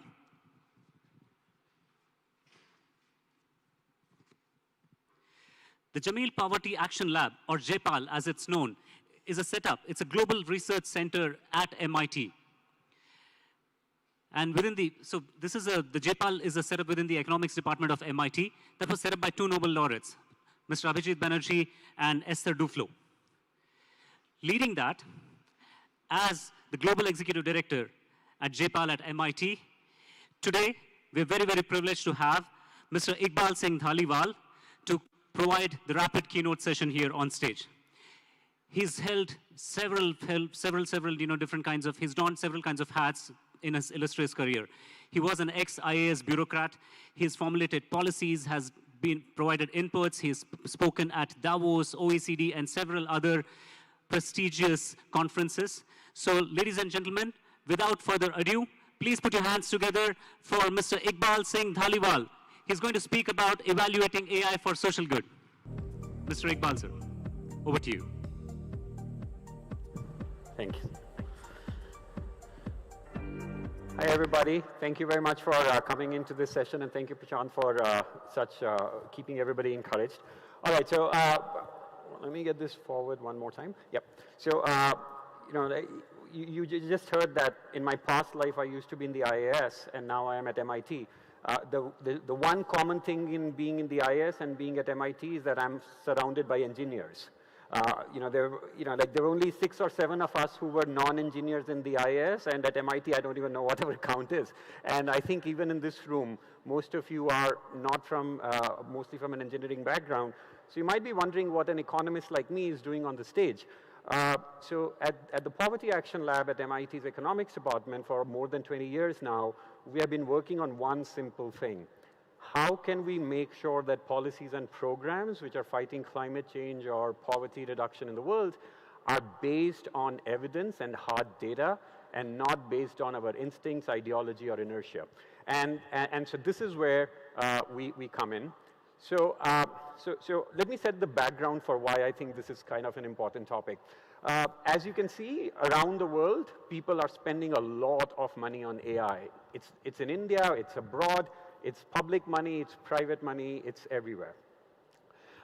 And so what is driving so much excitement about AI? I think many of you know this, but for us, as we think of it from an economics lens, the first thing is it's a general purpose technology. If you think about it, there are very few general purpose technologies. Electricity is one of those, which has as many uses as one can think possible. The second point is it's widely accessible. If you have a smartphone, you can touch and feel AI. You know, all you have to do is get onto a website, even in your Google, your WhatsApp has AI infused into it. So you don't have to do much. You don't have to buy a laptop and deliver it to somebody's house. AI is already in your house. The third thing is that it's a low marginal cost of implementation. There's a very high fixed cost, but once you've built an app, whether that app reaches 500 people or it reaches 600 people, the marginal cost is very low. And finally, and very importantly, the technology is constantly improving. It's a really, really unique feature of AI. Think about it, right? Think of one laptop per child. You deliver a laptop, and if the laptop lives for 5 years, the technology, the hardware stays the same. But here, the technology tomorrow can be very different from the technology today. So this is I think, part of the reason why so many people are excited about the potential of AI. But then, I think I just want to draw you to the attention due to the fact that AI is not the first technology that generated considerable interest and excitement among the world. So I can give you 100 examples of this, but let me take you through one example that happened around the time that I was pivoting my careers, which was this one laptop per child. The entire world got behind this. This was supposed to be a big solution to all our learning outcomes and learning problems. Everywhere around the world this was happening. India was no exception, but then this is what happened. This is fast forward 5 years later, and you see the same newspapers, which were earlier talking about how one laptop per child is going to solve the world's problem, turned into this. There are now actually books written about why this technology failed. Here's an article that I thought would be of interest to you. This is from the Indian Express. In 2013, Akhilesh Yadav launches the first free laptop scheme for students. Here is the Indian Express article from exactly 1 year later, which says Akhilesh Yadav shuts down the free laptop per scheme. So I think I don't want to be, put water over the excitements about AI, but I just want us to be a little cautious that AI is not the first technology that we are excited about, and there is going to be a lot of failure on the way. I'm not going to take you through this example in too much detail, but this is a project that I worked along with another of my colleagues from Harvard in Karnataka on installing these biometric devices in the primary health centers in Karnataka. Biometric devices were the rage of the season, but what the government of Karnataka did differently was to say that let's do a randomized evaluation. While we are rolling out these primary health center, these attendance devices to increase doctor attendance, let's do an RCT. And so as you can see, we went into 5 districts in Karnataka: Bidar, Dharwad, Chitradurga, Dakshin Kannada, and Mysore. And some of the primary health centers got this device, others did not. And then we did this research for about 18 months, and look what happened. So the red line is the control group. In an RCT, there's always a control group, and the blue line is the treatment group. And the vertical height on this graph shows the attendance. So like 0.3 means 30% attendance, 0.4 means 40% attendance. So as you can see, the attendance of doctors is actually very low. Only 40% of the doctors show up in a primary health center when they're expected to. But the interesting part is that as the experiment, the technology rolls out, initially the blue line, the attendance where the technology exists, goes above where the technology is not there. But by the time the experiment ends, the doctors who actually have the technology are attending even less than the ones who did not have the technology. So actually the technology simply reduced the attendance of the doctors. And is it that the technology failed? Absolutely not. The technology did what it was supposed to do. The technologist did not think about how the technology interacts in a society where there's a shortage of doctors. So what happens if a doctor doesn't show up for work? You give them a show cause notice, you suspend them, but there is no other doctor to fill their position, number one. And number two, what happens when the doctor goes to the administrative tribunal and says, a machine cannot give me a show cause notice because there was no application of mind, and the court completely says you cannot suspend this doctor because a machine ordered the suspension order, not a human being. So again, I think these are examples which I just want to caution you that AI alone is not going to be enough if you're not thinking about and incorporating what else needs to change along with the technology. Okay, So this is exactly what we do at MIT. You know, it's one of the few centers which actually has researchers not only from MIT, but from about 100 universities around the world. You see some of the names on the right, including Chicago, Harvard, MIT, Yale, and so forth.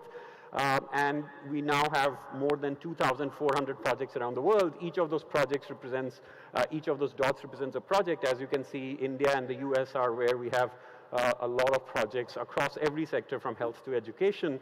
And then as the, you know, and the methodology that we use is always randomized controlled trials.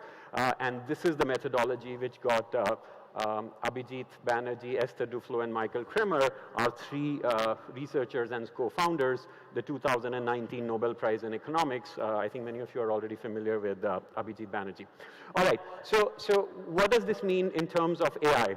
So I think there are 5 areas where I think all of you are probably already know this, most of you know this, but from an economics, from a development perspective, from a social good perspective, where AI is going to have, I think, a transformative role. The first is improving the targeting of government services. The second is increasing the access to government services. Third is maximizing the effectiveness of frontline workers, reducing biases in decision making, and lastly, boosting government tax capacity. So I'm going to, for each one of these, I'm going to give you an example of an evaluation that JPAL researchers are doing on the ground of AI trying to do this. So here's the first example. This is a project that we have in partnership with Google.org in Bihar. You know, this is a photo from Bihar. As you know, the rivers in Bihar flood every year, and it causes vast amount of damage. Google has a whole sensor network which can give early warning about floods. So what we are doing is trying to figure out what's the best way to deliver these flood messages. Is it through WhatsApp? Is it through other ways? And most importantly, how do you build the trust of the people in technology? These are people who are not, you're telling these people to evacuate their house, leave their belongings, lock their house, and leave because the flood is coming. And if you expect that an AI-generated voice message on WhatsApp is going to convince these people to go, then I think that might be being very, very optimistic. So we are trying to see how that works. We are also trying to weave in, is there a local person who can be the trusted person? So how do you increase the trust in AI? I'm not going to go into the details. All these projects are on our website. You can see them in detail. But there are lots of applications, for instance, say, entrepreneurship development programs or skilling programs. The government spends so much money in trying to train people to become entrepreneurs, but it doesn't know who are the right people to become entrepreneurs. And I think with ML, machine learning, and AI, there's an ability to do better targeting of those programs. Here's an example of increasing access to services. Telangana is actually a leader in this, which is basically the agricultural extension workers. There are tons and tons of places which need more agricultural extension workers. We just don't have them.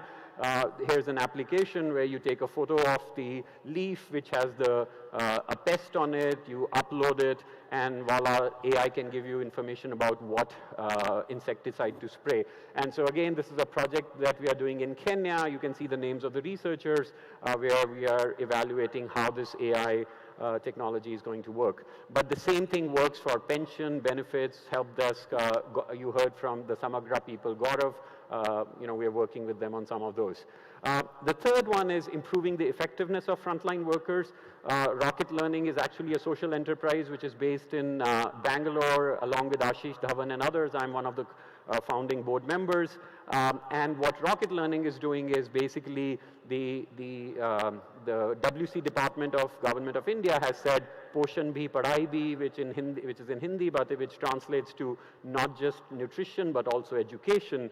But then these Anganwadi workers were hired for their cooking. They were not hired for their teaching, right? And so how do you upskill the Anganwadi workers to also teach children and not just cook food for them? And it's a massive undertaking, and using AI and WhatsApp tools, you can do that. What's the effectiveness of that is actually what's to be evaluated. Same thing applies for healthcare workers, teachers, and so forth. So massive applications to that. Here's a fourth example, which is reducing bias.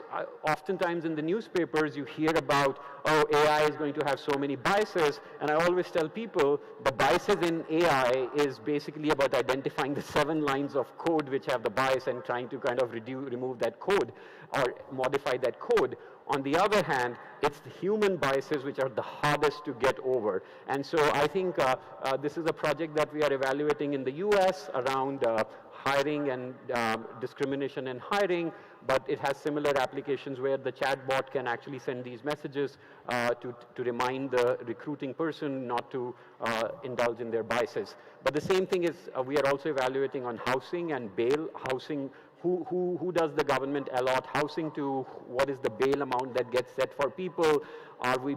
Is it based on our biases when the poorer people actually end up getting a higher bail amount?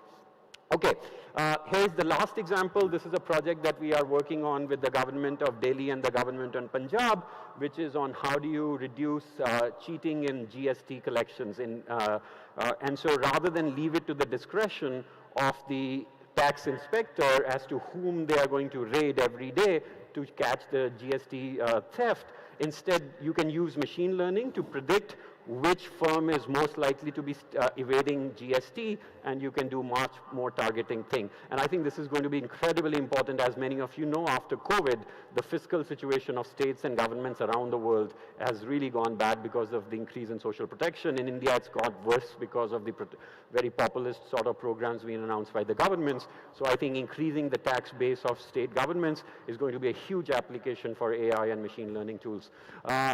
So I think I just want to conclude by saying that, you know, we are very, yesterday we signed an MOU with the government of Telangana, and as part of that, any of you who works with the government of Telangana on any AI sort of a project, we are happy to do the following things for you.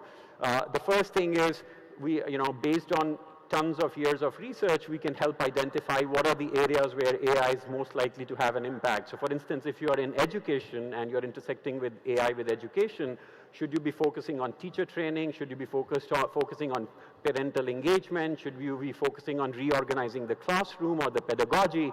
We have 20 years of research on what are the areas where machine learning and AI can have much more impact. The second thing is about the effective integration of technology with the real world. This is where the example that I gave you from my project in Karnataka. What are the civil services rules? What are the regulations? What are the hiring practices by the government that need to change? Really important to keep that in mind.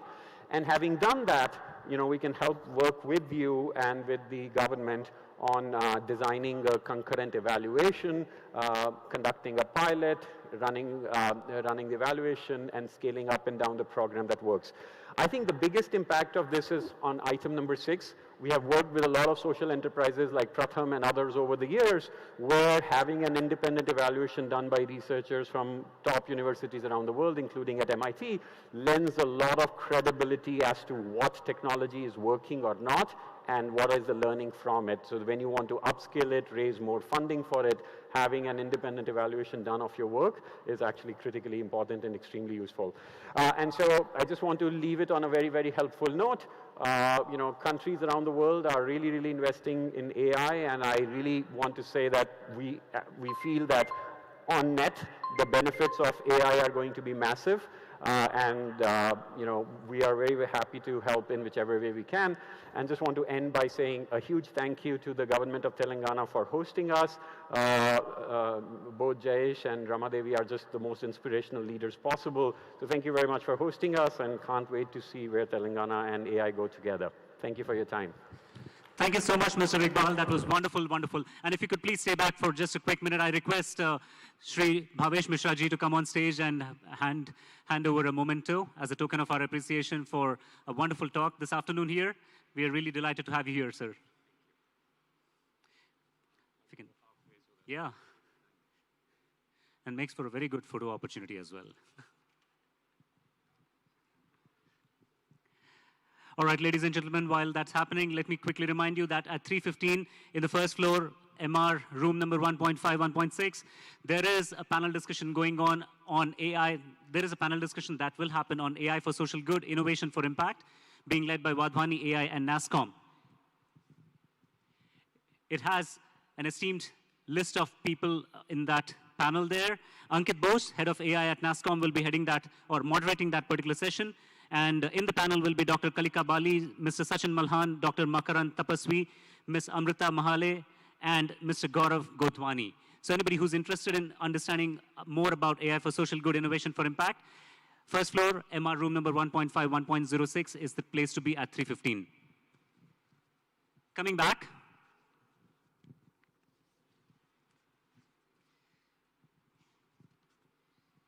Just bear with me a minute.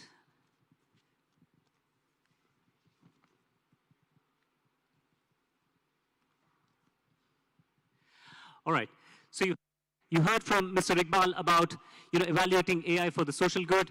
Now, there's going to be another rapid keynote by a person who needs no introduction, the founder and chairperson of Scient, Mr. BVR Mohan Reddy Garu, talking about making India AI talent ready.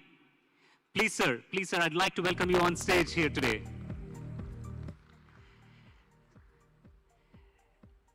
Sir, would you like to have the hand mic?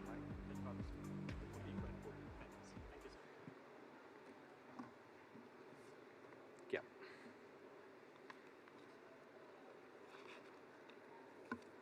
Well, very good afternoon to all of you. This is one of the most difficult things to do in my life, is to get to sit in a class when I was young, after lunch. And I have the hardest challenge in terms of keeping all of you also awake from sleeping. But then you might ask me this question, why are you here, Mr. Reddy? I believe in karma. Karma told me that, look, this is what you get. So I came here this afternoon. So bear with me for next 10 odd minutes to give you a rapid keynote. I just want to make sure that I have the right time. Yeah. Keynote on what I believe that India should be doing in making India AI talent ready.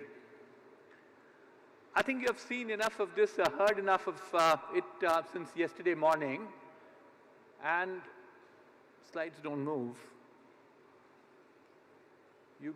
Somebody gave me this, let me try the other one, which is here. Yeah, this is working. This doesn't work, yes. So this is roughly the agenda for the conversation this afternoon. And yeah, this moves, good. So therefore, what we heard so far is the way in which AI is progressing at an unprecedented form, unprecedented speed. The growth rates people are anticipating will be about 25 to 35%, at least till 2027. The question is, why only 2027? We don't know what happens thereafter. My earlier speaker also talked about caution in terms of what happens to AI.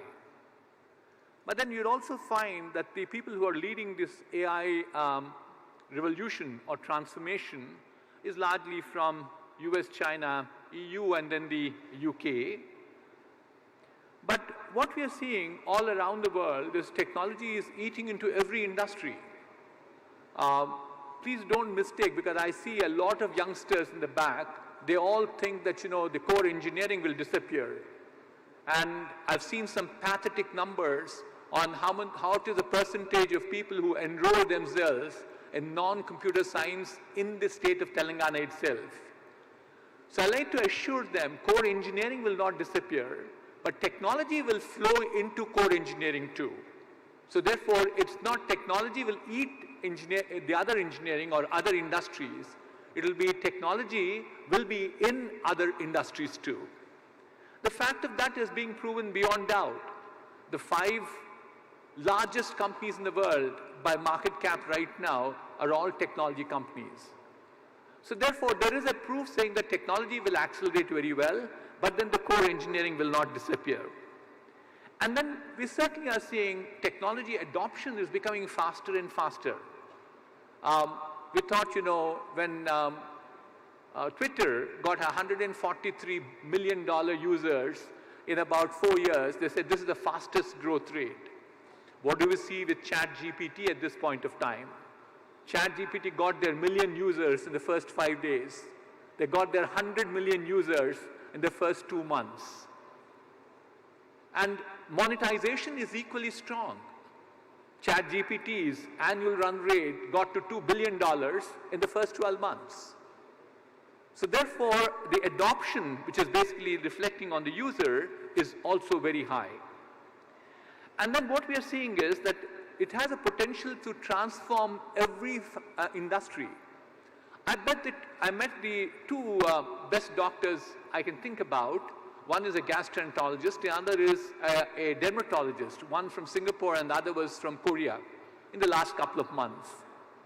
And both of them were the best, also told me that they have to have technology coexist with them.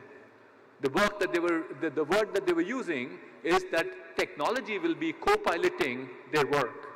In gastroenterology, if you look at the endoscope that was running through, based on the clinical presentation of the patient, the doctor was running the gastroscope to the point where it's required. But now he doesn't need to do that. There is enough of imagery coming in, and then the AI algorithms running, prompting the doctor to say, hold on, you got to look at this particular piece of the gut of the human being. So therefore, the acceptance of this technology, AI, is all over the place, whether it is healthcare, agriculture, education, every facet of the world, it's all there. But here is the challenging task or the challenge we have. I told you all about the positive stuff, 25 to 35% growth of AI. But you go back and look at an Economic Times article which appeared on the 16th of August, you will find that they have a research done on the top 10 articles that were published in the top 10 AI conferences for the last 5 years. 5 years and a 10 and a 10. And what the result was, the top 10 articles, 30% of them came from United States, 22% of them came from China, and we are abysmally small at about 1.4%. To me, that's also a leading indicator to say how well are we doing in this area. But the other way of looking at it, a positive way of looking at it, there is so much amount of room for us. We're only at 1.4%. There is enormous opportunity for us to grow. Let me move on. That side, yeah. So therefore, I think we need some radical changes to happen if we were to move from that 1.4% of publications to a much higher level. And the first one I'm saying, and I alluded to yesterday in my inaugural address, is that we need to move into this mode, which is the headlines in many education institutions around the world, is student-centric experiential learning. The student now is far different from what he or she was in the past. The student has several options of learning. So therefore, the option that is in front of her or him has to be the best. So therefore, we have to definitely give them enormous amount of flexibility. In IIT Hyderabad right now, where I chair, we have what is called as the fractal courses. There's nothing called a 4-credit course. There's 1, 2, 3, 4. You can take 1 credit, 2 credits, 3 credits, whichever is what you're liking. So give the flexibility to the student in what they like or dislike. The second one is we're saying you can take any time off and do what you like. You can take a semester off, 2 semesters off, 3 semesters off. You want to go to a different college and do some courses and come back, perfectly fine, so long as they're recognized. It's called the ABC, Academic Bank of Credits. So therefore, what the student requires at this point of time is flexibility. You also have to have a class in which you need to build curiosity. Yesterday, I don't know, some of you must have listened to Peter Diamandis, and he was talking about what you need to teach the student is to ask hard questions. That's what is required at this point of time. Not to say that you listen to me, and gone are the days when, the teacher used to verbose for an hour and student very studiously used to make notes out of it. What's required at this point of time is to have curiosity built into him. You have to build in this culture of critical thinking in the student. You got to make sure that the student starts thinking about new things. How do I do things differently? So that is one area that we need to focus on, which means that the student has to move away from the conventional rote learning into a mode where they become much more critical thinkers in terms of what is next. The second one is that we need to improve the pedagogy that we have. You can't, as I said, have classes where you can just talk to them, and talk to them. In 10 minutes we have seen, there's experiments that we have conducted to say that in 10 minutes the student loses interest if you don't interact with the student. So whether it's a quiz that happens, or a group discussion, or there is a assignment reflection that goes by, you got to give that break. So therefore, we've got to learn how the pedagogy has to change as we move forward. And finally, what we also see is that the biggest challenge we have, pardon me if I'm saying something wrong, is all about the teacher too. The teacher also has to improve himself or herself. So therefore, the third thing that I'm suggesting, if we want to leapfrog ourselves, is with the student part of it, is to say that the teacher training and teacher development is important. Can we send our teachers to some of these seminars, some of the summits, just not in India, all around the world? If you want to be in the leaders of AI, it can't be just being just in India or in our hometown. The next one that I have is what do we do in terms of, is making sure that we have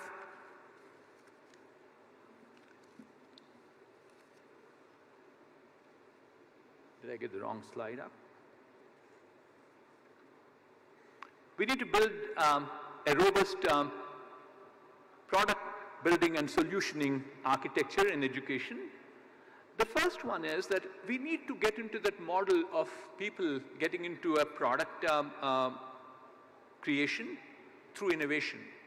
Innovation will come only when you start having a challenging environment which says, I question why, some 5 times, very curiously to say what is better than this. How does it work this way? Can something make it work much better than what it is working right now? So the curiosity, our ability to question or challenge the status quo, our ability to come with alternative solutions, and then ensuring that we have that patience, persistence, and work as a team is going to make a difference in terms of ensuring that we will have more amount of product building and solutioning architectures. We need to provide those platforms for people. Yep, I'm going to be done, I guess. Right. So we need to get to platformization of giving the environment for people, for building their products and solutions. So which means that we need to strengthen our labs. Strengthen our labs, implement entrepreneurship so that they will start thinking in terms of implementing what they have thought about in a real life environment. Let me quickly run through a few more slides that I have. As a result of this, we all require a strong academic and research focused environment.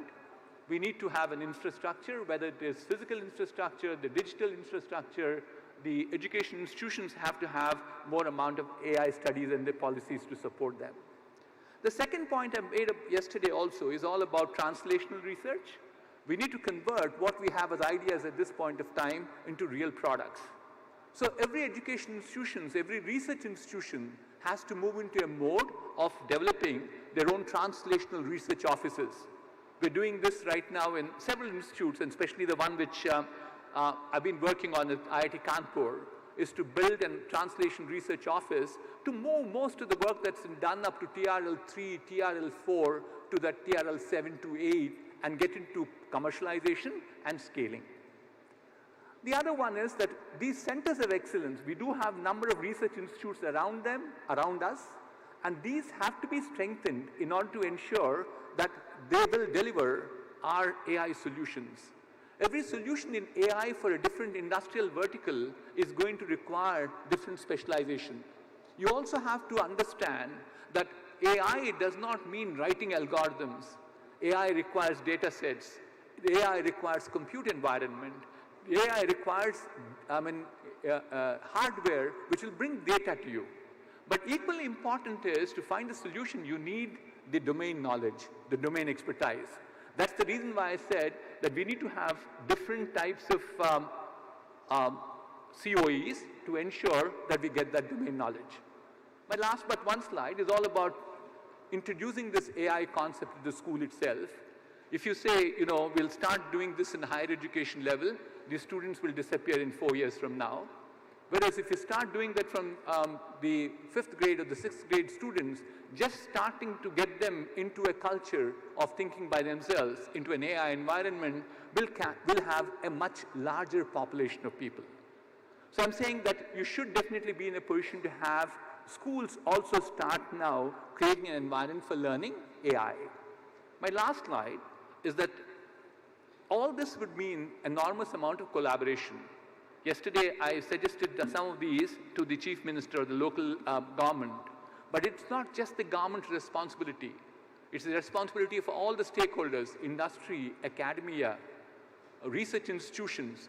And it's only when all of us can join our hands together, we'll be in a position to make sure that we will truly become the AI hub for India. So thank you very much to the IT&C Department of Telangana government, especially Mr. Jayesh Ranjan and Mrs. Ramadevi for giving me this opportunity. Thank you. Thank you so much, sir. That capacity building, the skill building is absolutely, absolutely required. And sir, if you could stay back for just a quick minute, we would like to thank you for that wonderful talk. I request Ms. Ramadevi Garu to come on stage and hand over a memento as a token of our appreciation. Ladies and gentlemen, Mr. Mohan B.V. Reddy Garu.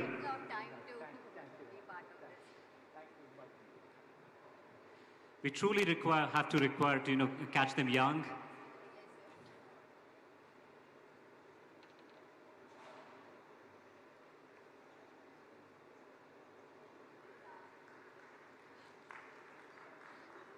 A truly holistic approach, sir, that was.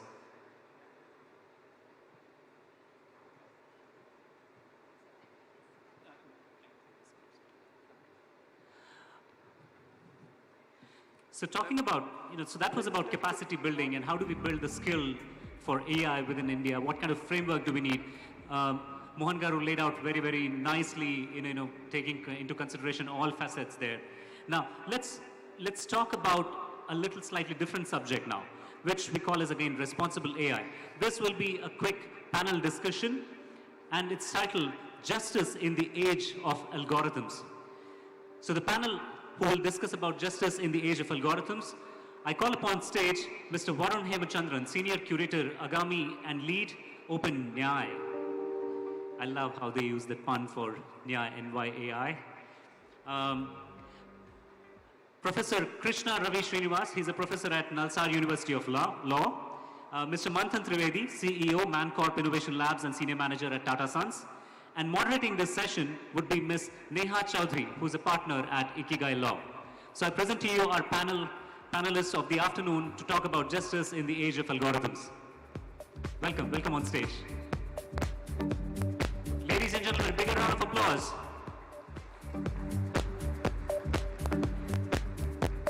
In some of the other forums and slightly more casual forums, I'd say, khana kha ke to aaye ho to zara zordar taali bajaye. But here I'd probably say, give them a bigger round of applause, guys. Come on.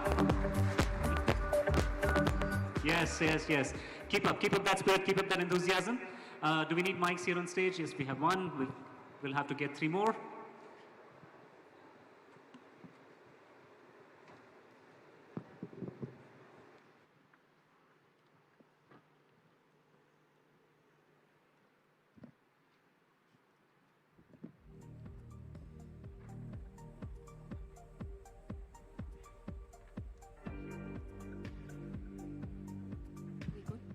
Can you folks hear me clearly? Can you hear me clearly? Yes. Is this loud enough? Okay, wonderful. Hi, everyone. A very good afternoon to all of you. Thank you so much for being here with us today, and a big thank you to the organizers for having us all here to talk about the use of AI in law and the judiciary. My name is Neha. I'm very delighted to explore this topic with all of you today. Just a very, and I'll keep this short. We have about 25 minutes, I think. Just a little, you can hear me, right? Okay. Just a little bit of context setting. When we think about the use of AI in the context of law, in the context of access to justice, justice delivery, perhaps if I were to take one step back, I'd look at maybe 3 or 4 broad themes in which we see benefits, right? Perhaps it's in access to justice, especially for underserved communities. It's got an important role to play in increasing efficiency. It's got an important role to play in ensuring that processes are working well, processes are working seamlessly, perhaps in maintaining accuracy as well. This is on one end of the spectrum, and we see a lot that's being done in India and in other parts of the world as well. Everybody from the Prime Minister to the Chief Justice of India are excited about the potential that AI presents in law, in the judiciary. Now, that could be, efforts at translating judgments into Indic languages and making them more accessible. It could be efforts at reducing the pendency of cases. We've got 44 million or something like that at last count. Or it could be alternative dispute resolution and pretty much sort of everything in between. All of this is on one end of the spectrum. Very excited about this. A whole bunch of efforts that I'm sure you folks will talk about taking place at the Supreme Court and a bunch of other, the high courts and lower judiciary across the country as well. And on the other end of the spectrum, we do have various concerns that have been voiced about, hey, what happens, what is the impact of using algorithms in this ecosystem? How does it affect fundamental rights? Fundamental persistent questions around, say, things like accountability, transparency, so on and so forth. Larger themes of AI governance questions that we're anyway asking ourselves across a bunch of different sectors, but I think it gets a little bit exacerbated when you're talking about this in the context that we're talking about here. So maybe I'll start with you, Varun, first, right? Two-part question for you. One is, first, of course, please tell us and the room a little bit about the work that you folks have been doing at Agami and OpenAI. But following that, 2 questions, right? In your experience, what have you folks perhaps seen as some examples of some impactful use cases of AI? That's my first, first question in terms of enhancing access to justice, especially like I was talking about earlier, underserved communities. Is it ADR? Is it alternative dispute resolution? Is it something else? That's one.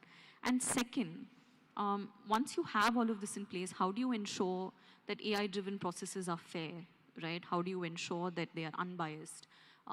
What are some of the challenges that we're likely to see or you have seen? Let's start there. Yeah, thank you, Neha. It's great to be here, by the way. Thank you for having us.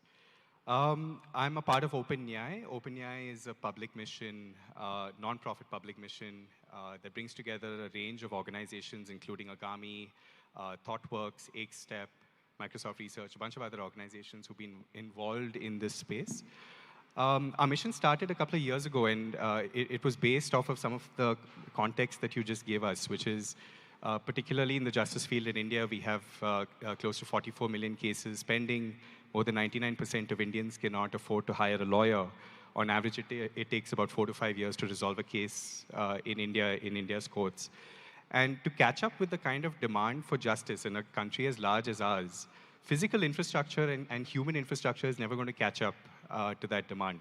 So you almost necessarily need technology to transcend some of the constraints that exist infrastructurally within India. And we think that AI really presents the opportunity for us to, we missed the infrastructure train, but I think the AI train really allows us to transcend some of those constraints.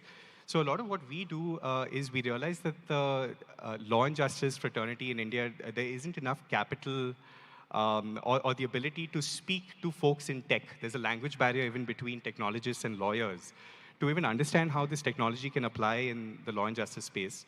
So we felt the need to bring together a community of innovators across these domains who could work together and identify the powerful use cases in which AI could play an important role. And then how do we work together to build those AI building blocks and then make it available for free and open source so that other innovators could then build on top of it. So almost bringing down the cost of innovation in the law and justice space. We've been at this now for a couple of years, and one of the, I think, most promising and exciting use cases we've seen in the law and justice space has been, how do we touch the parts of India that the court cannot reach? And, India is a very diverse country. We speak many languages, 22 official languages, but thousands of dialects.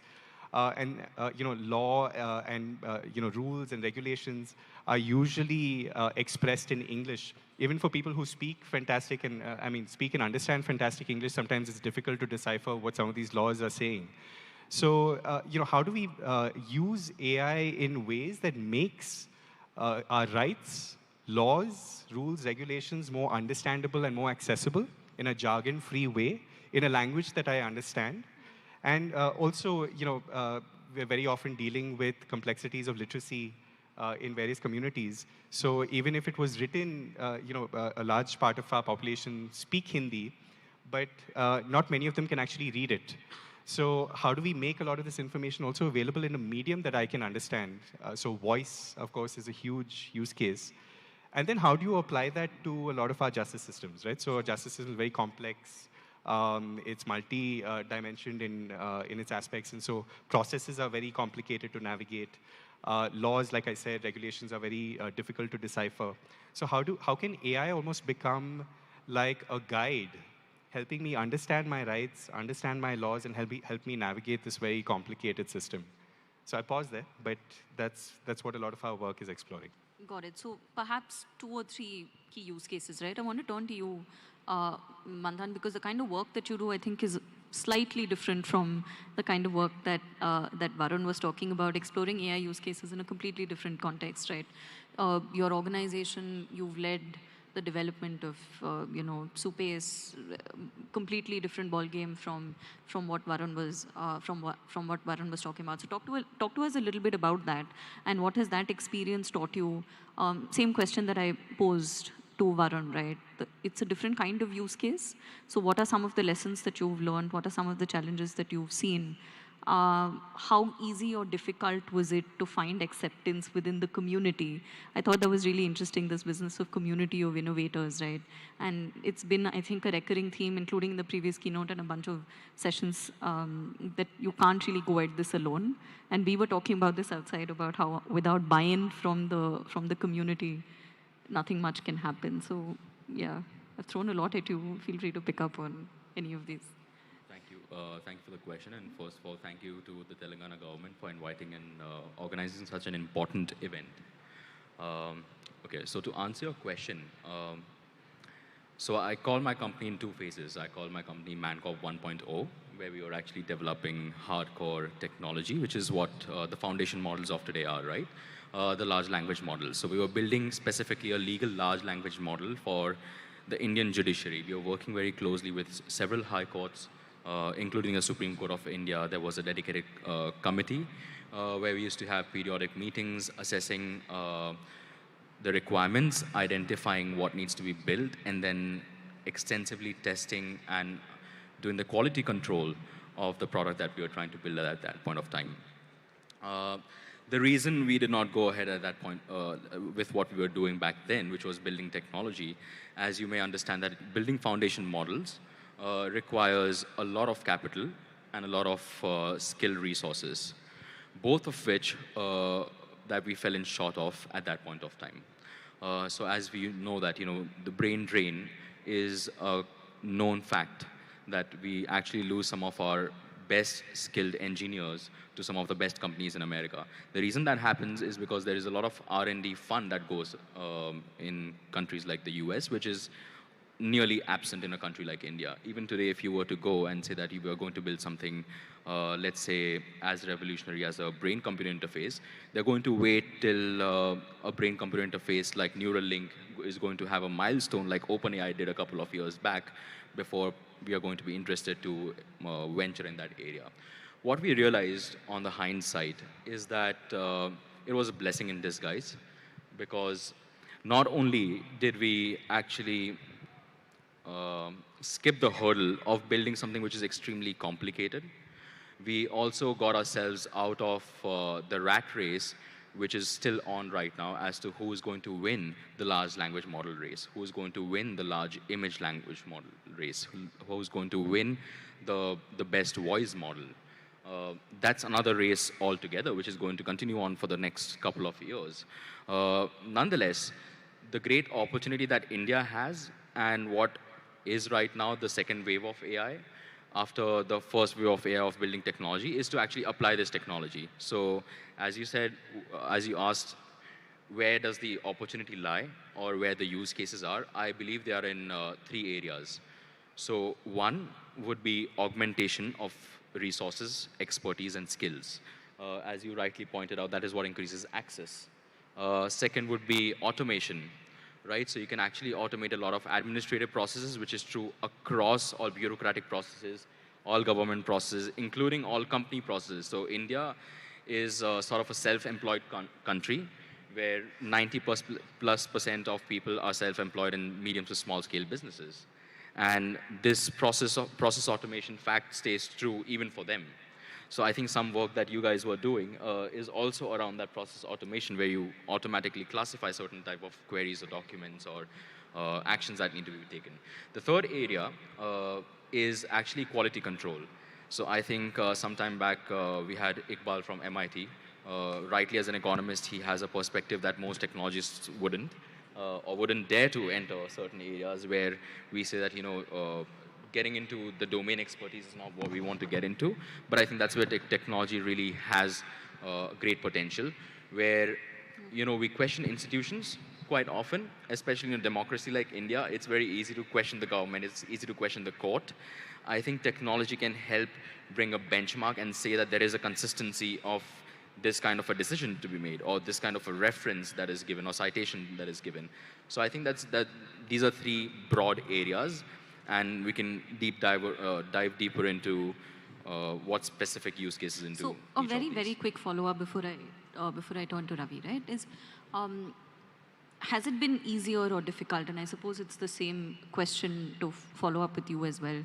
We've talked about 3, you've given us 3, you've given us maybe 2 or 3 different examples or sites of use case, right? This question of acceptance is one that I struggle with a little bit. How easy or difficult? Which of these? If you had to rank them in order of acceptance, what's been easy, what's been difficult? Where have you got the most buy-in? Where have you got the least buy-in? Perhaps quick responses. So okay, so in my experience, the biggest buy-in is actually application of technology, as I said right now.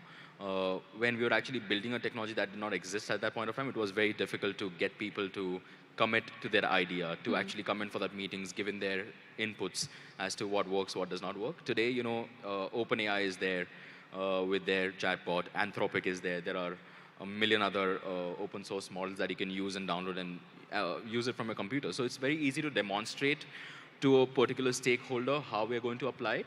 So I don't think it's very difficult today. What's difficult is to get awareness at scale. So when I talk one-on-one with any professional, it's very easy for me to convince a professional how it's going to be applied to their business or to their practice. Sure. But to be able to do that at scale, I think that's where the challenge lies. Is this something you folks have struggled with as well? It's this question of scale and, yeah. Yeah, I think, it really depends on who you're thinking of at the center, right? So lawyers, for example, I think among some lawyers, there's this perception that AI might take away their jobs at some point. And so it's very difficult to get them out of that mindset, because you think of it as a technology that's threatening your livelihood. People who look at the justice space as a system, judges, for example, who see the challenges of not having enough technology and making the system a lot more efficient. People who are thinking about justice as an enabler for other industries. For example, justice operates as a horizontal industry through other industries. Banking, for example, it's very difficult to give out loans if you don't know that there's a strong justice system that can help you collect if things go wrong. So I think people who think about it at a system level see an opportunity. I think for lawyers, some work needs to be done to build trust for them to be able to think of AI as a tool that's actually building capacity and enhancing their capabilities versus something that's going to take away my job in a couple of years from now. Citizens, I think, are maybe in India in particular almost too accepting of AI technologies. Like we've seen, I think particularly when you go into rural areas where AI is still, the imagination around AI isn't fully formed, they think of it almost as, they can't imagine that there's a non-person who's responding to me as a chatbot. So they, in fact, somebody was telling me in the audience that there was a medical bot that they had built for women around prenatal care. And they'd given them instructions saying that, hey, this is a chatbot. You should take some of what it's saying with a pinch of salt. And there was an instance where the chatbot said something that was completely wrong. And this lady actually argued and said, no, but the doctor said that this is what I'm supposed to be doing. So it's very difficult actually to build critical thinking around citizens and get them to say, and to separate AI from a person. So I think we're still a while away from getting to that point. To go. So. And actually just picking up on that, and I want to turn to you, Ravi, for you've done a whole bunch of work, wearing your hat now as an academician and a researcher. There's a rich body of work. You've thought about oversight mechanisms. You've thought about governance mechanisms. Clearly, I mean, just the very last thing that you said, right? There is, of course, there's a bunch of anxiety. There's a bunch of anxiety around risks that could perhaps be exacerbated. So I want to turn to the other end of the spectrum that we were talking about. What are some of these challenges? What are some of these risks that we need to start being mindful of? That's one. And second, how do you design? What kind of regulatory oversight mechanisms do you design to take care of situations like this? See, fundamentally, there are a couple of things. One is that you would have known by now the UEA treaty has been signed by both USA and UK, which is very important. Can't hear you if you want to. Which is very important because everyone now realizes that AI can be doing a lot of good things. At the same time, it's also possible that when AI is implemented in law and justice, there could be serious human rights issues, particularly by use of algorithms. The problem is also that often judges, people are not aware of algorithms and all. In fact, Nalsar is working with UNESCO in doing a whole lot of capacity building in judiciary. There also we find that judges need to be told that this is a black box, what to rely on, what is explainable AI, what is responsible AI. Then the third question is that how do we deal with AI algorithm and all that with the Indian Constitution? There we need to pay attention to the Indian constitutional values, particularly the fundamental rights, as well as, the way the whole legal system is being structured. Like, you have the right to access to court, you have the fundamental right to justice and all. So we need to really look at the whole thing, not as mere as algorithms, but the power of algorithms as to how they can structure law and justice in a country like India. Would you recommend, I mean, from models that you're seeing around the world, the EU AI Act is something that you spoke about. Do you think we need that kind of regulatory design, regulatory architecture? I think the AI governance debate itself, there are so many different strands that are pulling at it, right? There is the there is the EU AI Act model. There are some that say light touch, principle based, etc., etc. Given that we're talking about in this law and justice context, there are folks that also say you can't have some kind of omnibus regulation, right? It has to be use case dependent. It has to be sector dependent. Do you have a recommendation or a preference one way or the other based on everything that we're just seeing happening around us? I think, sectoral wise, yes. But the question is that, irrespective of the sector, there are certain things. Like, for example, particularly when it comes to law and justice, or particularly whether you talk of court procedures, legal or anything, we need to have some sort of technology assessment, value assessment, and also do some pilot testing. I would suggest that, we need to have something similar to regulatory sandboxes for legal technology also, so that, people test them in different contexts, and then go for large scale or scaling up. Otherwise, we may be ending up repeating the same mistakes again and again. And also more important is that given the wider context of different types of cases, different types of needs of the clients and then the judicial system, we need to figure out as to how do we balance innovation with access and also without ensuring that we are not violating fundamental rights. That's a big challenge, not just for us, but for the whole world when we think of AI and law. Thank you. Just picking up on that, and I'll come to you, Manthan, and I'll come to you, Arun, later. Maybe just quick last words, right? You gave me 3, I think, use cases when we were talking about sort of benefit, right? We were talking about augmenting resources / skill, automation of admin processes, and quality control. If I were to ask you to do a little bit of sort of future crystal ball gazing across each of these, how do you see this shaping up? Anything that you'd like to do differently, perhaps, right? And it's the same question that I was asking Avi as well. How do you minimize risks? I feel like that's the broader framing that I want all of you to comment on. How do you minimize risks while at the same time ensuring that you're increasing the benefits or you're keeping the benefits sort of intact? Right. And I like this framing that you gave, so if you want to stick to that. Sure.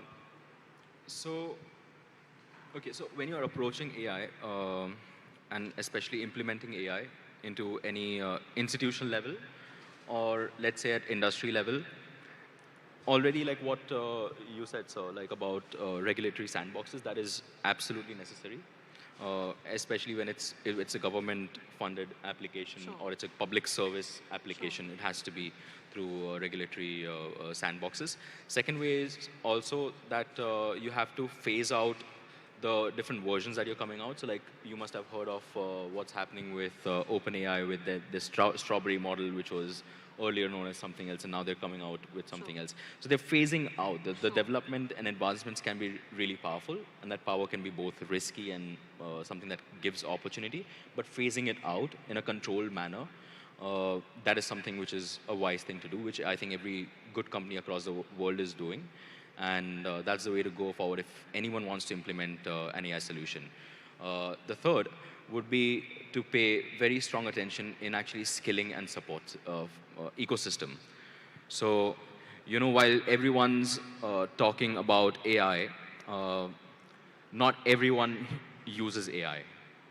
Everyone might have used AI, everyone might have been exposed to AI, but they don't have the skill to actually churn out what we term as opportunity from AI, right? And that is actually because it's much beyond AI. It's there in automation, which does not, by the way, require AI necessarily. It's also in just setting processes straight, so like organizing, right? And so skilling around these areas is what is important. How do you mitigate risk? So there are actually many ways to mitigate risk. So now you have models like the Olama, the latest model, is as good as GPT-4o, which you can run locally on your laptop. And now there are laptops with NPU that you don't really need to compute on cloud. You can train your model on your laptop. You can train your model on and run that on your phone. So these are some ways in which you can actually start engaging with AI, use it in a risk-free environment. And when you are more confident about how they're working, that is the time you can bring it onto the internet or scale it and deploy it for mass usage. Okay. Bunch of sort of, I think, regulatory design architecture suggestions from you. I want you to talk about technical solutions, right? Because you folks are all about open source, or that's basically the life's work of the organization in some ways, right? So talk to us a little bit about that briefly. Technical solutions? Yeah, technical solutions, open source in particular, right? Because there's a theme that comes up. So how do you ensure, how does that help? How does that help with transparency, mitigating some of these risks that we're talking about? But yeah, maybe that and anything else technical. Maybe it's counterintuitive, but we don't believe as much in technical solutions as much as we do in our approach to design. Okay. So I'll give you 2 examples. One is when thinking about AI use cases, good question to ask is, does it enhance agency in citizens, or does it take away agency from citizens? And I think that should then dictate whether you design specific solutions or not. The second question, or rather the second approach to design, I think that's really important, is we have, as innovators and entrepreneurs, our tendency is to very often see a problem and almost prescribe solutions. And so we end up going into our little building sandbox, and then we almost impose solutions very often on communities who don't fully understand how these solutions work. And so maybe an alternative approach could be the discovery of ideas. And so there's an entire ecosystem of people who've made it their life's work to spend time with these communities and understand the problem really well.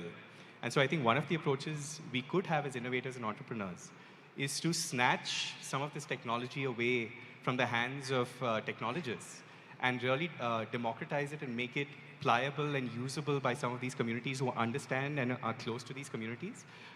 Just so like any other tool, they're able to figure out how to fashion it for the communities that they work with. So a great example of that is one of the stacks that we built along with Microsoft Research and made open source. It's called Jugalbandi Studio. Sure. And it was built on top of another stack that we built earlier called Jugalbandi, which was a conversational AI open source stack where you could build all kinds of chatbots. And we said, hey, communities don't just want somebody to build chatbots for them. They want the ability to build the chatbots themselves. Sure. And so what Studio does is you can speak to it in any language and tell it the kind of chatbot you want to build. And it will iteratively keep building and allow you to test before you finally deploy. And it negates the need for a developer or a technologist to be in the room. And so we really think it's these design principles that will really dictate the responsible deployment of use cases, because technological guardrails will always be playing catch up. So yeah, that's really been our approach at least. Sure. Design, democracy, a bunch of organizational upskilling, etc. Ravi, I want to come to you for the last word, because I know we've run out of time already. Institutions like yourself, right? Institutions like NALSA, or groups and communities like ourselves, what is the kind of role that you think, what can we do? Again, this theme of community is something that we've touched upon, I think, throughout the course of this panel. What role do we have to play? Yeah. See, institutions like NALSA we are very active in access to justice. We do a lot of law clinics and all. Now with AI, we have a good boost in the sense that, we may be able to do things much better. But then the real challenge comes not in technology. Real challenge comes in translating that into usable, accessible ones. And more importantly, the question of language is one. But then the second most important thing which we also try to figure out is that how do we make this technology accessible, democratize their usage, so that any landless person or anyone affected in any place will be able to access them instead of going to an advocate's house or advocate's place or knocking at the door of someone else, please help me, like that. The challenge lies in building technologies that could be democratized, that could be made accessible, and more importantly, the way that could be integrated into the system in such a manner that citizens feel confident to use them. Because unless you bring the confidence of the citizens to use the system in a sector like AI using in law, it will not succeed at all. Perfect. I think that's a great note for us to stop at. Thank you, everyone. Our endeavor here, I think, has just been to give you a little bit of a flavor of the different kinds of work and questions that I think folks who are working at this intersection of AI and law and justice are dealing with. Some practical examples, some questions that keep us a little bit awake at night and thinking about designing effective regulatory frameworks, everything from design to regulatory sandboxes. Thank you. Thanks, everyone. Well, thank you so much. Ladies and gentlemen, if you did not give them a big round of applause, it would be gross injustice for the panel talking about justice in the age of algorithms. Wonderful, wonderful discussion. I didn't lash on to every single thing that you said, but one of the things that one of the speakers talked about that caught my attention, I think 20 years back when computers came in, people said, oh, they're going to take away our jobs, right? And they didn't. And we have progressed so far. So I think it's just natural for us to, as quickly we embrace a new technology like AI and understand that, I think the far better the progress will be. And it's not just for justice as an institution or one of the pillars of the government, but I think it'll be beneficial for everybody. So wonderful, wonderful discussion there, moderated so very well, Neha, and everybody else on the panel. Thank you so much. And may I request Mr. Bhavesh ji to come on stage, Bhavesh Mishra ji, Deputy Secretary, to come on stage and thank all our panelists here, gathered here, to thank them for their time speaking on this particular topic. And meanwhile, I also request our next set of panelists to come on stage. It's an esteemed set of panelists here. So we talked about Mr. Mohan Reddy Garu, BVR Mohan Reddy Garu. He spoke about capacity building, skill building a few minutes ago before this panel discussion. So this is going to be the part 2 of the capacity building. It's going to be a panel discussion between Ms. Padma Ramanathan, Director at Mercer Consulting, Mr. Shailesh Kumar, who's the Chief Data Scientist, Center of Excellence in AI/ML at Reliance Jio, Professor P.J. Narayanan, Director at IIIT Hyderabad, and Dr. Neena Pahuja, who's an executive member at the National Council of Vocational Education and Training, NCVET, under the Ministry of Skill Development and Entrepreneurship, Government of India. And moderating the session will be Mr. Cliff Jurkiewicz, who's Head of Strategy and Evangelist at Phenom. Wonderful, wonderful to have you all here today. Do we need one extra chair? Oh, no, I think you're good, okay. Do we need extra mic? So we have all 5 mics here.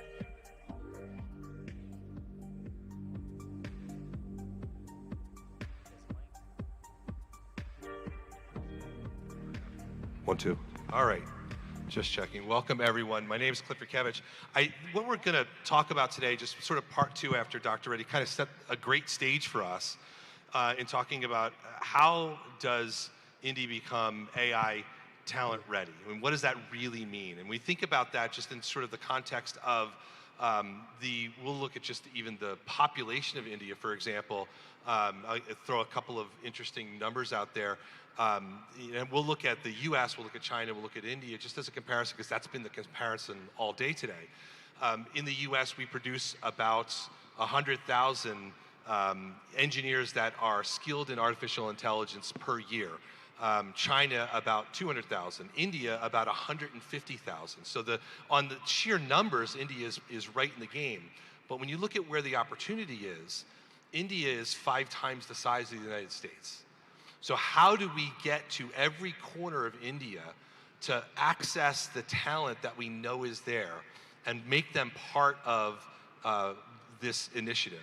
The other thing that we think about, and it has been mentioned when we talk about infrastructure and technology, another interesting stat is, of the 500 supercomputers in the world, 226 or so are in China, 118 are in the United States, and there are 2 in India. So another great opportunity that's been talked about too, and that plays into how do you become AI talent ready? That piece of infrastructure is very important. So it's not just a combination of just people and talent, but it's also about skills and not just about technical skills. And so I think we'll start this conversation with that as the context. For you, Padma, all the way down the end down there, sure. Maybe talk a little bit about your work first, who you are in your work, and I'd ask each panelist to do that just to provide some background. But let's talk about not just the hard skills, but soft skills and what you see in your work with Mercer. Right. No, thank you so much, Cliff. And I think that's a very, very, the last point that you raised in terms of soft skills is definitely one of the core aspects to consider. I'm part of Mercer Consulting. We are actually a global leader in people and consulting domain. We do a lot of work around talent, future work, work in skills, what are the upcoming skills space. We work with industries and clients to navigate, the entire disruption that's happening. We work with them to see how their talent management practices should be shaped up. So that's the kind of work that we do as part of Mercer. Cliff, to your point about the soft skills, right, and that becoming at the core of the discussion here. Definitely, a lot of the conversation focuses around programming and the hard skills. In fact, the softer skills, and perhaps we no longer need to call them soft skills anymore because they are going to be the core skills. If you look at it, what is AI impacting, right? It's not just about working with programming and coding languages. It's about managing the power of it. It's about understanding the use cases of it. It's about knowing what to do and where not to apply it as well, right? Most of the work that's been influenced or impacted by AI is in terms of the automation of tasks, is in terms of taking away repetitive parts of the job, which means that the actual work that humans are expected to do will be of higher order value, which means we are going to leapfrog innovation. We are going to be solving more for problems using Gen AI. And therefore, what are the kind of skills that we are looking at? And if you look at the top 5 skills for 2025 or 2027 coming into 4, it's actually problem solving. It's critical thinking. It's about the fact that we are going to have to work with people and with technology at the same time. So the kind of leadership skills, we're looking at resilience. It's, things are changing so fast. Who are the leaders of the futures? Those who are able to lead a team to manage that change, right? We're talking about empathy in terms of the fact that this could impact jobs. It could, mean change of roles and therefore a long-term impact, how are we able to build in that empathy among people? So I think there's a very core element that while we focus on infrastructure, we focus on hard skills and programming skills, the softer aspects, of the game needs to be integrated into all of the learning programs that we have. In fact, with clients and in the industries, when we build skills taxonomies and we build skill development and we assess for skills, we're seeing a lot more companies look for learning agility more than proficiency of technical skills, because the latter can always be learned. The former is something that's hard to come by, right? When we look at leadership building and pipeline and we develop skills assessment tools as part of our work, we are actually building assessment programs for evaluating problem solving, managing resilience, dealing with stress. In fact, one of the interesting new skills that's come up is also in terms of commitment to society and purpose, because that's going to be a large application of what Gen AI is going to do. So I think it's an interesting and it's a great start to the fact that we need to look at skills holistically, not from the technical aspect, but also from the softer side. Yeah, Shailesh, I'm going to come to you next. I mean, you're a little bit on the inside, I would say, just from a private enterprise perspective. Looking at, what Padma just talked about, I mean, how do you strategize from an internal workforce? You're building skills. How do you also keep the human in the loop in that process? Again, because it can become very academic at one point, but you need to be able to put it into practice to help grow and scale. So how do you do that? So quickly, I wear multiple hats. I work as the Chief Data Scientist at Reliance Jio, so I'm a consumer of AI, builder of AI platforms on one side. But I also teach at ISP and IIIT and Jio Institute, so I'm also kind of thinking of AI from an education perspective, and within the company, outside the company. And AI is a very horizontal skill, as much as math is a horizontal skill, literature is a horizontal skill. AI is now becoming a horizontal skill. And everybody in the corporate world, in the social sector, in the government sector, has to become AI literate. And that's where the world is going. And what that means is there is no one-size-fits-all way to train people in AI, right? And now, if I think about the top management, how they will learn AI is very different than how a fresh engineer will learn AI and how the mid-management will learn AI. So the way I will teach AI in a technical school like IIIT is very different than how will we teach it in ISP or a business school. Another thing is now AI becoming specialized for different verticals. So I have seen that domain people coming from telecom domain, healthcare domain, agriculture domain, I think if domain people are taught AI with their domain in mind, that will be a much better way to teach AI. Because purely data scientist people have no idea about the problem statements and the use cases, and we have to learn domain. And domain people don't understand technology, they have to learn technology. And I think the real challenge is in customizing AI teaching programs for the right people at the right level of abstraction. And that is where a lot of innovation is happening in AI education, both at the corporate level, at the school level, at the college level. And if I ask anybody what is math, everybody knows what is math. But if I ask anybody what is AI, everybody has a different answer, right? And the reason is it's a very new field, it's an evolving field. Every week we have a new model in town, and it's hard to keep up. So I think we need to develop some core skills that we'll talk about in the second round. But I think there's a lot of innovation in how we teach AI to different people in different domains, and it cannot be a one-size-fits-all way of upskilling. That's what I've learned. That's good. The other partner in this is obviously the government, right? So when we think about, that partnership, I would ask you, Dr. Baruja, just tell us a little bit about yourself, but also what's happening within the government to help build skills, with these technologies. Thank you so much. I'm Dr. Neena Pahuja. I represent a regulatory body, NCVT, within the skill ministry. And I think in the last couple of sessions, I've been hearing a lot about skilling. So let me tell you what we are trying to do in terms of skilling, which actually solves some of the problems which we've been discussing. We take our basis from NEP 2020. In fact, that's a document actually which actually started the concept of embedding skilling in education. And I think it's the first time a document like that was created, which says that embed skilling in school as well as higher education, so that our children who are coming out of these education institutes are actually ready to join the industry rather than going through industrial training again. Basis that, we actually came up with something called National Credit Framework. And some of you may have heard about it, but just for information, National Credit Framework says every kind of learning needs to be creditized. Reddy Saab spoke about academic bank of credit, and the credits that you earn for every kind of learning. It could be even hackathons that happen in the morning, or it could be actually a social art. It could be employability skill like a design thinking or anything of that kind, or of course a computer science course or an artificial intelligence course, or even using something like artificial intelligence for hair care, which I think got an award today. Every learning needs to be creditized, and it goes into your academic bank of credit, which actually gives a lot of focus on skilling, because I think that has something started a different era of skilling. Something more happened. Our UGC has taken another major step, that 50% of the courses of academics, of the credits earned to be earned in academics, can be of type skilling. The IITs and the NITs and others already had a concept like that, which means there is a lot of focus on skilling by the government. That's the first thing. Now, coming specifically to courses of artificial intelligence, we heard it loud and clear that it's not the courses of Pythons or only algorithm writing which will make us, deliver what needs to be delivered. There's a need for cross-sectoral skillings also.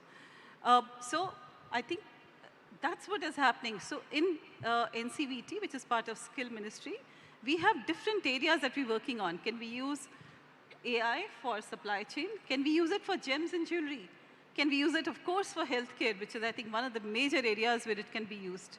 Can we use it for some e-commerce or retail kind of jobs?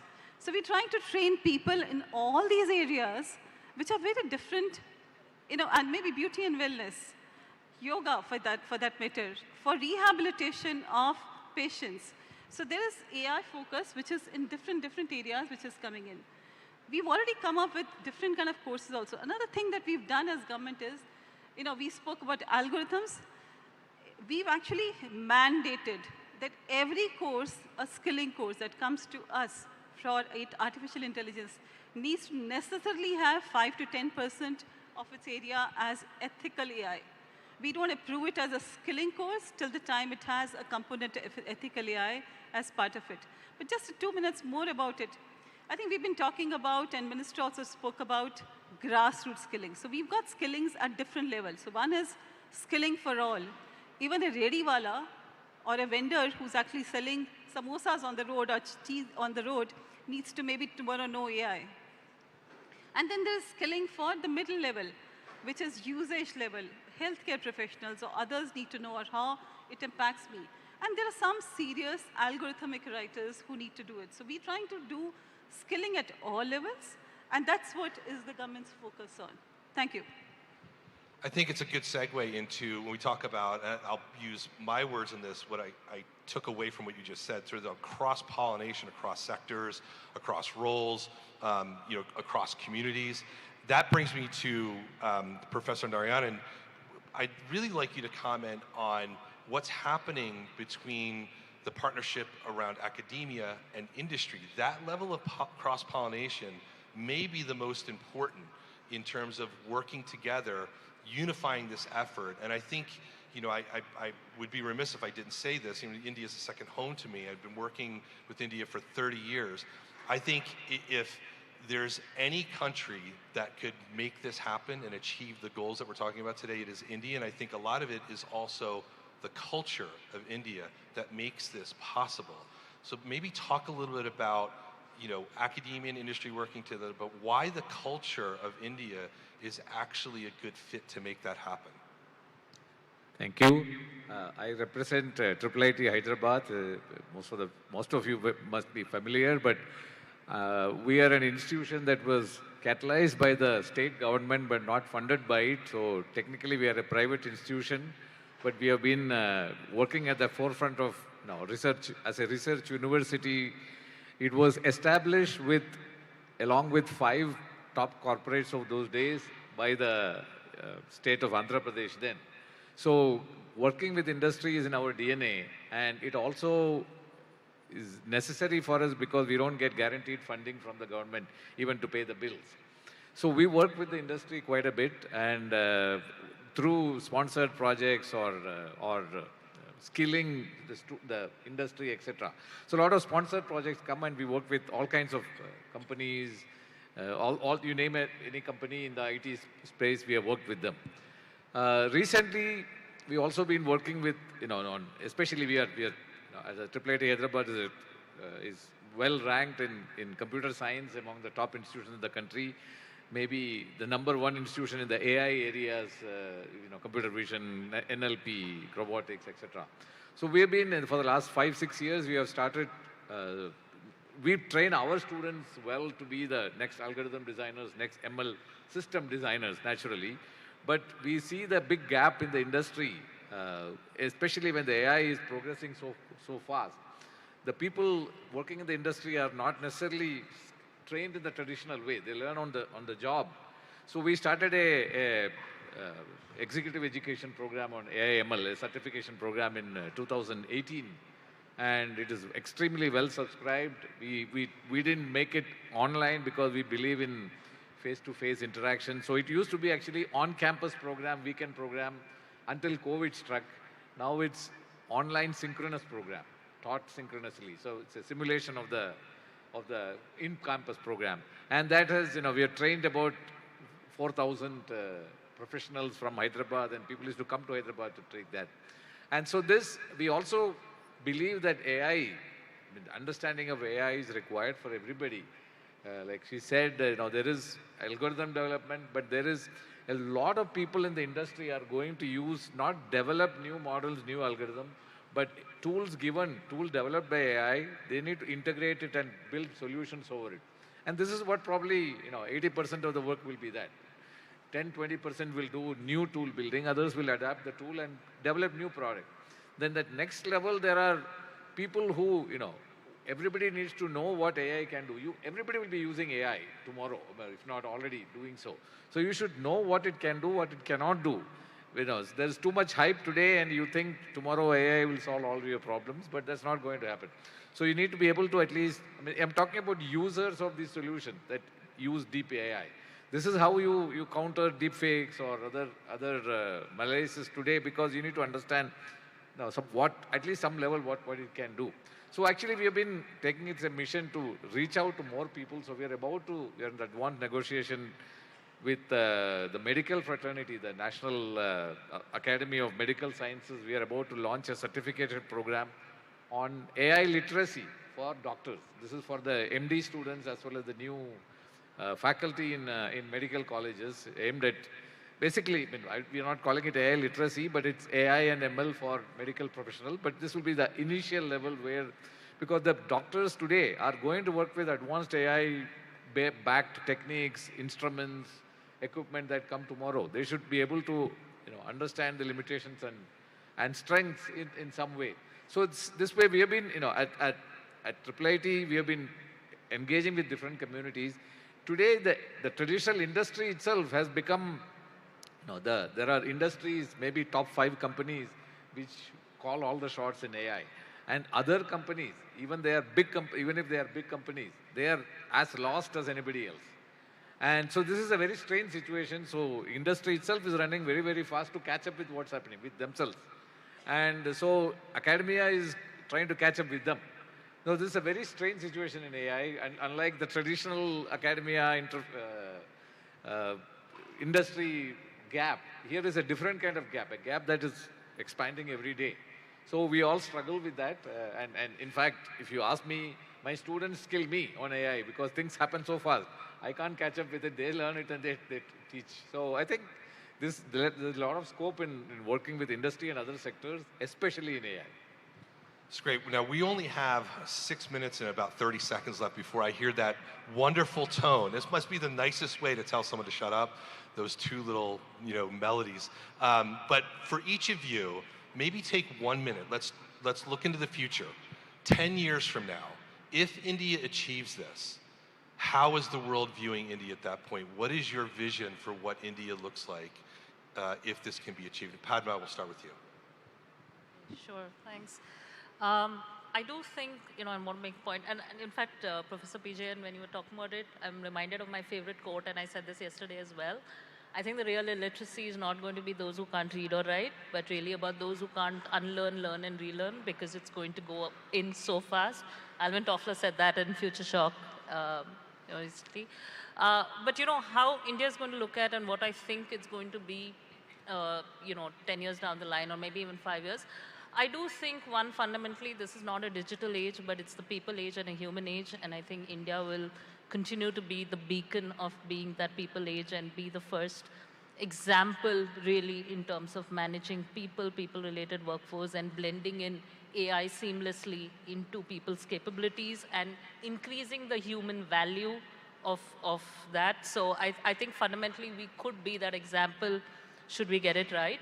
I envision a place or a country where you have democratization of everything in the truest sense, whether that's democratization of work, whether that's democratization of learning, whether that's democratization of skills, in it being accessible to every corner, every demographic, every language, every part, because we are segmented and we have so many personas across the country.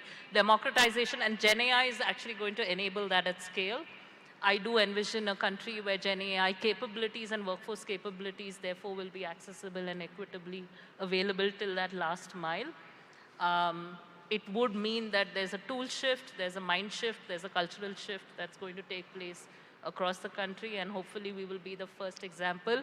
I love the fact that you said that we are probably moving ahead in terms of readiness, and also are optimistic about AI and its ability to improve our lives much more than any other nation across the world. And I think that will continue to be that way.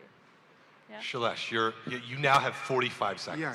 So two things, right? One is, I think we will achieve success in AI when we will not have conferences on AI anymore. Which basically means, we have achieved it, it's part of our life. We don't talk about electricity and fire right now. We don't have conferences on them.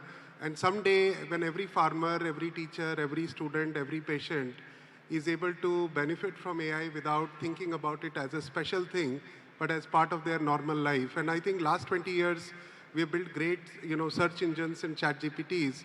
Next 20 years, we are going to do social transformation with AI.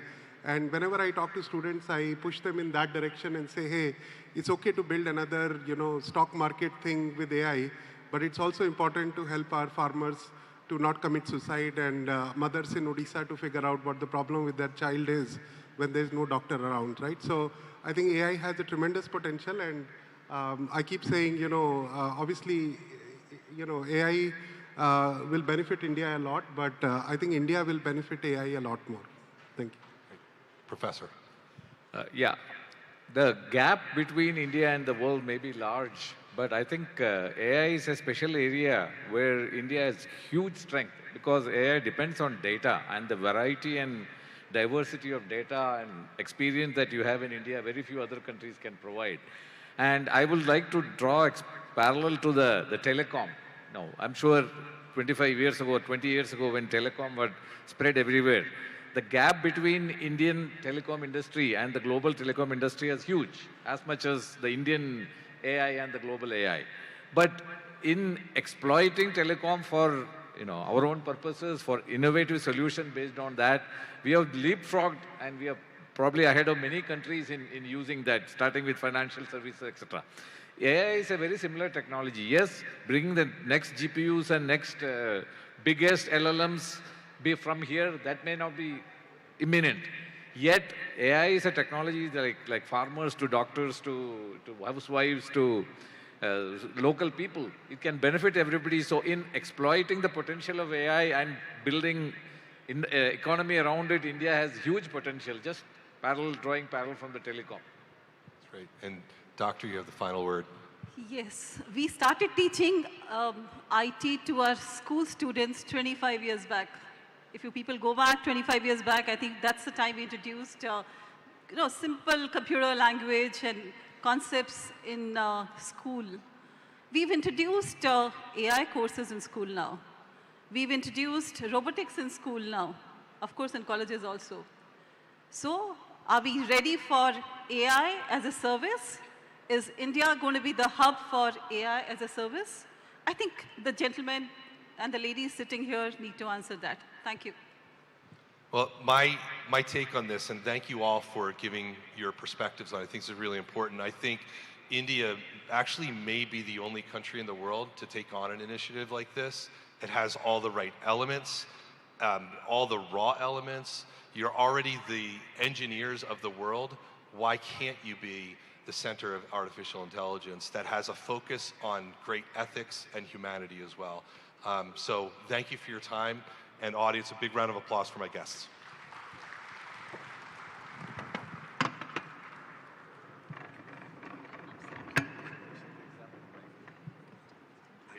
Thank you so much. Thank you so much, Cliff, for moderating that session and keeping us on time. Really appreciate that. Wonderful. Ladies and gentlemen, a big round of applause for our panelists here. And may I request, we have the gracious presence of Mr. Madan Mohan Rao Garu. He is the MLA from Reddy. He has graced the gathering here. I request him to come up on stage and hand over mementos as a token of our appreciation towards the panelists. Ladies and gentlemen, the MLA from Reddy, Mr. Madan Mohan Rao Garu. We're so happy to have you here, sir.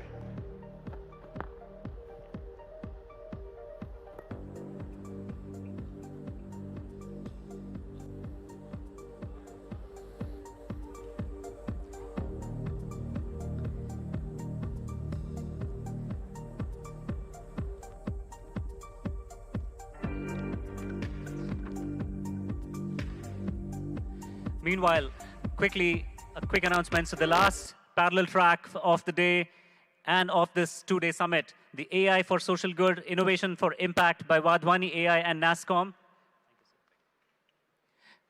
Thank you all the panelists. Thank you so much. And thank you, Mr. Madan Mohan Rao Garu. Sorry, I got it. The last parallel track, AI for Social Good, Innovation for Impact by Vadhwani AI and NASSCOM is happening on the first floor, MR room number 1.5, 1.6. That's going on till 4:15 p.m. So you can pretty much quickly get a quick glimpse of what's happening there in that space.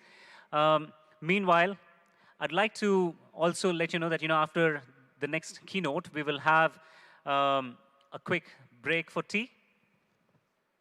So without further ado, I'd like to call upon stage a man who leads the introduction of 5G private wireless and mission-critical edge cloud solutions for industrial customers and supporting their Industry 4.0 transformation at Nokia, and a man with a lot of other accomplishments, Mr. Martin Beltrop. He's the Senior Director for Devices, Spectrum, and Applications at Nokia. We're pretty pleased to have you here with us today. Thank you very much. And you'd be talking about the connecting workers in the AI era today, right? Yes. Fantastic. Over to you, sir. So thank you very much for the introduction. My name is Martin Beltrop. I'm leading the introduction of 5G, private wireless, and also artificial intelligence inside Nokia. And as you can figure out from my name, I'm a German, right? And Germany is, of course, very much known for industrial production. So what I would like to talk about today is the role of AI on the industrial shop floor. How can we use AI to make the worker on the industrial shop floor more efficient? Let's first look at a problem statement, right? Why this is extremely relevant. Look at the chap over there. Young, energetic, blue-collar worker, probably from Asia. This is not how it looks like in Germany. If you're looking on the shop floor in Germany, then people have become very old, right? In the next 10 years, almost 50% of the skilled workforce on the shop floor will retire. And that actually leaves a big gap in terms of competence, and a big gap that actually has an impact, right, on our economy. So let me throw one number here. By 2030, it is expected that we in the industrial, Western industrial states, we will have a lack of 85 million people that are missing on the shop floor. The economic impact is 8.5 trillion of lost revenue. 8.5 trillion, right? Because we do not have the right people on the shop floor. Think about it. So can AI support us to fix that problem? And which is the better location than here, the AI city of Hyderabad, to get our arms around this problem and to see what we can do. Let me throw one more number, because this shows us, how we need to run this, how we need to do this.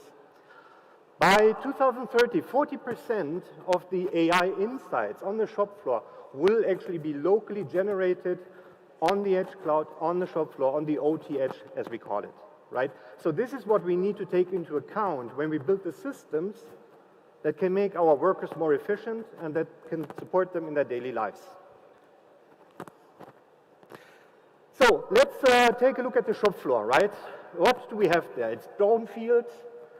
You see a lot of unconnected assets, a lot of untapped data. Even on, very modern shop floors that I find in Germany, 90% of the data that is being produced is not even being looked at.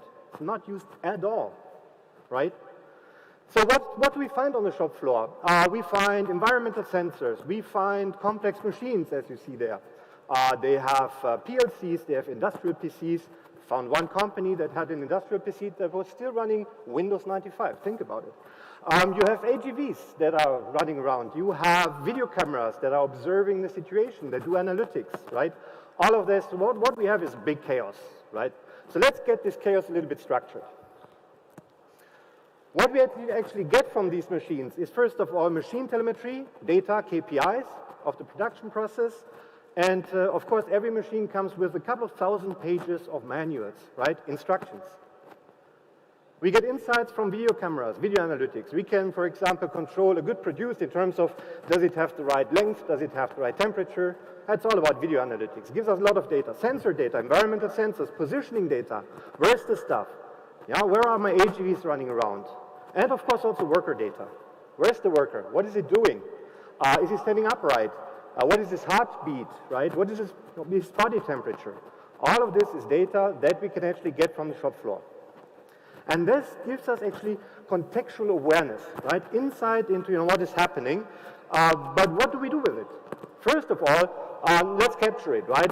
We have from Nokia, as I said, we do industrial 5G, so we build a network and we make sure that all the data comes together at one central point, which we call the mission critical industrial edge. That is this box there in the middle, this pink box, right? And there we could just collect all the contextual data that we can hold on. And then, of course, the AI miracle starts. We can use then large language models to actually feed all this data that I just mentioned into a generative AI. And this is what we call the MX workmate. MX stands always for mission critical, right? The workmate. What makes it a mate? Well, we not only produce insights, we of course feed it back into the worker, right? So this AI becomes something like my mate. I can ask him questions, and he gives me, for example, things that I need to do. It's my mate, right? When we build these things, there's one very, very important thing that I need to mention here. The point where all this data comes together, the mission-critical industrial edge, needs to have a very open architecture. Because this is where we have open APIs, where we have low-code, no-code interface to give access to the data, so that every innovator, everybody who has a software algorithm that really makes a difference, right, with this data, that can make better predictions, needs to be able to get on top of this box. So open interfaces are key if we want to make this a success. So, unfortunately, when we talk about LLMs and generative AI, as we see today, it's not yet really fit for the shop floor. There are a couple of problems that we still need to fix. The first one is reliability and availability. Operation technology is all about availability. We are talking about 5 nines. We are talking really about maybe even, if I go into a mine, people may die if the systems are not available. Can I put, the AI that we have right now into this environment? Bit difficult. Some work to do, right? That needs to be fixed. Data security, sovereignty. Very important on the shop floor. If I go, for example, to, let's say, BMW, do they want to have exposed the availability of their production lines? That's one of the best kept secrets. Do they want to have exposed the KPI of the production, how many faults are in a car? That's one of the best kept secrets, right? Nobody wants this data to go out. That's why we keep it on the shop floor, on the mission-critical industrial edge. One more, accuracy and clarity. There is no mistake is allowed. As I said, people make die. Hallucination and these things we just need to iron out. We cannot just work on probability, right? The results need to be hardened and need to be reproducible. Last but not least, traceability and moderation. Just said already, reproducibility is important. If we have a mistake, we always have the problem, root cause analysis.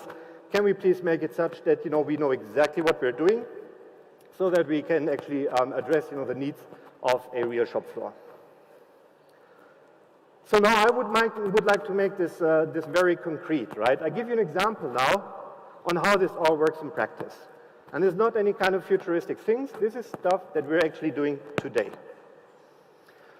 So let's think about a complicated hydraulic machine, right?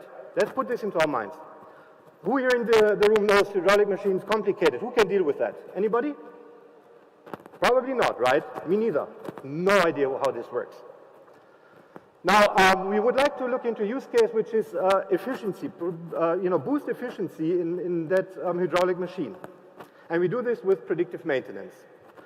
I have no idea, but all the machine telemetry goes actually into our AI, into our Gen AI, that constantly, observes this machine. Now, the Gen AI says, oh, I discovered something. There's increased vibration of a sensor, and I see increased power consumption, and the temperature goes up, right? You feed this into the AI, and it says, oh, let's look into some historic database.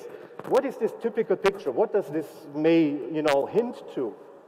And then you check this out, and then the AI said, I think it could be something about the oil level, right? So let's send somebody there to check the oil level. That's me, right? So I just, go to the machine, and I look at the oil level. I'm not an expert, right? But checking the oil level is something that I probably can do, right? So, and the good thing is I can actually lose my natural tongue, right? So I check the oil level, ja, Ölfüllstand ist okay, aber sieht ein bisschen braun aus. Translated for you. Oh, there's no sound. Okay, there should be sound. Anyway, oil level is sufficient, but the color of the oil inside the glass is dark brown. That's additional information that I just can dictate into the MX Workmate, right? He recognized my voice, of course. I mean, that's easy. So he feeds that additional information into the model, and then he comes actually up with a very detailed description of what now really needs to be done.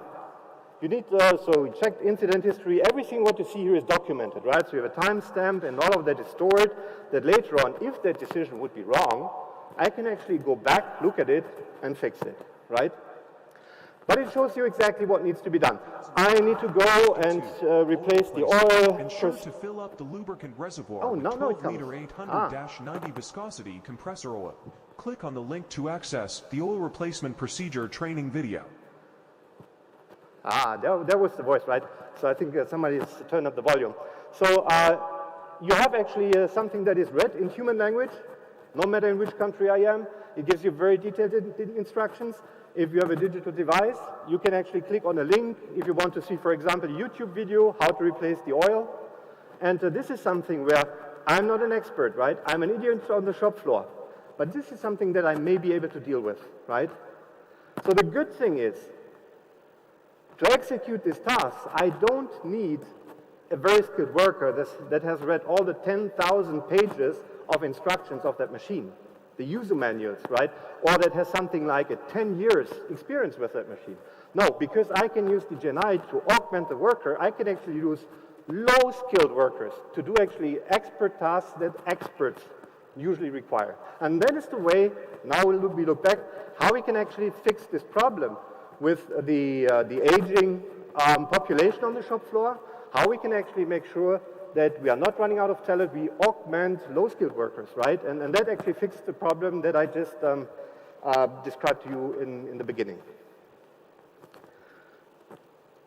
There's other examples. I'll give you one quick other example. This is about, because it's also like my heart, it's about worker safety. If you think about the shop floor, and you think, for example, about cameras, about environmental sensors, you can detect anomalies, right? If, for example, there comes some green smoke out of a machine, that's a big hint that something is seriously wrong. AI may then, look up what is the typical problem here. If this is some poison gas, you better make sure that everybody gets out of this vicinity of that machine. So the MX workmate again does a fantastic job. Warning: hazardous chemical substances released in hull number 2. Start evacuation and proceed immediately to a 1-500 emergency meeting point at the factory parking lot and stay there until further notice. Please see navigation guidance. That was, I think, loud enough, so everybody is awake, and I think it's time to better run, right? Where is this A1500 emergency point? Oh, I can get rich data, right? The MX workmate always gives me everything that I need to perform on my task, even if things are very critical. So, better run, and, of course, we can also put it on a loudspeaker. If somebody does not have a digital device, the data is anyway there, the warning can be sent out, and we can evacuate everybody who's in the dangerous zone. So, that's my new colleague, the MX workmate, that I just wanted to introduce to you.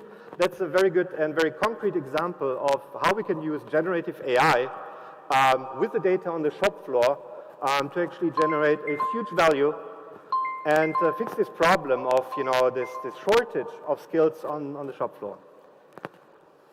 With that said, that's the end of the show. I would like to say thank you to the state of Telangana and to this amazing city of Hyderabad. Very pleased to be here. Particularly also thank you to Mohan for inviting me and getting me into this very exciting community here. This is not the last time I will be here. Really, this is something big that you're starting here. I'm totally flashed, honestly spoken. Check. Well, Martin, that was a wonderful session. Loved it. And thank you so very much with that demonstration as well, along with your presentation. So thank you. And I'd once again like to request our Honorable MLA, Shri Madan Mohan Garu, to come on stage and thank Martin with a small token of our appreciation here, please. Wonderful. Really appreciate you taking the time off to come here and be with us. Oh, my pleasure. Thank you. A lot to learn here, also for me. Absolutely. Thank you, Martin. Thanks for coming to Hyderabad. And I know, Martin, I've requested Martin to come and, because he's been with the Nokia for a long time and is an expert in 5G wireless. And the Nokia team is here. And a wonderful presentation. And you really showed how the Gen AI can be useful in the shop floor and the worker safety. Thank you. Thank you from the Telangana government. Ladies and gentlemen, Martin Beltrop, a bigger round of applause. Thank you. I know we've been seated for quite a long time, so now is a good time to get up, shake those sore legs and muscles, and maybe take a quick bio break or maybe a quick coffee break, and let's gather back in exactly 5 minutes because we've got the last set of sessions coming up. Don't go anywhere. Get your coffee back here and then be seated so that we can continue with the next set of sessions. Our panelists are waiting. The next panel discussion would be around how the application of AI looks like in a certain set of sectors, industrial sectors. So please don't go anywhere. Take a quick break and be back. We'll start sharp at 4:20.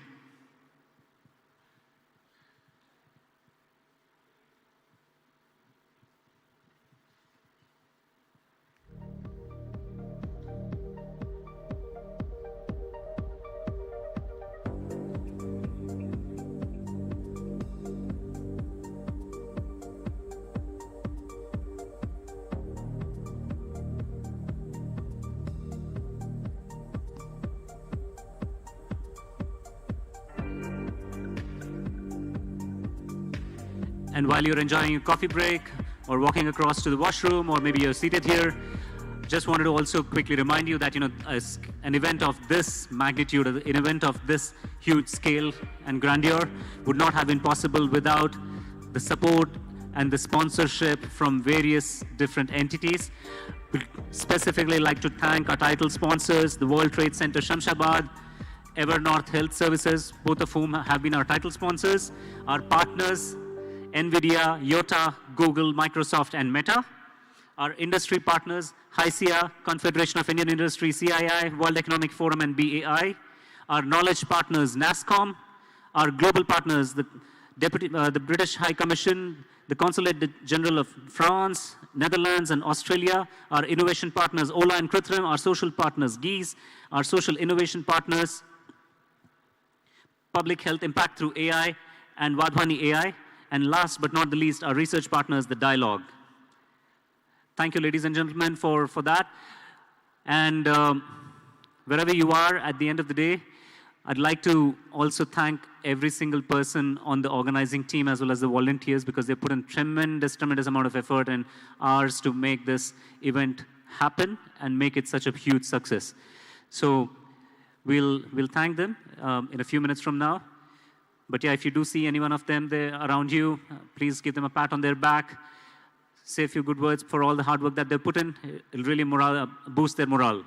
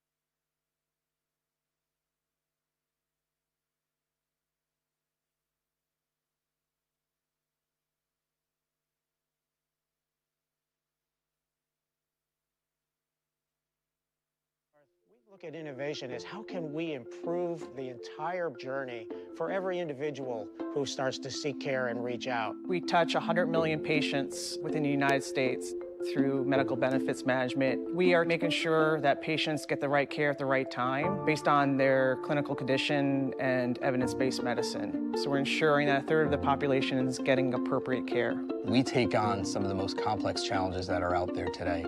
Healthcare is expensive. Annually, we save our clients upwards of $30 billion. Because innovation in health means nothing if no one can afford it.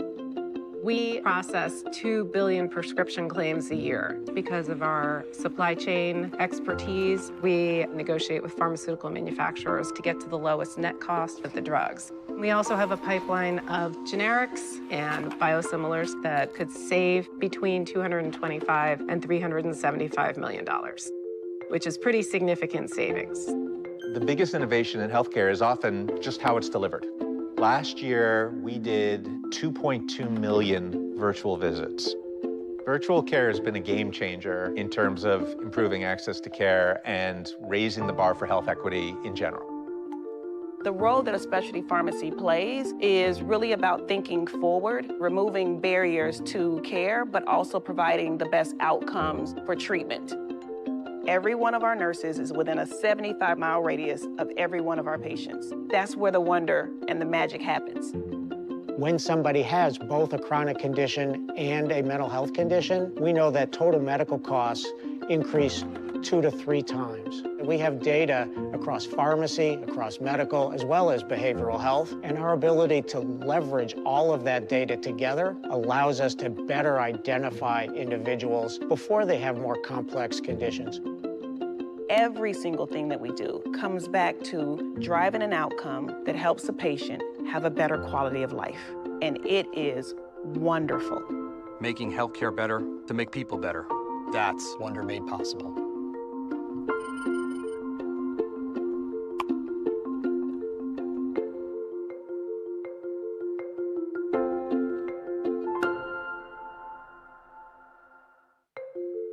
At Evernorth, we look at innovation as how can we improve the entire journey for every individual who starts to seek care and reach out. We touch 100 million patients within the United States through medical benefits management. We are making sure that patients get the right care at the right time based on their clinical condition.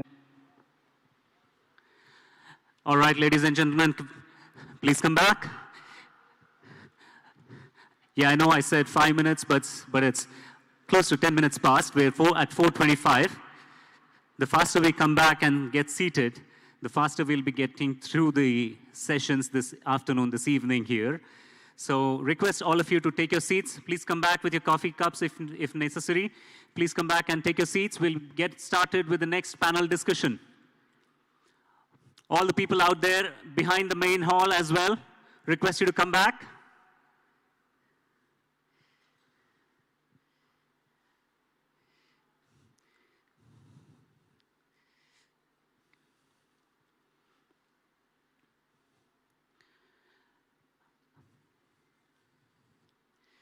The next panel discussion that we are going to start in a minute from now would be around how do we apply AI. Right? The topic would be about navigating AI disruptions across diverse sectors.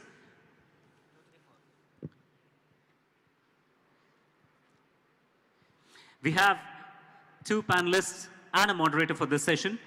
Our first panelist in this particular segment is Mr. Kevin Plunkett, who's the Vice President, Wireless Cloud Services at Dish Wireless. The second panelist is Mr. Jairam Valiur, who's the Senior Director at Uber. And the moderator for this panel discussion would be Mr. Dipayan Chakravarti, who's a Partner and Associate Director of AI at BCG Consulting. Oh, sorry. That was more of an oxymoron, BCG. So welcome on stage, sir. Thank you so much. And look forward to a great session. Meanwhile, guys at the back, please take your seats. Those who are sitting behind the barricades, you can come forward. There's plenty of seats. There's plenty of round tables here. You can occupy any of those. Come closer to the panel, come closer to the stage, and we'll get started with the panel discussion around this. Over to you, sir.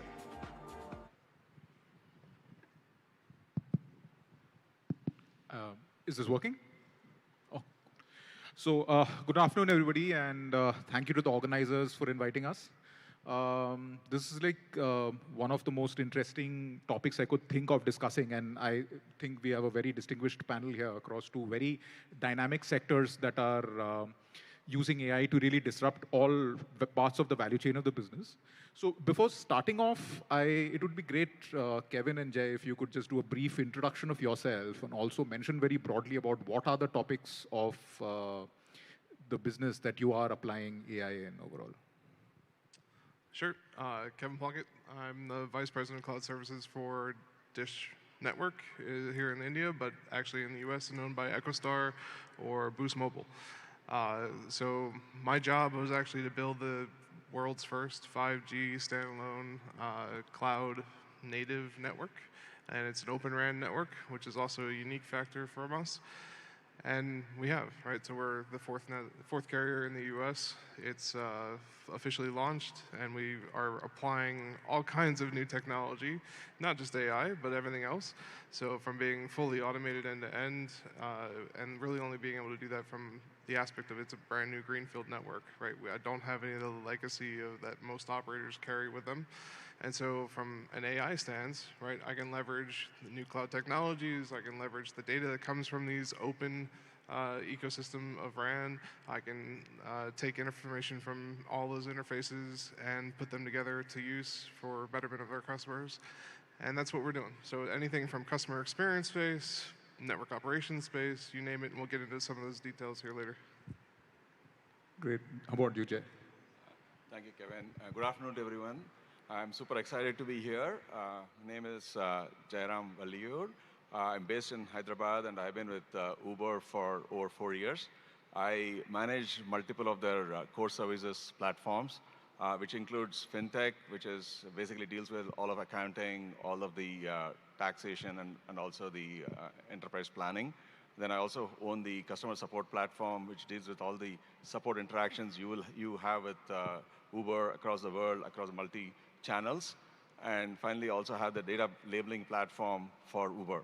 I'm super excited because in each of these areas, we work with, we have been working with ML and AI for many, many years. Whether you're detecting a contact which is safety related and escalating suitably, or whether you're processing supplier invoices, or you're working with bad food or spilled food images to make sure that we are processing it correctly, or or making sure we're detecting all the anomalies that could happen with our financial metrics, or automatic labeling of data across. So across my teams, there's a whole bunch of work that we do with ML and AI over the years.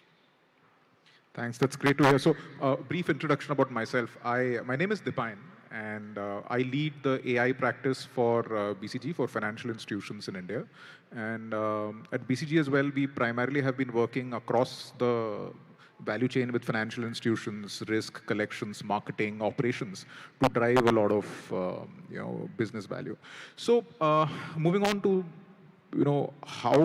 what are some of the areas, and so let's talk about customer experience, right? Because Jay, in a customer-facing company, a direct-to-customer company, if one will, the biggest asset you probably have is the brand value that the customer has in mind. And how do you think using AI and ML helps you improve the CX to an extent which it gives you a branding differentiator and a moat as compared to your competitors? If you could just talk about a couple of experiences where you've driven that'll... No, great question, Dipayan. So if you look at, as I said, right, Uber has been as a practitioner of ML and AI for many, many years. It's not now, right? We have been always using it. So if you look at how we calculate the estimated time of arrival to make sure that it's accurate, that's a great example, right? That everybody faces when you're making a ride, right? Or when you're routing a driver to the right location, how do you make sure that the right optimized route is done based on the traffic conditions, other conditions, so that it reaches on the time? Or we are doing a batch pricing for our customer delivery. All these are powered by AI algorithms. We have done that for years, and there are many, many other such examples across our value chain. I think, with the we are also super excited about the recent advancements in Gen AI in general, and that is actually triggering in what more we can do from customer experience, not just for customer experience, but also how do we drive productivity across the organization, not just for internally, but also for our customers who use our products. How do they reduce it? Some of the areas that we are looking to see how we can apply the Gen AI very responsibly into different use cases. I'll talk about a few of them. And I think if you look at, we are definitely, from a customer experience standpoint, we are in the journey of making it more and more conversational, more and more easy for customers to interact with Uber. Whether you take, when somebody reaches out for an issue with customer, how do you make it super easy to ask, hey, what happened to my tips? I haven't seen it on my statement. Or how do I, when am I get my delivery? Or how do I drive in a new city? Makes it really simple with a conversational experience. Similarly, if you are an Eats app, you have a shopping assistant which actually helps you find the best restaurant to order from, or some recommendations for food you may like, or search different thing very easily. So this is from a customer experience standpoint, right? We are not just using it for that. As I said, it's also the productivity side that we are super excited. So we are having co-pilots for different personas, whether it is customer service agents who are acting on to solve a problem. How do you help them actually analyze the problem faster? How do you guide them to make the right decisions adhering to the policies? Or our risk analysts to investigate a fraud issue? Or our developers to say, how do they make their lives easier not to do some of the mundane tasks or some of the tasks which have generally not been very easy for them to do, and make it easier for them to do their job. Or the third one, we're also looking at, the big one from the Gen AI standpoint is how, both from a phone and text messaging, how do I summarize this information, especially when a contact escalates to a real agent. Today, there is a long conversation that has happened with the assistant. They need to, instead of going through the long conversation, they get a summary of it. So they can actually quickly understand what happened with the contact so far and how do you really improve the experience for the customer in solving that contact. So those are some of the examples we are working on. I think super excited about what Gen AI can do for us from a customer experience standpoint. So just a quick follow-up on that. Are these already deployed or are these still in production? There are various stages of deployment. We definitely have some early results and early deployments across. There's definitely different stages. So Kevin, I want to slightly shift the question a little bit here. So see, I'm sure across your career, you've done a lot of projects which have succeeded, and you would have done a lot of AI deployments which would not have succeeded, right? So if I were to ask you to kind of take a step back and see what are the key success factors that when you look at the projects that were successful deployments, and what were the mistakes made in the projects that were not successful deployments, what would be let's say, the top 3 lessons that you would leave us with? Yeah, I'd probably start with making sure that you have buy-in from the top down. If you don't have that executive buy-in, and I'm not just talking about chief data officer buy-in, I'm talking about security and governance teams buy-in, I'm talking about the technology team buy-in, I'm talking about the businesses that you support with your technology buy-in, that this is actually going to help them. So starting there is probably point 1. Point 2 is probably getting really clearly defined use cases. Too many people are starting, 100 different POCs across 1,000 different areas and trying to apply it all at once. That's not going to drive success or trust in AI within your organization that it's going to be helpful. So get very clear with your use cases, get very clear with prioritizing those use cases, and then start to execute. The other thing that helps is culture, right? So driving a culture that's prepared for change, driving a culture that's used to prototyping and making rapid decisions, whether it's going to be successful or not quickly, so that you don't have 1,000 things open. You're running through that whip, you're getting through all those use cases quickly and saying, yes, this is going to work, no, it's not, business agrees, no, they don't, and just making decisions faster. It's a great point, right? And as one would have heard from what Kevin is saying, almost none of the criteria were technology, right? Most of the criteria were standard change management best practices that one do, and that's so true, right? You know, the technology, given a good team, kind of almost sorts itself out, but the business process around. So I have a quick follow-up question to you, Kevin, around that, right? The first point you drove, I think, which is very important, is buy-in right from the top down to every department. Now, for a technology like Jay mentioned, which is generative AI, right? There is no precedence. People don't know what value it adds to business, etc. How do you, as a technologist, all of us as technologists are typically excited by doing cutting-edge work, right? But if you have to go and convince the CFO, put your money here, how would you get buy-in for a technology which is not proven in the market? Or would you choose to follow? No, I think you have to lead with the idea. And what a very safe, low threshold of, if I'm talking to my CFO, hey, this is what I'm going to save you, both in either human capital aspect or just the customer experience. And I think to Jay's point, right, customer experience, your customer experience centers, the interaction points with your customers, driving sentiment understanding, and using Gen AI to really get that customer agent up to speed quickly with exactly what the issue is the customer. Those are tremendous value, and if you're not doing that today in your business, you need to start. You're behind the ball for everybody else if you haven't done that yet. Jay, what are your thoughts? I mean, how would you drive belief in technology that's new? No, I think it's I think we can't lead just with technology, right? I think there are some key problems for every area, right? There are key goals. Like if you look at customer support, one of the primary goals is how do you continuously reduce your actual agents taking a contact, right? The automation is a big goal. And year over year, we are driving that up. So and with this kind of technology, it is more saying, I have built a proof of concept, say what is the right set of use cases, and then show the value on it. We have to tie it back to what the business will value, and how do you apply a new technology to that. And for every initiative, we have some very, very clear business metrics that we measure, and so that's the outcome, right? Because otherwise, you're not going to get an adoption. It has to do something better, whether it is making lives of our agents better, in this case, in this particular example, or we are becoming more precise in when we are giving away a refund or an appeasement or to our customers, so we are saving money.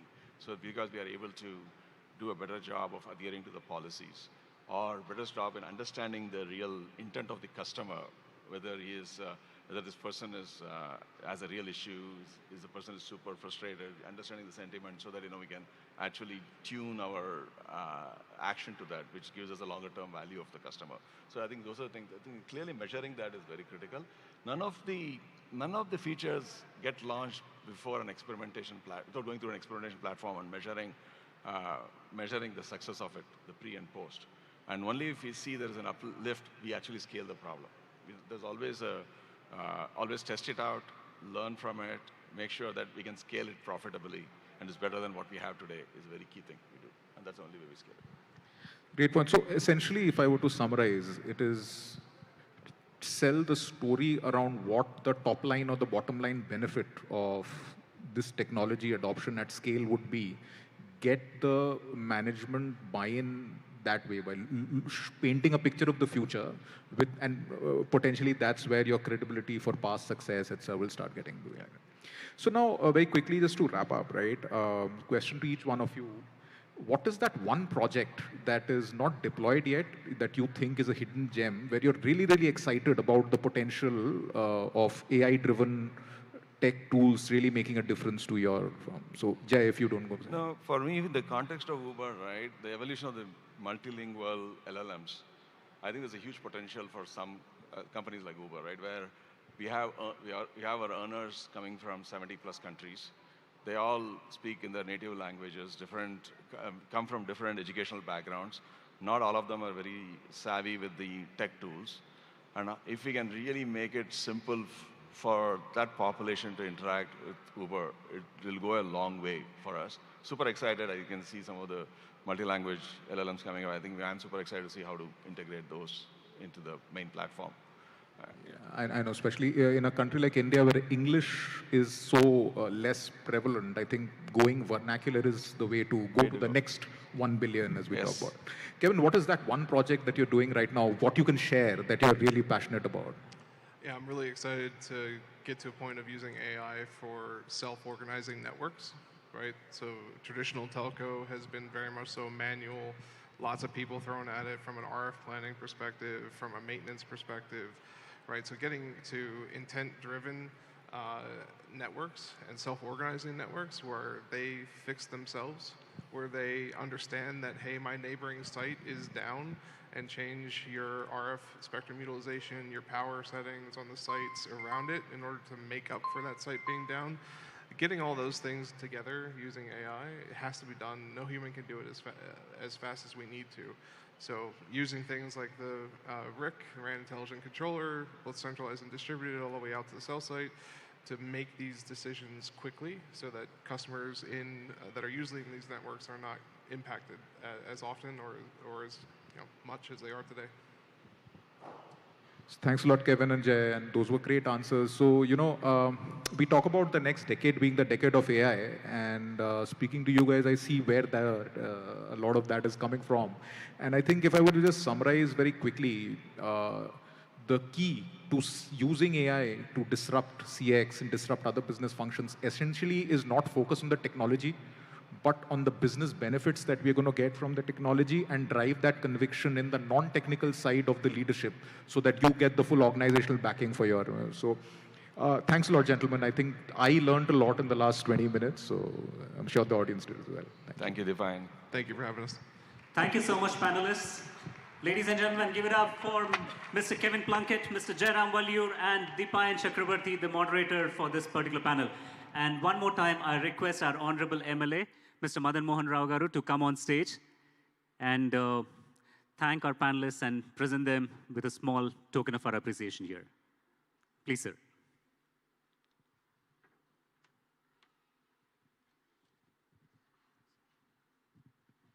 Thank you, Kevin, from Government of Telangana.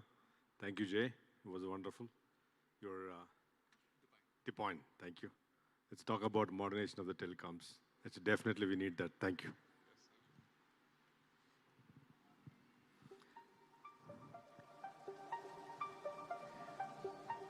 Absolutely, absolutely. Give it up for our three panelists.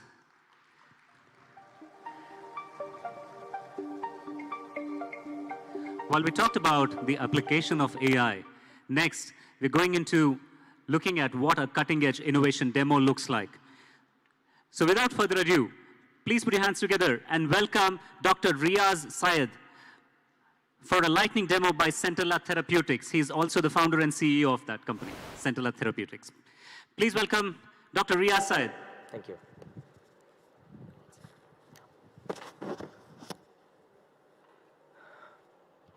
Drug discovery is one of the most complex and challenging tasks. And bringing a drug from bench to bedside is one of the challenging tasks, and there are several value chain components and then several challenges. Centella AI Therapeutics is addressing one of these critical challenges through its AI intervention. We are an AI-first company, founded on the basis of the solid foundation of medicinal chemistry and biology. And we would like to accelerate the drug discovery through human and machine intelligence. And we have been funded by ISB Labs and MIT, and also NASCOM has been very supportive of. This is our team. We are traditional drug hunters with medicinal chemistry and cancer biology background. And then we have the entire team from AI and technology, clinicians and bioinformaticians. That's how the typical drug discovery value chain is being covered through our expertise. This is a typical problem statement of drug discovery. For any new drug to hit the market, it takes 10 to 15 years of time and $2.5 billion of investment. And there's a huge chemical data, and everyone can be a possible a drug for any disease target. And there is a huge attrition rate, and if you test 10,000 molecules on mice, rat, chimpanzee, only 2 gets approved by FDA. And this huge chemical data, which is in complex chemistry and biology data, and there is a lot of crosstalk between this. And it's humanly impossible to understand the underlying patterns. When there is big data, the AI comes into picture with which we would like to leverage, and we built our own protein and chemical language models to drug the undruggable targets and design drug-like molecules with desired properties. And this is the digital transformation impact on pharma industry by Dalal, Japan, and as well as Pharma Market Survey. And this is the typical drug discovery value chain. I'm sure every one of you, from healthcare and life sciences sector are aware of it. And then starts from target discovery to an FDA approval. And then the specific intervention with AI of Centella is going to be from hit to preclinical validation. And AI is already making roads in clinical trials, whether it is new drugs discovery and then whether it is new vaccine discovery. There are close to 67 molecules at various phases of clinical trials that are entirely discovered by AI. And then the specific intervention of Centella AI is going to be in the context of the design, make, test, analyze cycle, where there's a disease target, let's say Alzheimer's. Tau protein is the protein which is actually responsible for the Alzheimer's disease. So you cannot design a drug with a single shot and then with a single iteration and then gets approved by FDA. Humanly, it's not possible. Then what traditional approach is to have multiple cycles of iteration and then a lot of cycles. Each cycle goes to 2 to 4 weeks and costs up to 100 to 400 million. The Centella's AI is integrated approach, which integrates AI at each phase of this design, make, test, analyze cycle and reduce the time and cost by substantially. So this is, here we introduce Centella's AI-supported computational and drug discovery engine Cascade, which helps the drug discoverers or drug hunters. The major challenge for any drug discoverers or drug hunters is to how to design and what to synthesize, or what to design, how to synthesize. That's where Centella AI comes into picture, and then with our proprietary protein and chemical language models, we built our Gen AI platform, which can design molecule based on the structure of the molecule, based on the structure of the protein as well, and then can optimize multiple parameters of like admit, absorption, distribution, multiple metabolism, excretion also. Close to 40 to 50 properties gets optimized through this engine, and then it generates molecule which are patent worthiness. That's the major thing in any MNC pharma looks for. The second one is virtual screening, which can screen billions of molecules under hours depending on the compute capacity. And the third one is the retrosynthesis. For an organic chemistry, what to design is fine, but how do you synthesize that is very, very challenging. You keep on putting multiple chemistry reactions. While I was doing my PhD, I must have kept 2,000 chemical reactions, and only 10% were successful among that. If only I had this predictive tool then I would have wrapped up my PhD under 2 years. So this Centella retrosynthesis platform, which can predict retrosynthetic routes of multiple chemical reactions efficiently, and also not only it predicts, but also the vendor databases also being integrated as to how to buy these compounds very cheaply. And the last one is toxicity prediction. I'm sure this is the major concern. The reason, majority of the reason why clinical trials fail is due to safety or efficacy or toxicity. And that's where we want to ensure that the molecules which we design through our platform pass through these tests. And this is our platform. It takes a minute. In this demo, we'll guide you through the key features of ADMET retrosynthesis, GenChem AI, and virtual screening workflows. Start by selecting ADMET, then choose a recent project. Enter or upload a SMILES string. Validate it and click Predict. In seconds, your results are ready. Download them as PDF or Excel, or view detailed properties in full screen.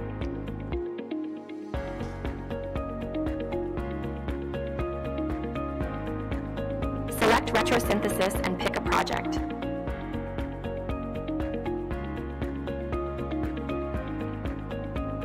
Choose single or multi-step mode. Predict routes and validate inputs. Instantly see detailed chemical pathways and download your results for further analysis. Use GenChem AI to generate molecules. Upload a SMILES file or provide input text. Validate and generate new compounds with their respective properties, all in just a few clicks. Select virtual screening and choose your project. Upload compounds or use existing ones. quickly screen and identify promising drug candidates, view results in real time, and download them for further review.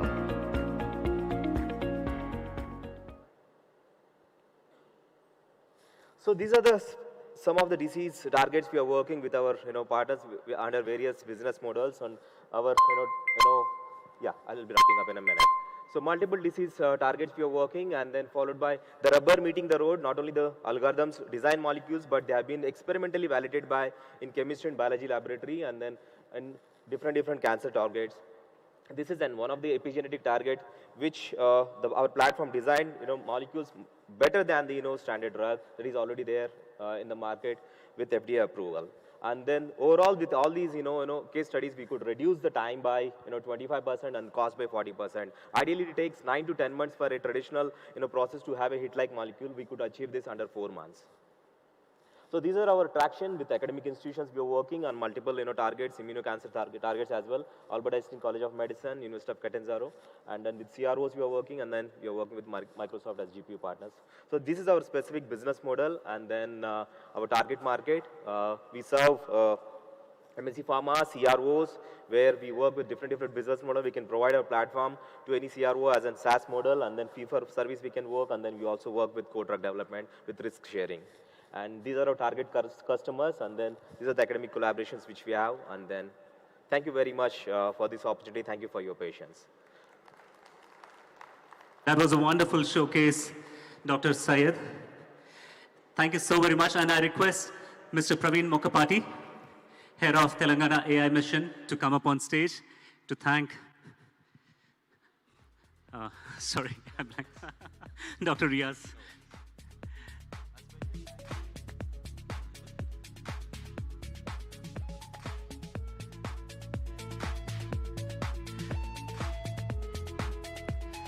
I know some of the people over there at the back, please occupy the seats. We're commencing with the next panel discussion. This is going to be around the application of AI.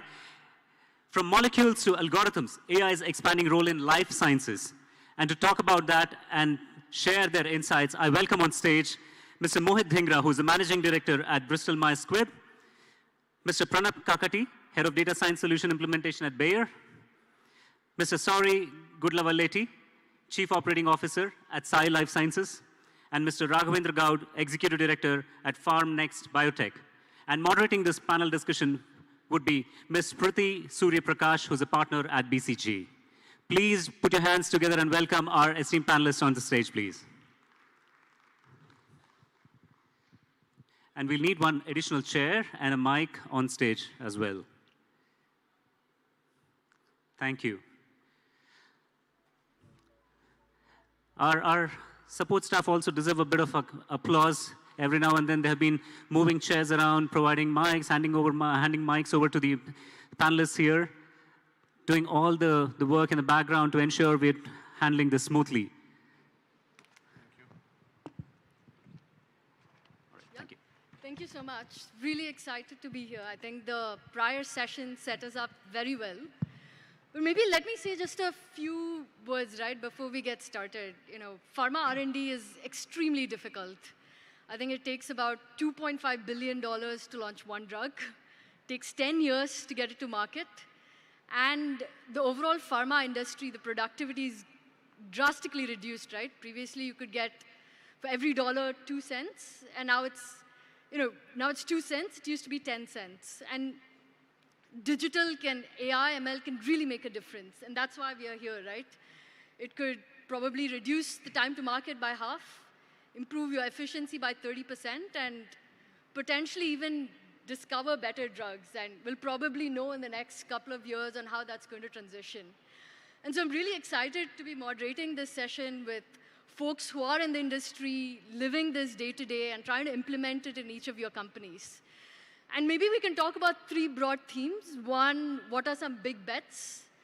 2, where do you see some competitive advantage for your industry? And then 3, what are some structural changes that needs to happen and where India can make a difference?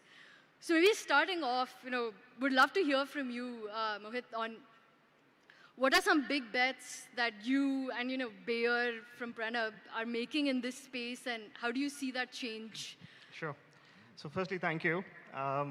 So if you really look at how you design a particular compound and how you deliver that to the patient, right, it's a very long-drawn process, right? And today, it averages anywhere between 10 to 15 years from the time you look at a compound to deliver that to the patient. Now, also the amount of volume that goes into this research is 10,000 compounds to one medicine. Now, look at the opportunity that exists. It's got a 99.9% failure rate associated to it. And that's where we are finding a lot of success is, what we refer to as a AI co-assistant molecule development, right? Where we are finding that if you're going to put in the tech behind it, especially from a AI perspective, we are able to see that there's more stability and binding that is coming to the molecules for the targeted groups that we're looking at. So that's one area that is on the design of the molecule.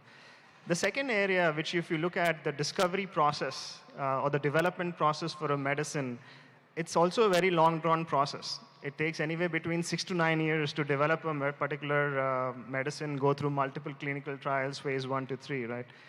And that's where what we are able to, and it's a very documentation-heavy process, and that's where Gen AI comes in very well. That's around 300 documents that are produced for you to complete a particular development process.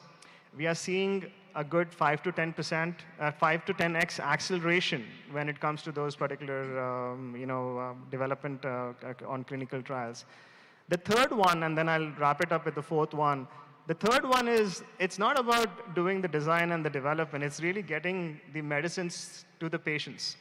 And that's where the interface with clinicians, which is, today the physician is very challenged to deal with so many therapeutic areas, and getting their time is just minimizing as much as we can think of, right? And that's where, where we can give them very targeted information at the right time for them to write those prescriptions is a great opportunity that we are seeing. And every day of that loss is around $1.5 million of revenue loss for any company. That's the scale that you're dealing, and multiply that over 2-3 years of delay, that just compounds, right?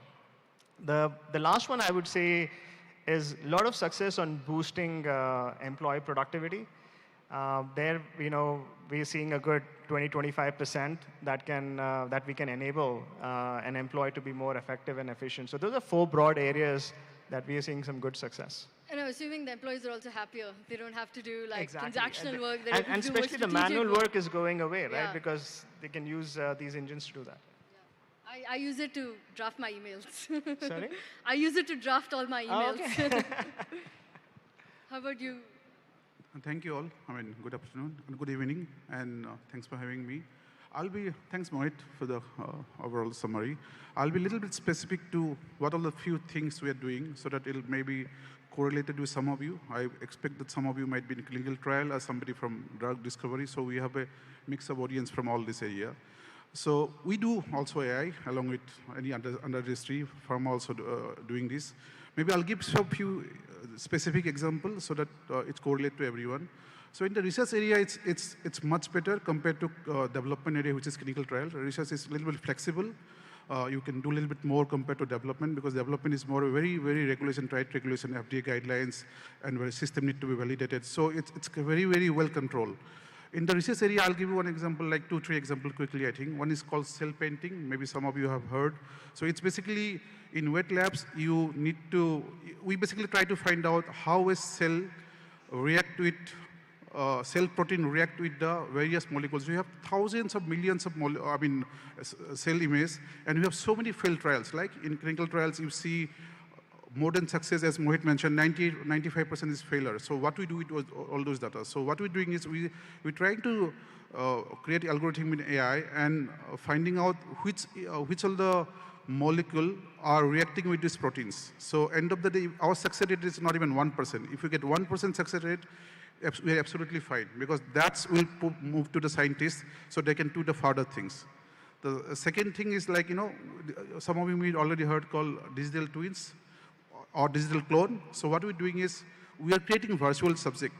So that we, based on the medical history, based on the past history, we are creating cloned subject and analyzing on those, so that there are lots of rare diseases, right? You don't get it so many patients, because some of the fragile bones, one of the area which people, there's no treatment because the ROI is not great. So now we are investing on that, and so that we can able to come up with some molecule so that it help the mankind. Because end of the day, we're in the business of making medicines, not good software. Now, as quickly, I'm come back to the development side, which is a clinical trial. We mainly using GenAI. I mean, just like many of things, and we are doing protocol authorizing, medical writing, almost 100% clinical coding. We all of us using it. Then we have also something called validation. Many of you who's in software industry will come to know. You need to use lots of validation documents, right? With GenAI, we automated those. So last two quick things. One is like, who is from clinical data management in the audience will understand. Ultimately, we use SDDM datasets to ADAM and submit to TLF. So what we're trying to do is, we are directly queuing from SDDM to ADAM datasets using AI. So if that will be successful, many of the SATs programmer will be free, and they can be used in much bigger other work. Yeah. So I think. Yeah, no, it's fantastic to see like real examples of impact, right? And it's not just something that is up in the air, but things that are happening, and you're seeing the outcome already. So that's really exciting.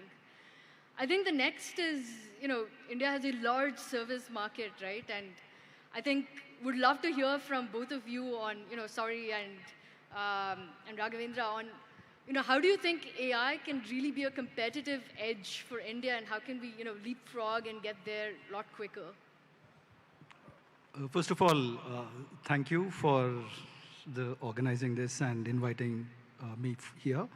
So I would want to divide this into 3 or 4 areas that we would see, right from your discovery. First is discovery, second is process development, third is manufacturing, and the last is, of course, the therapeutics area. So when it comes to the discovery space, like you rightly mentioned, it's about $3.5 to $4 billion is what needed to discover any drug. But unfortunately, after spending that $3.5 to $4 billion, we are not very sure of the success of that molecule, right? And now, how do we accelerate the discovery process and also reduce the time, effort, and money? So if you look at the traditional models, you start with toxicology studies, and then you get into the clinical phase 1, phase 2, phase 3, and that's where a lot of money goes in. Now imagine if I've moved you away from those tools, and move you away from those traditional experiments, and then say, what, here is an alternative that not only reduces your time, effort, and money, but actually gives you a humanized kind of results. So that's something that we are working in Hyderabad. There's a company in Hyderabad that we are associated with, where we use the stem cell models. We differentiate the stem cells into whatever the cells that you want.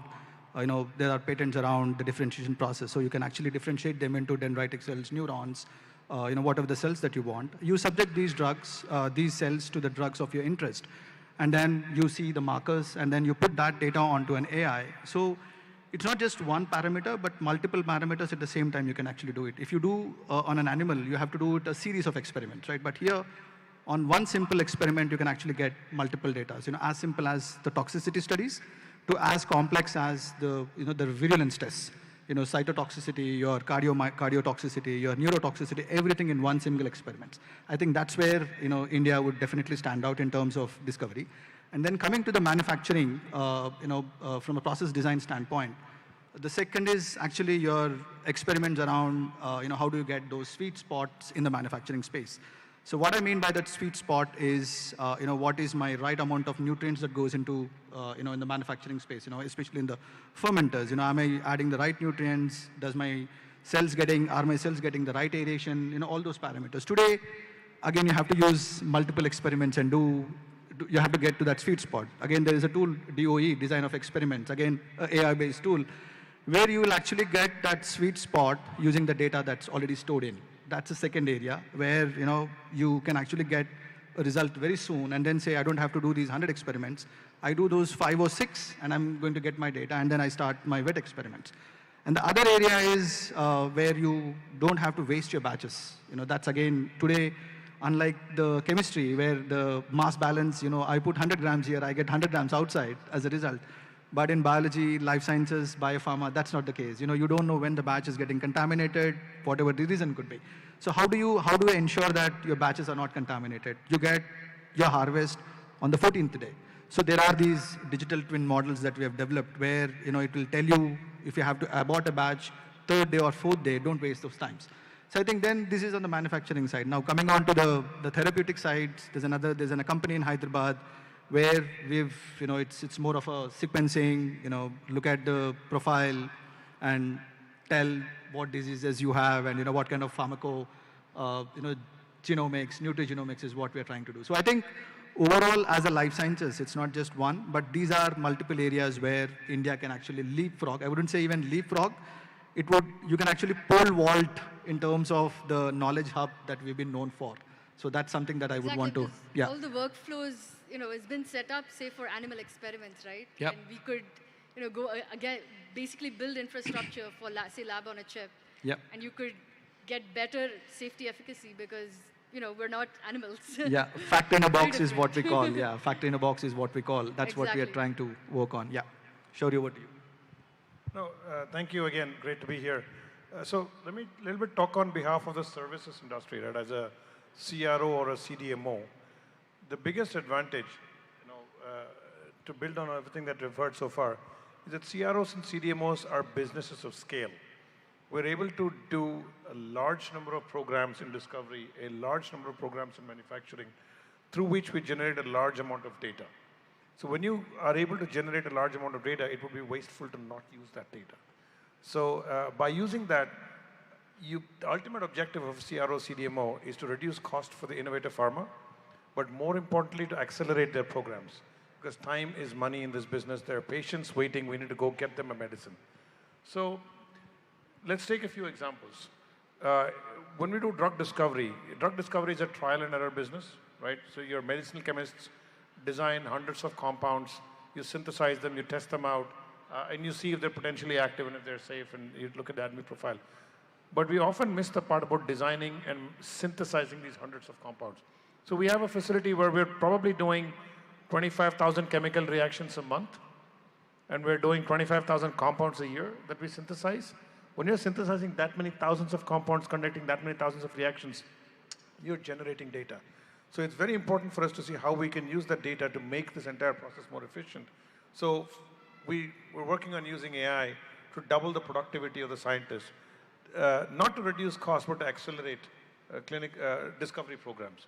So if we can mine the data, can we synthesize a compound in half the time, however complex it is, and they're getting more and more complex because computers are designing them these days. So this is an area that you can use AI to shorten cycle times to accelerate drug discovery.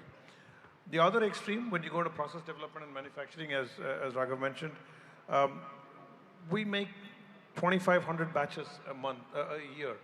In any given month, we're probably manufacturing 50 different processes. And every month, the 50 processes change because overall, we're working on hundreds of clinical phase molecules. When you do that, you're again generating tremendous amounts of data in terms of your raw materials analysis system, your SCADA system. All of those are pooled into a data lake. And you're able to make predictions. You're able to analyze, first of all, what went wrong when something deviates. And secondly, what needs to be controlled to get to a golden process. Now, this is very important, not just from a cost and yield perspective, but also from a compliance perspective, because we're able to do continuous process validation, continuously improve your processes. You're able to document things much better. You're able to investigate things much better. On top of this, you add a layer of Gen AI. It reduces a lot of work that goes into documentation because this entire business is full of documentation, right? So the fundamental challenge is to be able to get the data into a system in a digital native state. The possibilities from there are endless with the objective of accelerating programs and solving problems at scale. Yeah. No, fantastic. And it's the right time to build on that infrastructure, right? And that very much goes into our next question. We've talked about such fantastic use cases and the impact that it can have, right? But what does it actually take? What are some structural changes that needs to happen to actually enable us to, unlock the full potential of AI? And Mohit, maybe you can start on how do you actually get this to scale? So I'll break this into two parts, right? One, if you start looking at, as Shauri was mentioning, right? The fundamental thing of doing AI well is to get your data right and to get it right with integrity. Now, if you look at, the companies making decision, they only rely on 0.5% of their data to make a decision. 99.5% of the data in large enterprises or any large company is not even used, and this is research. This is not me saying it, right? So I think that has to come in first and needs to be, then you come put the compute power, which is what AI is giving you, and go behind and throttle, right? And given the next 1 to 2 years, the transformation is going to be so rapid, right? When ChatGPT 2 came out in 2019 to the new version in 3 and 4, they have all gone 100x in 1 to 2 years. So what I would say fundamentally we have to also think about is we need to be nimble, humble, and decisive when it comes to these things, because if you don't have those combinations, you just cannot make those decisions. And you have to know that you're going to fail along the way. Now, coming to what can happen from an India perspective, the two things that we touched upon earlier is there's a huge, of course, life sciences is biology, chemistry, and technology. The mix of it is just changing over the period of time. That's fundamentally what it is, right? Now, one thing that India does well is to develop talent when it comes to this skill, when it comes to this ecosystem, whether it's the academia, it's about the companies that we partner with. And the second thing that we can do is how do we digitize these health records? Today, you walk into a hospital, go do a diagnostic, it is so difficult, there are no digital. We've done this successfully as a UPI in finance. Maybe we do a unified patient's interface or a people's interface or something along with it, right? Maybe that's the UPI that we have to invest in. I think that's going to be a huge opportunity given that we are coming a bit later compared to the developed countries. So I think those are things that come to my mind, which are huge potentials for India too.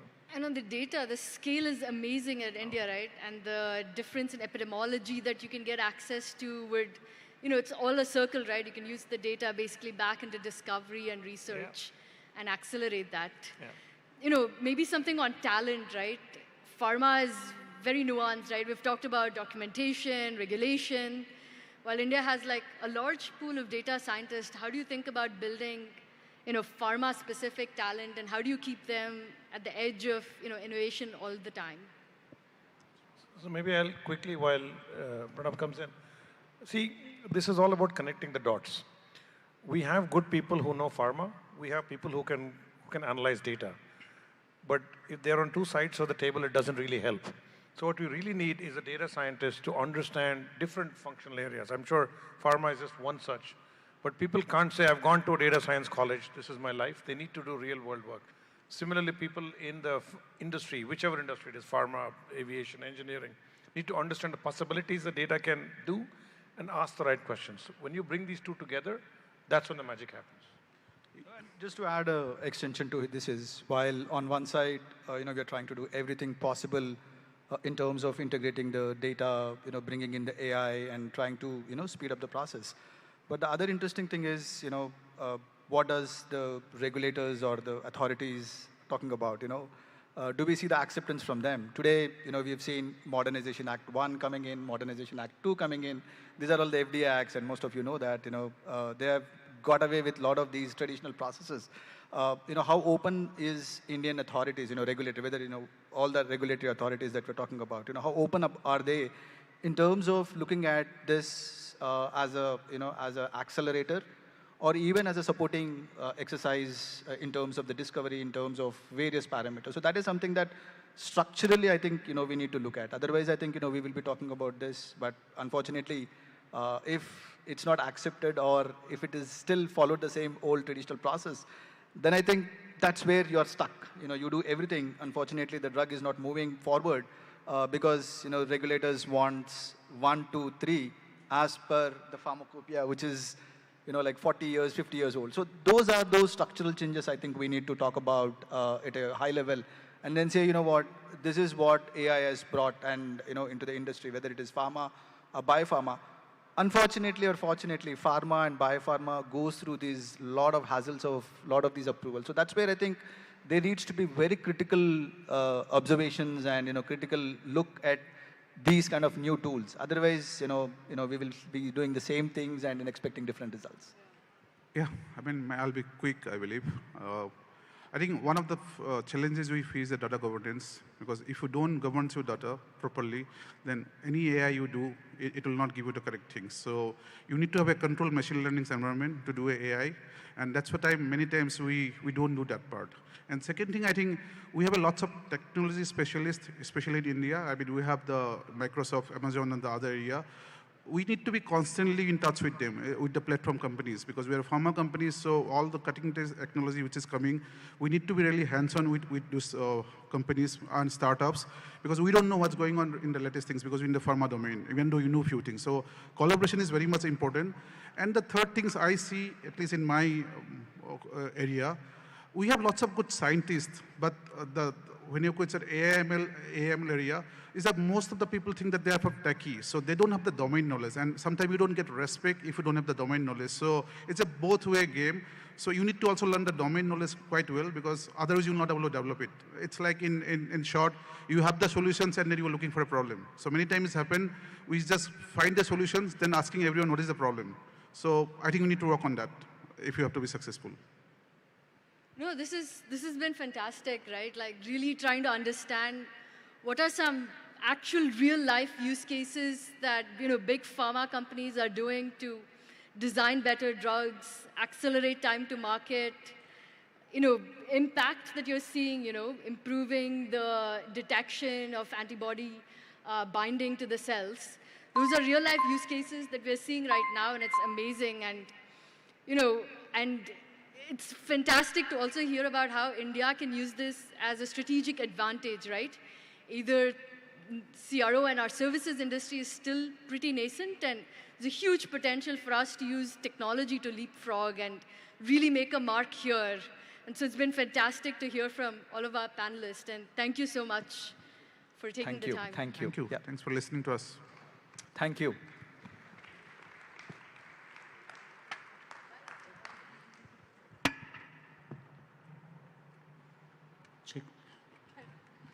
Please give it up for our panelists who talked about molecules to algorithms.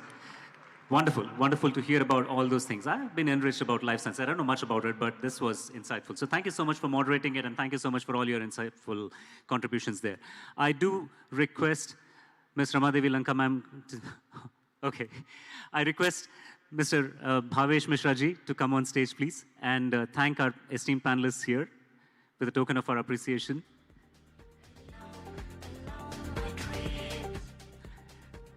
Ladies and gentlemen, don't go anywhere. We've got something fun coming up later on as well. And the next up is going to be a quick demo, a cutting-edge innovation. All the demos that we've been seeing since yesterday, they're relatable in some way or the other. They touch upon our lives in different ways. So I'm so happy to see that these kinds of innovations are coming up. People are pushing the boundaries on each one of them. So glad to be learning about all those different kinds of innovations happening beyond the territory that we typically work in on a day-on-day basis. So glad for it, isn't it? Thank you, sir. Thank you, everyone. So talking about a cutting-edge innovation, let me call upon stage Mr. Ankur Srivastava, who's the founder and CEO of One Simulation.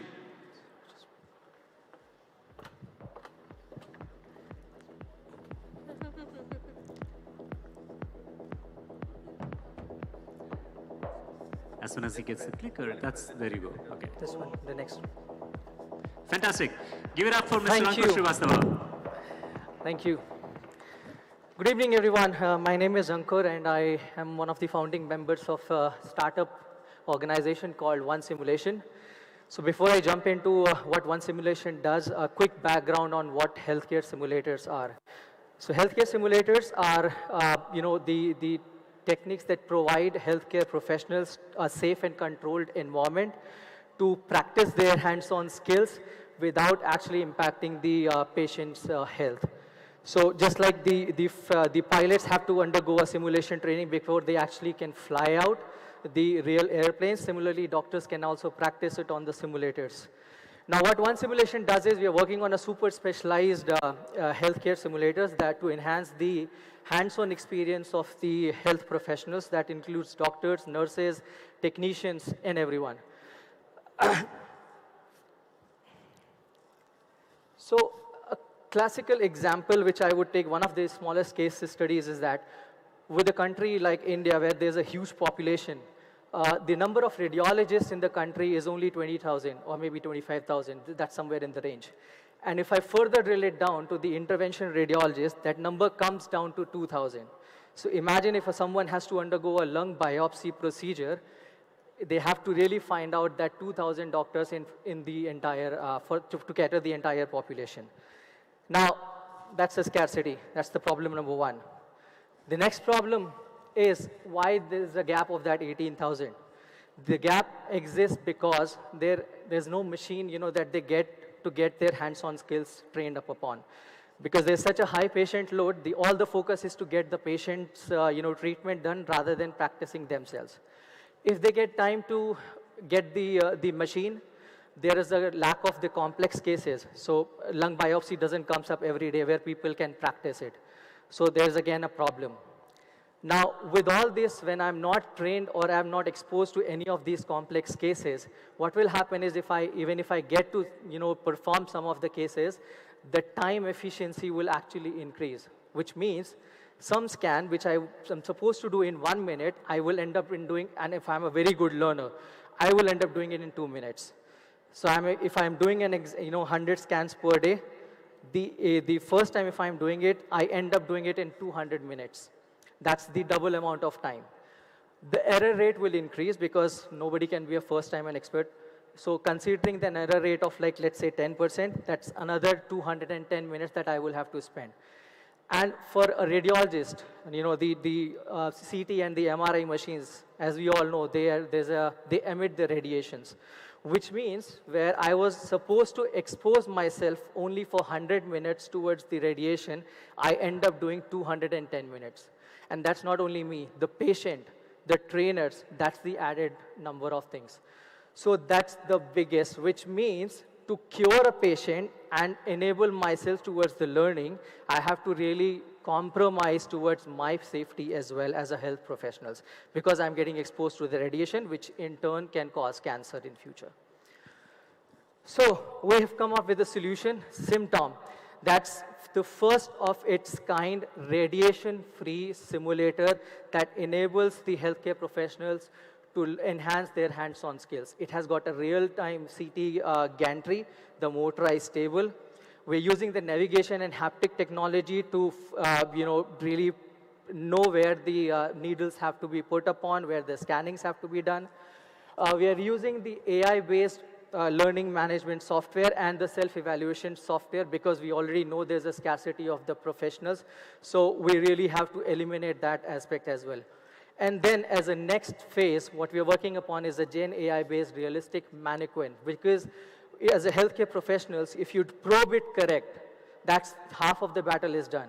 So the realistic mannequins will actually communicate, people can practice the counseling sessions and everything, and that will actually solve the purpose. Now, we believe that education is quite similar to food.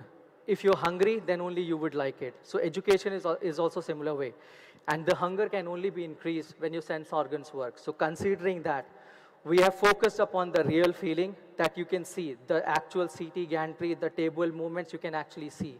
You can feel the mannequins, which means if you have to do a biopsy procedure, our simulators or the mannequins are designed that you can actually feel them just like a real human being.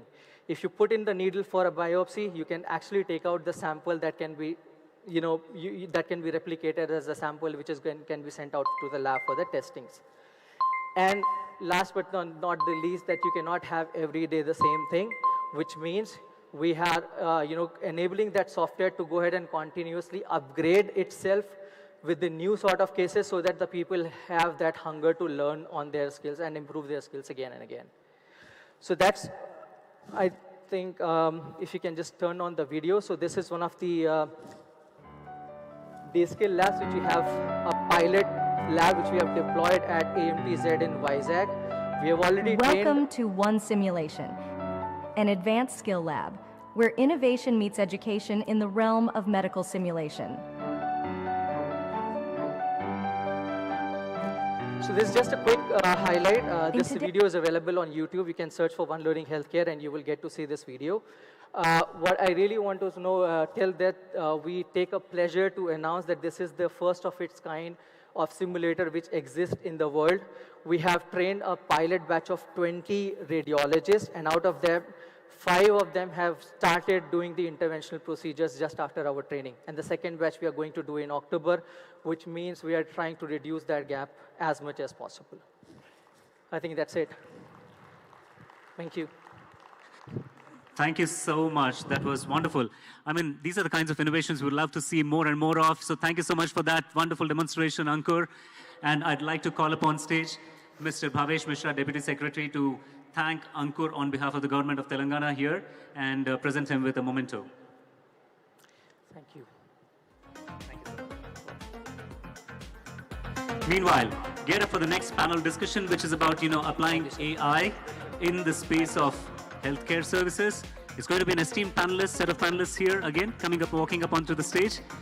Please join your hands together and welcome Dr. Anurag Meral, Adjunct Professor at Stanford University, Dr. Karthik Adappa, Regional Advisor, Digital Health, World Health Organization, Dr. Nageshwar Reddy, Chairman, Asian Institute of Gastroenterology and AIG Hospitals, Mr. Ashok Venkatachalam, who's the Managing Director of EverNorth India, one of our title sponsors. And moderating this session will be Ms. Ritu Mehrotra, Founder and CEO, United We Care, whom you saw making a demo yesterday. All right, thank you so much. Welcome on stage. Over to you, Ritu.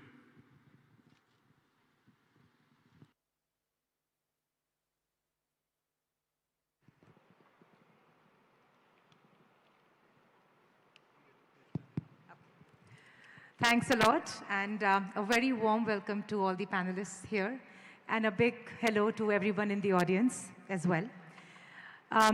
These are super exciting times, and since yesterday we've heard a lot about how AI is going to be changing the world. One of the things that kind of got stuck with me is $15 trillion in economic output by 2030, and it's no joke, because that's the kind of output we see by, leave US aside, but the next 2 economies combined together, right? So, and healthcare is going to play a very, very important role.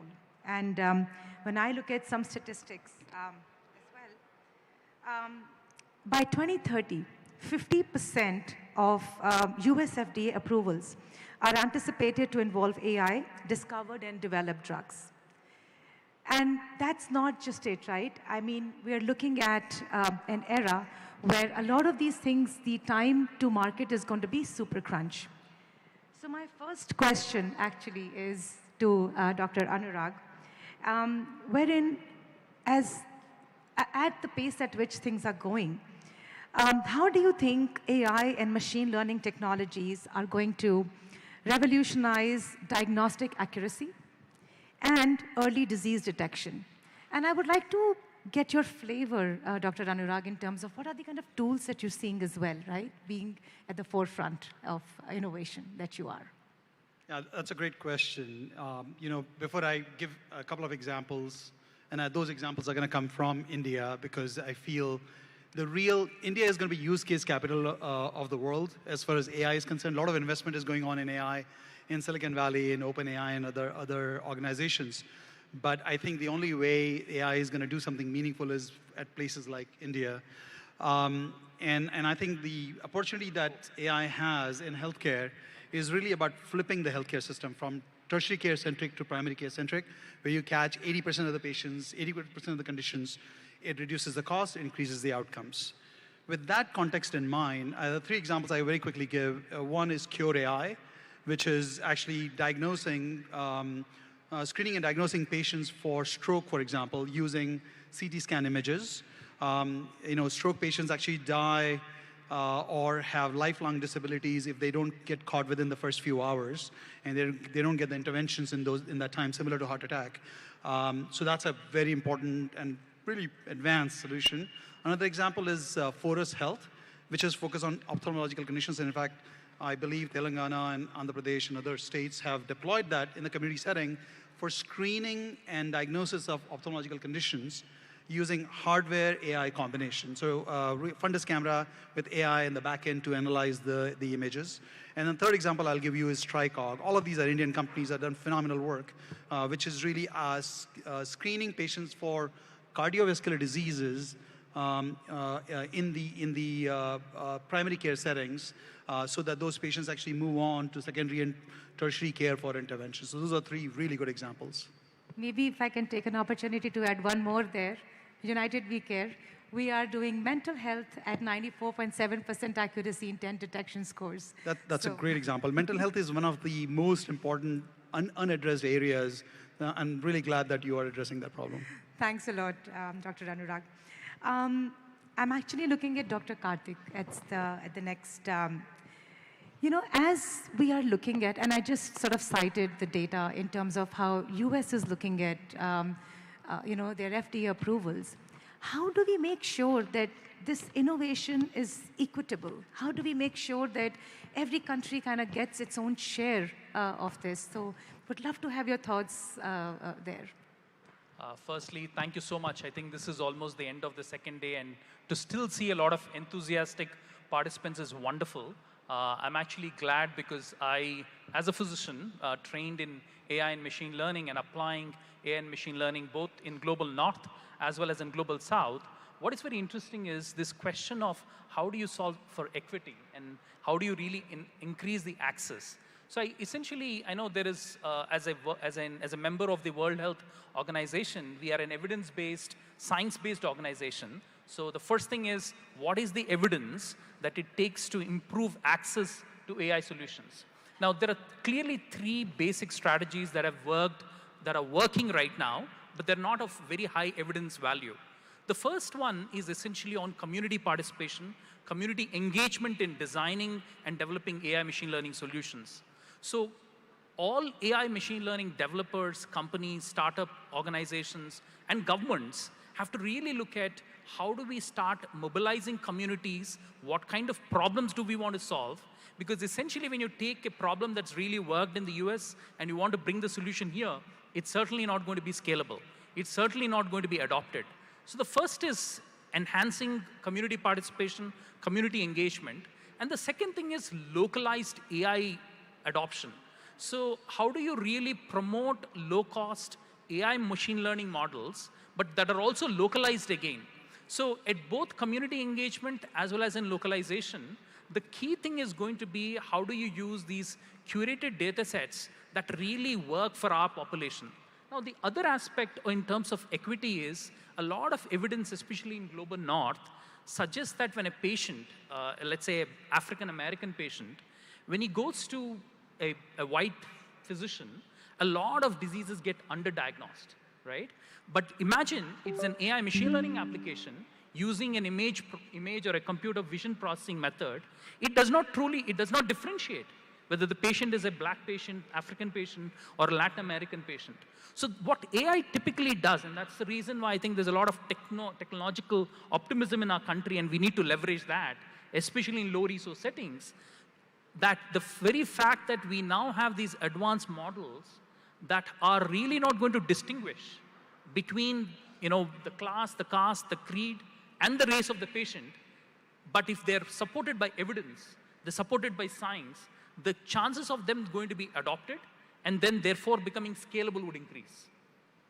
I'll pause it for now. Thanks, Dr. Karthik. And you raised a very, very interesting point, actually, that how AI is going to be at the forefront of it. At the same time, I also worry about the way AI kind of hallucinates, right? The risks that come with AI, and by the way, I'm a big proponent of AI at the same time. But at the pace at which we are innovating and making sure that innovation continues, but we address the risks, Ashok, I'm going to come to you for that. What is it that a company as large as yours is kind of doing at that level to make sure that you continue to press the paddle on innovation and looking at the risks of AI as well? It's a good question, and as everyone wants to do in AI, the entire talent base and everyone wants to, okay, AI is the next one, we want to learn, we want to do things. At the same time, it's fun and it is dangerous. So thanks for the question and thanks for the opportunity. Since we are one of the title sponsors, I would like to take this moment to thank each one of you for staying this long and supporting us. Going back to your question, within the Cigna Group, Evernorth Health Services, We have come up with an ethical way of handling this AI request because of the size and the large organization we are. We didn't want this to go out of control. So we formulated an enterprise model governance team, so which primarily oversees, establishes standards, policies, and provide guidance to ensure that the augmented intelligence, the predictive analytics algorithms that we use for our models, make sure that the related risks are identified in such a way that we mitigate. We, at the same time, ensure that the risks are identified earlier and bias are identified as well and mitigated. Now, this enabled us, as we started going in this path, this enabled us to form an artificial intelligence center of enablement. So between the two of them, they are essential. It's a cross-functional team, which is under the principles of they can understand what is the associated risk and how potential of Gen AI can be leveraged at an enterprise level. Then, using their guiding principles, they formulated, because they want to be transparent, they want to be ethical, and they want to be safe, and take accountability for our solutions that we are offering. So that's how this cross-functional team was formed. So that provides thoughtful leadership, strategic solutions, and at the same time, we can formulate Gen AI solutions that are defensible, ethical, and compliant to our healthcare and privacy laws in US. So we translated in such a way that these cross-functional teams always provide that oversight for our solutions. Now, this is all controlled because healthcare data in US is very critical, and we don't want that to be exposed. So there is an API gateway that we created as a platform where the access is restricted and all the interfaces to our AI models are well maintained within that platform. So if an organization, because we are such a large enterprise, if they want to formulate a use case, they have to go through this committee, and to ensure that they have to define what is the reason they are doing it, what is the ROI we are going to get, and there are like 38 definitions that they have to oversee before they could be approved. So that's how we have formulated it, and it has worked well, and we were able to control and minimize any exposure of this solution, and which is something that's working for us, and none of our solutions are in such a way that it's always a human touch is there. We don't want anything that comes out of AI without a human touch be there to approve it. And we don't use AI in the clinical decision process at this time intentionally, but AI is used safely in other areas, which we'll talk. Very, very insightful, Ashok. And maybe Dr. Nageshwar, from your standpoint, how do you see this playing out in India as a market? I think it's very important to realize that your AI is as good as the data you send in to train it. Unless we have pure data. And coming back to what Karthik said, there's a huge variation in disease pattern in India versus Western world. Typically, for example, I'm an endoscopist, a gastroenterologist. I see polyps in the stomach, say early cancers in the stomach. The type of cancers or polyps that you see in the Western world is totally different in India. And the data would be biased if you feed those data and try and get. So it's very important that we generate our own true, pure data. And this is the most difficult, challenging aspect in India because there's lack of uniformity, there's so many institutions. So we'll have to work to get this very well, particularly. The second important part is I think in India we're still immature in certain areas. For example, cyber security is going to be a problem. Recently, you must have heard in the news that the whole health data of All India Institute of Medical Science was hacked. Somebody had the whole data. Now just imagine if all the top, say, politicians or scientists in India had the data in that institute and everything goes to some other, it's going to be a big mess, And more important, we are now having a system where some of our machines are run in AI. For example, even ventilators are run on AI now. So if somebody hacked into this ventilator system, he can artificially control an intensive care patient on a ventilator from outside. So it's very important that cyber security, so you have to make it very strong. The third important aspect of AI in India is going to be the ethical considerations. The issue is even, I think, in Western countries, it's still not very mature how to regulate and so on. We'll have to develop proper regulatory systems. And again, I'll tell you an example. In United States, 80% of gastroenterology units have AI into their endoscopy systems. The reason is they have a system where they screen the patients for colonic polyps. And those who have a polyp get it removed so they don't develop cancer. So there's a program in US. Now, recently what happened was one of the patients had a polyp detection missed by the AI and the doctor and developed cancer after a year. So the patient sued. Now, whom should he sue? The AI company or does he sue the doctor, the hospital? So both, the court was confused, everybody is confused. So I think it's time now, because of all this, we have to have proper regulations and ethical systems so that you can be very sure as you go forward. Very, very, because here we are playing with lives of people, and I fully kind of appreciate, because sometimes even your last name has something to say about your genetic pool, etc., right? So I fully agree. How do you see this, Dr. Anurag? So I think, somebody was saying this earlier today in one of the sessions that I think Sal Khan said about knife, right? It can be used to cut fruits, or it can be used for violent incidents. And I think AI is the same way. We do need regulatory framework. We do need guardrails. And what I would add to that is that it needs to be an iterative framework, because AI is changing so rapidly. ChatGPT itself has gone through 4 generations, and we don't know where it's going to go. AGI is still, they used to say it's about 40 years away. I believe it's less than 20 years away now. So it's the entire space is going to evolve quite a bit, and we don't know many of the things that we don't know.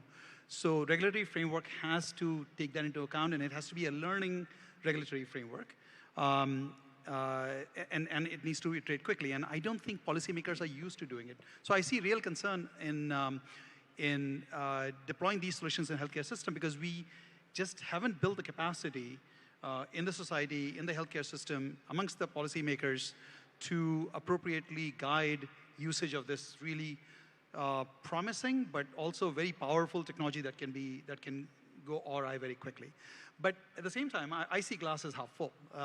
And I think especially for LMIC settings, the 5 billion people in the world who do not have meaningful access to healthcare, for them, this is not a question of, are there risks? They are facing risks every day today in the lack of access to healthcare. And if AI helps address that to a certain extent, I would actually go ahead and deploy that and learn from it and then kind of iterate on it. Great perspective there. One of the things, one is, of course, the job of the policymakers in this situation becomes extremely interesting. At the same time, I also believe that at the pace at which the change is hitting us, right, it's equally important for us to look at that how do we train the next generation practitioners, the employees that are working with us. Ashok, I'm going to come to you for this. How are you seeing this play with Evernorth? And what is the kind of steps that you're taking? Because traditionally, healthcare is known to be a bit, I don't want to call it laggards, but it's been not as active as it's in other disciplines. So yeah. I wish you could have asked the physicians rather than the. Sorry, I'm going Ashok, there. You need to really have, you're really in the border because you have 2 physicians sitting on this side. That's the reason. So it's an interesting conversation because from a technology standpoint, Evernorth is our technology arm for the Cigna Group. So we work with providers, we work with healthcare professionals. So how we are augmenting is primarily more from an administrative standpoint. So I'll give you a couple of examples that we have successfully launched and which my colleague Chuck did mention yesterday. From a provider standpoint, how are we augmenting that administrative effort? Because we want them to spend more time with the patient rather than documenting the visit summary and the transaction and the encounter that happened with them. So AI is introduced there, and they are able to spend more time with the patient in providing the care that they wanted. The second piece is around agent interaction with our brokers and potential members. When they talk about benefits and coverages, AI is helping them provide that information in a systematic way, and that way the call time that the agents spend with the brokers and our members are reduced. That gives a better user experience as well. And the third angle is more around the predictive analytics, because we want to be preventative, we want to predict the next best action, and at the same time provide recommendations based on the insights and the opportunities that we create for our members. Because the more treatment and illness we reduce, the more access of care can be provided to our members. So that's how we are trying to connect AI and Gen AI to our technology, from the technology side to our stakeholders. So I'm coming to you, Dr. Nageshwar. How are you looking at this from the clinician standpoint, or in general, like how do you see So actually, doctors are most notorious for taking up new things, and especially anything to do with AI, because we have a distrust for machines inherently. We feel still it's a human touch. So it's important to demonstrate the low-hanging things to them first. And I'll tell you an example here, this to carry on what Ashok said, that one of the most problematic things now, as we are transiting from conventional medicine of a physician-patient relationship, writing on the paper and then talking to the patient, they're all becoming electronic medical records now. So we're spending 15 minutes of our 20 minutes consultation time looking at the computer, typing out all your things. But eye contact is gone with the patient. And it has been shown now in several studies in US, for example, the reason for burnout syndrome among physicians is this. They have to do so much of this data entries and all that. So a simple thing would be that if we start going into, say, use AI for speech-to-text and segmentation, which is going to be quite not so difficult, immediately doctors take it up. They're very happy to do it. And then they start falling for other things also. I think that's the way to go to develop this. Yeah. I would get Dr. Karthik's. So thank you. I think the first thing is, see, look at the surprise that most people have when I say that I'm a physician by training, but trained in AI. So essentially, in terms of our medical education curriculum, we don't really encourage an interdisciplinary approach, right? We don't really focus on a competency-based model, both for digital health and AI. So that is essentially a place where organizations like the World Health Organization come in, where we're essentially talking about building these digital health competencies and creating a dictionary of the competencies that we would want healthcare providers, frontline workers, and everybody involved in healthcare to get trained on certain competencies. So essentially, building on what Dr. Reddy was talking about, if a physician, right from the medical school, gets trained on how do you really have this engineering side of thinking. You know, it's just one is, medicine is both an art and a science, right? So the fact is, you want to build in this thinking of both, not just from a randomized controlled trial, which is of course a gold standard, and anything that we want to do in science and in medicine has to be evidence-based. But the other part is, can we also develop this engineering style of thinking? You know, there is always an engineering way of approaching a problem, right? So that is a skill that we need to have. And so therefore, globally, what you would see is, about a decade back, the US started not just medical students learning just medical, but also engineering. So you have med-engineering schools, which have emerged now. And I'm actually glad to say now that in India, IIT Bombay, IIT Madras, Indian Institute of Science Bangalore, and IIT Guwahati are now running medical schools. So the key thing is, medical students, where we need to tap them fairly early, so that they learn the engineering side and the AI side. So AI, I don't think is going to solve all the problems, but it's going to certainly solve some problems. If you start using AI for diagnosis, maybe today I would be very circumspect about it, but if you start using it to augment the work that they do as a physician, for example, a neurologist shouldn't really spend 1 hour taking the history of a patient, but you can certainly use some foundational LLMs supported by RAG to help you document the physician and the patient conversation, and that summary could be sent to the patient. So you would need to build skills like that. I think we have a pointer here. So, but the key thing that I want to say is, just by ending one thing, now the organizers have essentially placed health at the end of the summit. Well, health is for all, but the very fact that healthcare is an extremely resistant one to technology in general. So I completely understand that the audience is actually hearing more challenges and not really the exciting part of AI, but I think there is more exciting times ahead in healthcare too. Fully agree with you. With that, I think we'll wind the panel up. It was fantastic talking to all you fine people, and thanks.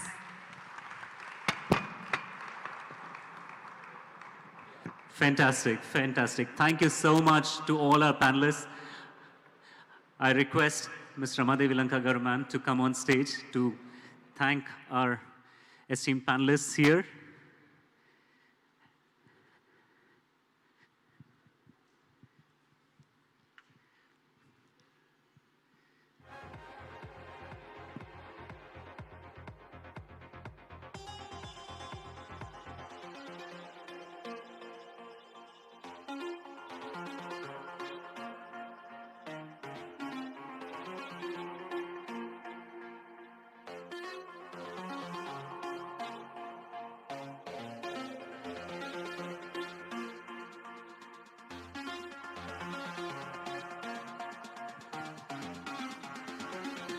Thank you so much, panelists. It was a wonderful, wonderful discussion.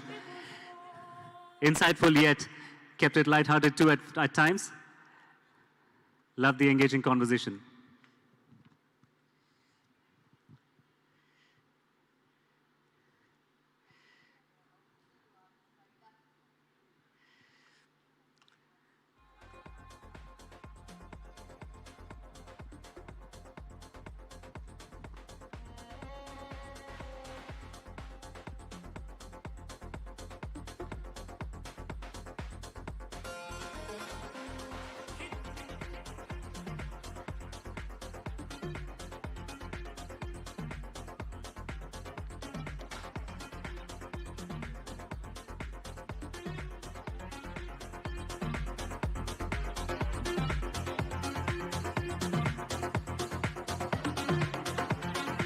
All right, so with that, we come to the very last segment, which is going to be another panel discussion here, but it's going to be an interesting one. I want all of you to, pay a little more attention. What if I said the next panelist is going to be an entry-level Python programmer? Plus, he is an Edge AI certified by ARM. Plus, he's the world's youngest Arduino certified professional. Plus, he's the National STEM Champion of 2024. Plus, he's received proclamations from the Mayor of Frisco and the Governor of Texas, a certificate of recognition from the US Congress, congratulatory letters from President Biden and former President Obama. And all of this at a tender age of 13. Ladies and gentlemen, the true embodiment of AI is not a child's play. Please put your hands together for Siddharth Nandyala, our next panelist. 13 years of age and going to be talking about AI and what he's doing. He's the founder and CEO of STEM IT, and he's a visionary leader. He wants to promote STEM in the field of learning as well. I'll leave more to him to talk about what he's doing at STEM and so on and so forth. And talk to him, to talk to him, I'd like to invite on stage another phenomenal talent, somebody who's filed 6 different patents and 1 generative AI chatbot. Please put your hands together for another youngster, Mr. Ram Karthik. You'll be blown away by our panelists today. And joining them on stage will be Mr. Madhav Bisa, who's the program director.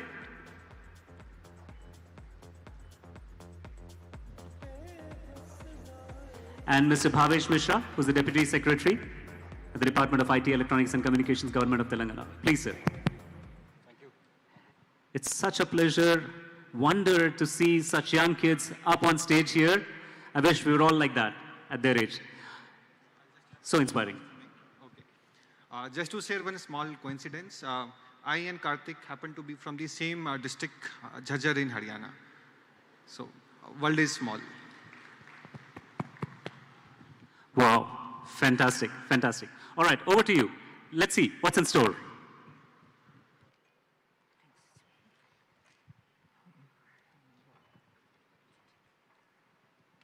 Thank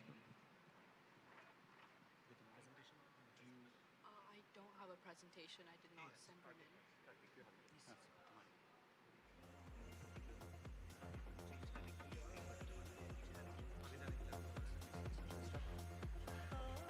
Thank you so much. So, Siddharth, we would like to understand from you the journey, your journey of success. So, would you like to share that with the audience first? Yeah, thank you so much for the question. So, I've always had a passion and a love for coding and engineering since I was 7 years old, and I've always been very interested in the fields of technology. But as I continued in this field, I realized that there was a gap in this field, and that was that there was a lack of proficiency in the field of coding and engineering. And being in the paradigm of technology, in the era of artificial intelligence and technological growth, I knew that this was a real problem with students because there was a lack of proficiency in the field of computer science, in the field of coding and engineering. So that's really what inspired me to create my own startup, STEM-IT, where we skills the students of the future, making them proficient in the fields of coding and engineering and artificial intelligence. So I'm the founder and CEO of STEM-IT, where we skill students to be future ready and proficient in the fields of coding and engineering. So what really got me into the fields of artificial intelligence was really by viewing real world problems that I faced myself. Seeing when my grandfather had fallen in 2019, as well as seeing a young boy without an arm and many other real world problems, it really inspired me to get into the field of artificial intelligence because it's truly an amazing field. It's one which is constantly emerging, rapidly developing. And I think it's really important, and I think it's truly an amazing field that's essentially able to solve many of these problems, allowing for so much growth, immense global change and global impact, which is truly what I'm all about, and that's really what got me into the field of AI. Lovely. Thank you. Thank you for sharing with us your journey. Thank you so much. So, Ram Karthik. So, firstly, Namaskar, Ram Ram, Pranam. A very warm greetings with holding hands to all the dignitaries, speakers, esteemed guests and delegates. Thanks for giving me chance to speak here. Firstly, that myself, I want to introduce myself. My name is Karthik. My father name is Reddy Singh. I am from Jhajjar, Haryana, Bharat. And today, in this Global AI Summit, I want to tell some brief introduction of myself. My good days, I have 5 India and 3 world record, and I have filled the 6 patents. So now I want to introduce that what is Raghurai bot, that is the India's first generative AI that create. Could I present the slide? Kindly load that slide, please.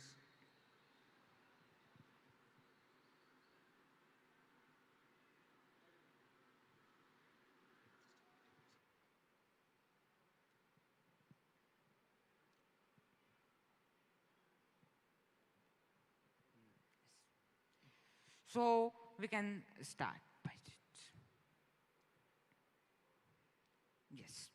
So it is the brief introduction that I have now told, that 5 India, 3 world records and filled 6 patents, and also wrote a book, The World of Future Tech, that got the copyright. Now what is know about the Raghurai bot?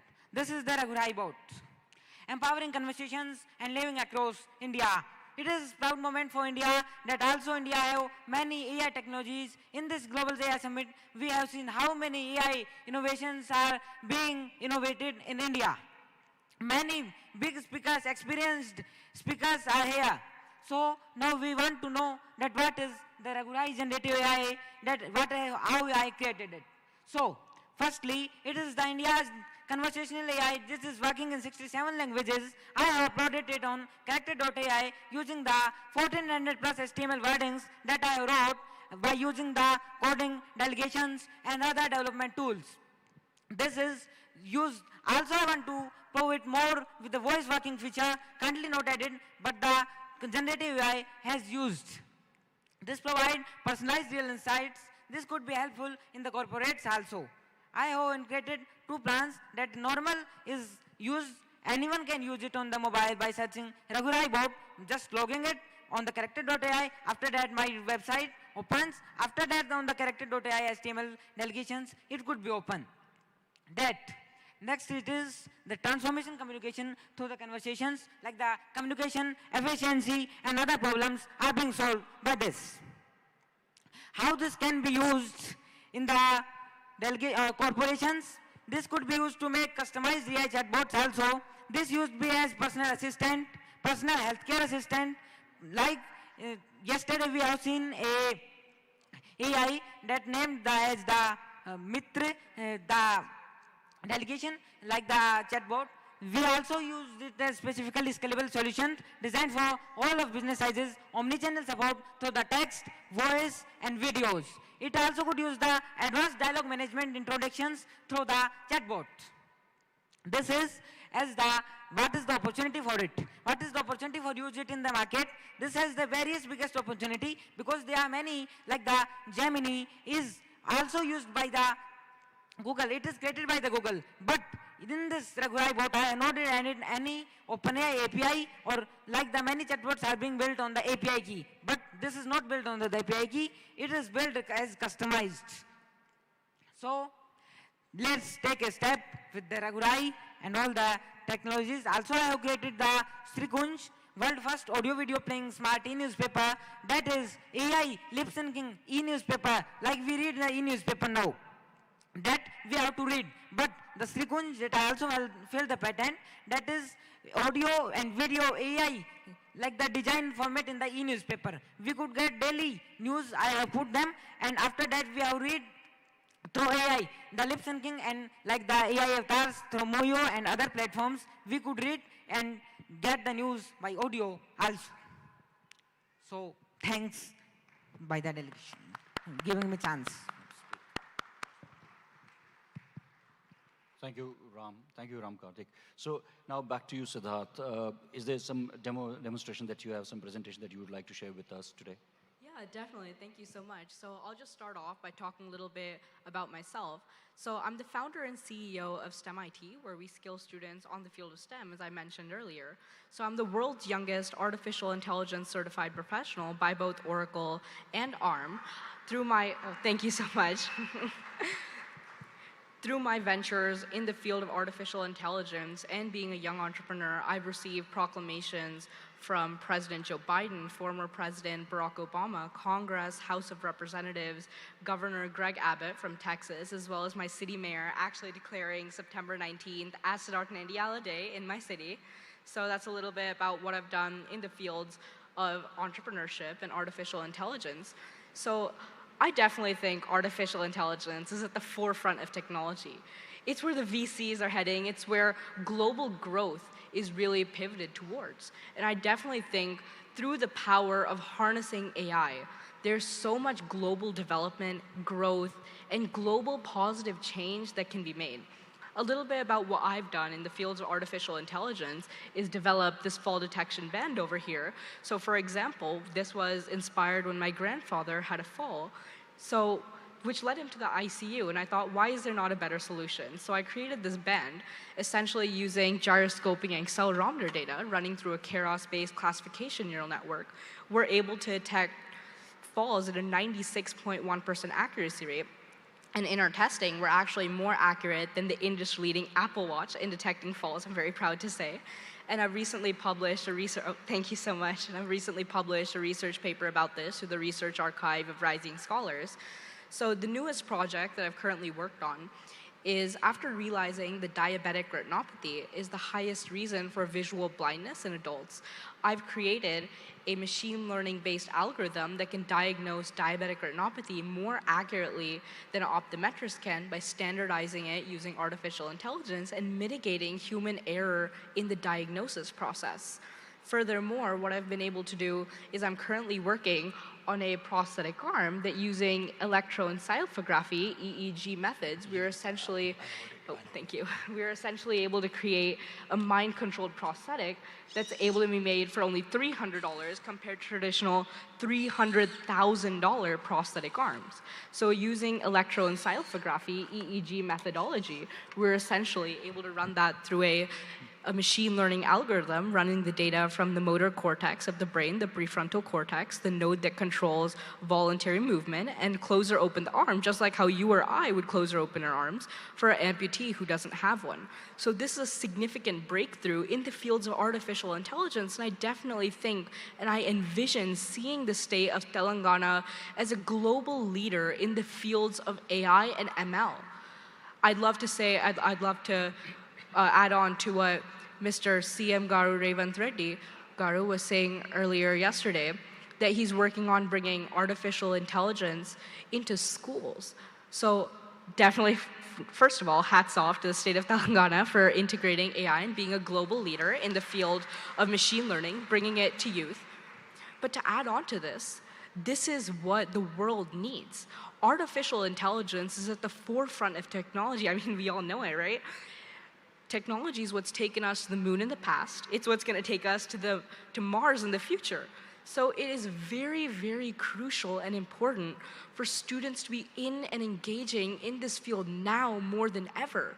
We are in the era of technology, the paradigm of global growth in the fields of AI, ML, and many more. And I definitely think that the Telangana government is doing amazing to bring artificial intelligence to all. I mean, pointing a little bit about what this event is all about. Make AI work for everyone. Now, what does that mean? We're bringing artificial intelligence into all sectors, into all fields. In healthcare, revolutionizing the healthcare industry in preventive diagnosis. For example, in wearables, we're able to use ECG data to detect heart disease and different cardiovascular diseases before they occur. Isn't that honestly, that just blows my mind. Think about the potential, the possibilities that can be made harnessing the power of AI for good. And that's really what I wanted to talk about. So I'm the son of the soil. I was born in this very state of Telangana, in fact, this very city of Hyderabad. So I would love to give back to my community, which has helped me grow into the entrepreneur and the inventor that I am. Thank you so much. So I would love to provide trainings and skilling students in schools in the field of artificial intelligence and machine learning so that students can be ready to be proficient for the industry of coding and engineering. And I'd love to bring this into schools in Telangana, hopefully working with the government itself. So that's a little bit about what I'm looking forward for the future.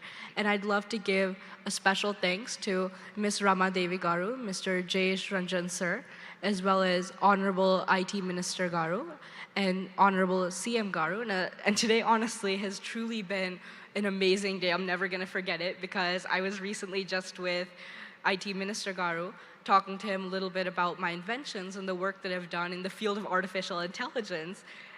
And I love watches, I'm just adding this. So I'd commented saying, Honorable IT Minister Garu, I just wanted to say I really love your watch. And he had gifted it to me, the one on my very wrist right now. So I just wanted to say thank you so much, Honorable IT Minister Garu, as well as the state of Telangana as a whole, for having me, as well as hosting this amazing event where we're really shaping the future of artificial intelligence. I definitely see Telangana being a beacon of hope, not only for the rest of India, but around the globe. I see it being a global leader.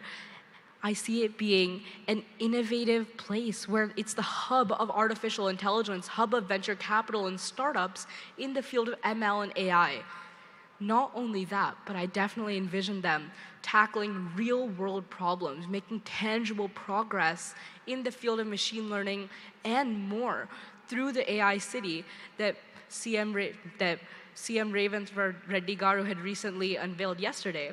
I think it's truly an amazing mission, and it's creating real impact and real change around the globe, which is what I aspire to do, my ultimate goal, being to create a legacy of inventors, innovators, and entrepreneurs to create real change around the world. No one person can create global change and a global impact, changing the lives of millions of people. It's a team effort. And I would love to invite every single one of you to come together and make a cumulative impact to really make real world change, real world and tangible impact around the world, changing the lives of millions. And that's what I wanted to end with. Thank you so much. So innovation is the heartbeat of progress, taking the journey from imagination to transformation. Now, what does this exactly mean? It means that every journey starts with a dream. For example, Bill Gates never envisioned Microsoft to be the billion-dollar company it is today. The founder of Amazon never thought that it would be the billion-dollar company it is today either. He started off as selling books, as an online bookstore. And now look at where it's taken him. He's in artificial intelligence through AWS and cloud hosting. He's the world's biggest e-commerce platform. So I wanted to end by saying, it all starts with a dream. Every entrepreneur, every single inventor starts somewhere. So go out there, bring your ideas to life, and make real change. Let's all work together and make the world a better place by harnessing the power of artificial intelligence, working together to make cumulative change, cumulative impact globally. Thank you so much. Thank you. Thank you, Sudha. Thank you, Ram. So with you guys being there, we are sure of our future. And with the kind of innovative mindset that you have, I'm sure that we are going to see a better world tomorrow. So thank you so much for your time. And thank you for gracing us with your presence over here today. Thank you so much. Thank you so much, Mr. Boscaro. I'm blown away, literally blown away. Aren't you guys all blown away too? This deserves a standing ovation, if nothing less. This deserves a standing ovation. I was wondering, sitting over there, thinking, what would it have been if I was thinking the same way as these two young, brilliant kids are thinking at their tender age right now. It requires a lot of clarity of thought. I just couldn't help, but I was awestruck thinking about the eloquence with which both of them spoke. Ram Karthik came across as a very shy person off the stage, but the moment he took on that presentation, he just nailed it. Brilliant, brilliant work, Karthik. Fantastic. And the less I say, the better. Oh my goodness, you are so eloquent, Siddharth. Wonderful, wonderful speech. So measured, such mature heads over their young, tender shoulders.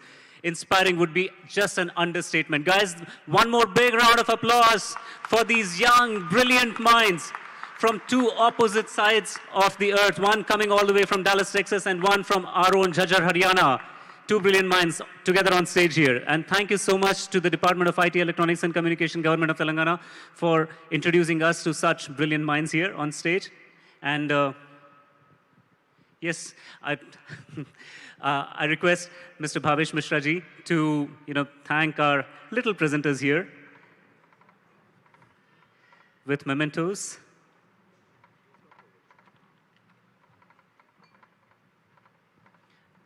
And I'd love to pick one of your lines that you said, innovation is the heartbeat of progress. Very well said, very well said.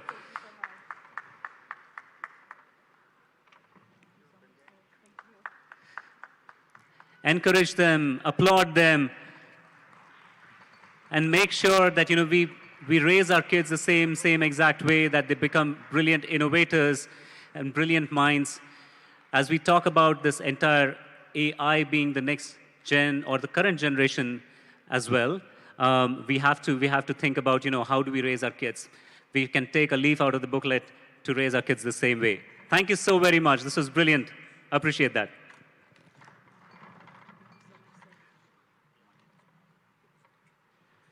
Thank you, Karthik, and thank you, Siddharth, and thank you, Mr. Madhav Bisaji, for moderating that session. Thank you. Wonderful, wonderful having you here on stage. With that, guys, that was the last of the discussions that we had. A glorious two-day summit has to come to an end. But before we leave, I'd like to request Mr. Bhavesh Mishra, the Deputy Secretary, Department of IT, Electronics and Communications, Government of Telangana, to present the closing remarks. Yeah. Thank you, Prasad. Good evening to all. Andarki namaskaram. So it has been a long two-day session. I hope the amount of knowledge that I gained about AI was more than what I could have gained from a traditional course, either on online or maybe attending some college degree program also. Don't you think so? Okay. So we started with our remarks by Honorable CM, Honorable IT Minister, regarding the vision that Telangana has about its AI journey. We started with unveiling of our AI city logo, the declaration that Telangana would be setting up a 200-acre AI campus, along with our AI strategic framework. Then our dynamic Special Chief Secretary, Jais Ranjan sir, took us through all those key areas in which we'll be working in the upcoming 1 to 2 years. We also had MOUs with more than 20 organizations. Apart from that, we had very energetic participation from our startups, more than 100 of them. The stalls were also visited by Honorable CM. Then, over the last 2 days, we had participants from across the world, international speakers, researchers, professors, senior civil servants from Government of India, Government of Telangana, startups, industry leaders. We had parallel sessions. So it was like an amalgam of everything that AI has to give. Generally, what has happened is that after post-COVID, we have restricted such physical meetings. We have gone more into the online mode, but as far as I am concerned, nothing can replace such gatherings, because one-on-one interaction is something which is irreplaceable. I think I came to know about so many individuals. I met some of seniors from my own college, own university also, which I was not knowing about. For example, you saw Mr. Karthik, who comes from my district only, but I did not know that he's an AI innovator from my district only. To thank, we have our MOU partners, Yota, CDAC, Path, Nazara, Next Wave, Viswam, AWS, Microsoft, JPAL, NVIDIA, Meta, Bhasni, OpenAI, Indian School of Business, IIIT Hyderabad, NIT Warangal, Nalsar, BITS, JNTU, Sweksha, Uber, Savit AI, WTC, HICC, and NASCOM. We thank all of them for being our MOU partners. You must be thinking about what is this. So this is just for a quiz. Anybody can guess? What logo is it? Any guesses from your side related to AI only?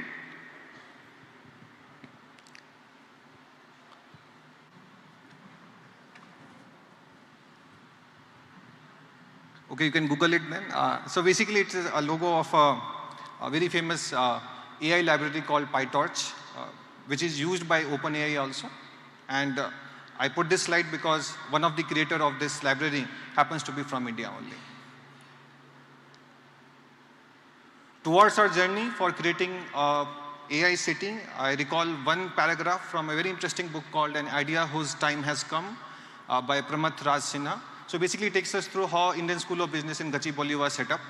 The paragraph goes like this, that on a damp summer day in 1998, a small column of cars pulled up at the side of road next to a low hill in Gachibowli. So it was mostly a hillock area, it had nothing. Then there were a set of people who were looking that area with some kind of hesitation as to what it will pan into. And today, you know what is the stature of ISB. So when we are saying that we are having an AI city plan for us, currently it's an idea whose time has actually come. So 20 years ago, the time was for ISB to come and be set in a city of Hyderabad. Now we are going to set up the AI city. In this journey, since the theme of the event has been AI for all, so a long time ago, Gandhiji had given a talisman. So basically it's a formula, or you can say a mantra, that whenever we do something, we should remember these 4 lines. So what these lines basically say is that, I'll give you a talisman. Whenever you are in doubt or when this self becomes too much with you, apply the following test. Recall the face of the poorest and the weakest man whom you have seen and ask yourself if the step you contemplate is going to be of any use to him. Will he gain something out of it? Then you will find your doubts and yourself melting away. So that basically means that whatever technologies that we are creating today, whether it will help the people who is standing at the bottom of the pyramid. If the answer is yes, I think we should go ahead with it. If the answer is no, basically we need more of soul searching to find the better solution. So the concept about AI for all is basically also to bridge the digital divide that we are going to have. Now, in order to make this whole event successful, a lot of effort has basically gone. We have been working for last, I think, earlier the session was planned for some other day, but due to some other reasons, it had to be postponed to September. But for the last 2.5 months, a lot of people have worked. I will not be able to, I think, name all of them, but I would like to call some of our colleagues on the stage. Ms. Rama Devi from Emerging Technology Wing, Ravi Kiran sir from Mi Seva, Lakshmi from ET Wing, Anant, Praneet, Sukirti, Praveen from AI Mission, Kiran, Anand, Rahul from Math, Anirudh, Srikant, MSR Garu from T-Hub, Rahul from Math. A bigger round of applause, guys. Raghav Chari Garu from... The whole reason we've had such a huge event over the last couple of days is all their efforts. Raghav Chari Garu from our e-governance team, Venu Prasad from T-Fiber, our partners, RBC, Mark 7, Mr. Sinhaji from Task. I would like all of you to please come on the stage, and I request Jay sir to also please come and felicitate them.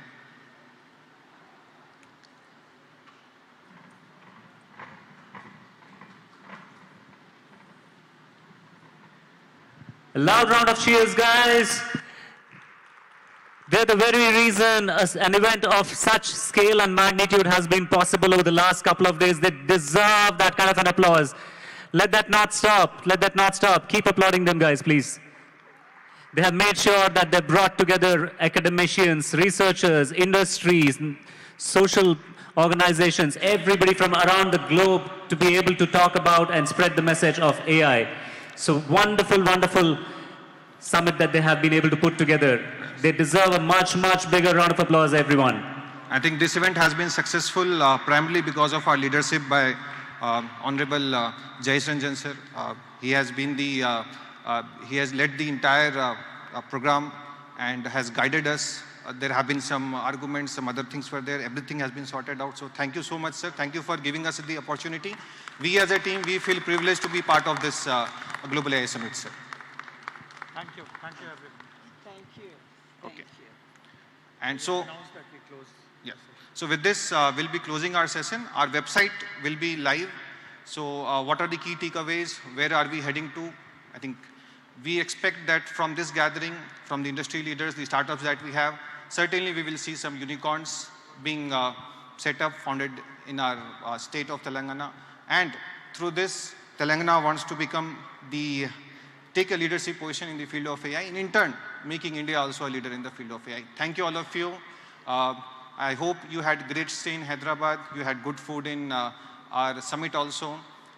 Good evening, thanks, good night, and Jai Hind. Thank you.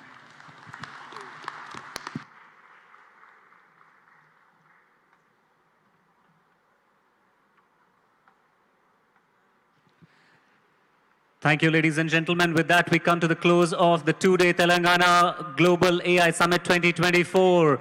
Thanks to everyone for being here with us both the days. We look forward to seeing you again pretty soon.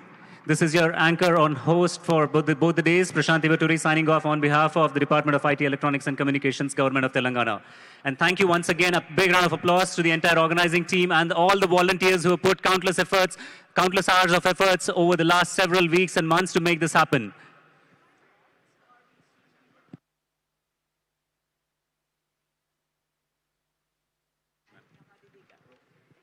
Yeah, last but not the least, I would like to thank Prashant, who has organized it so well, you know. So, no, come on. So, in fact, most of you may not know that he's actually a product manager in Oracle in AI, you know. So, we wanted somebody who is working in AI because that would be the right fit for this entire conference. That's what we thought. And he actually, you know, somehow we got him, and he has done great job. I would say big applause for him, please. So. Thank you. In fact, I should be thanking you for this wonderful opportunity, ma'am. I truly loved presenting. I truly loved anchoring and hosting the event. It's my pleasure, my privilege to be here and being in front of such wonderful audience. Thank you so much for the opportunity.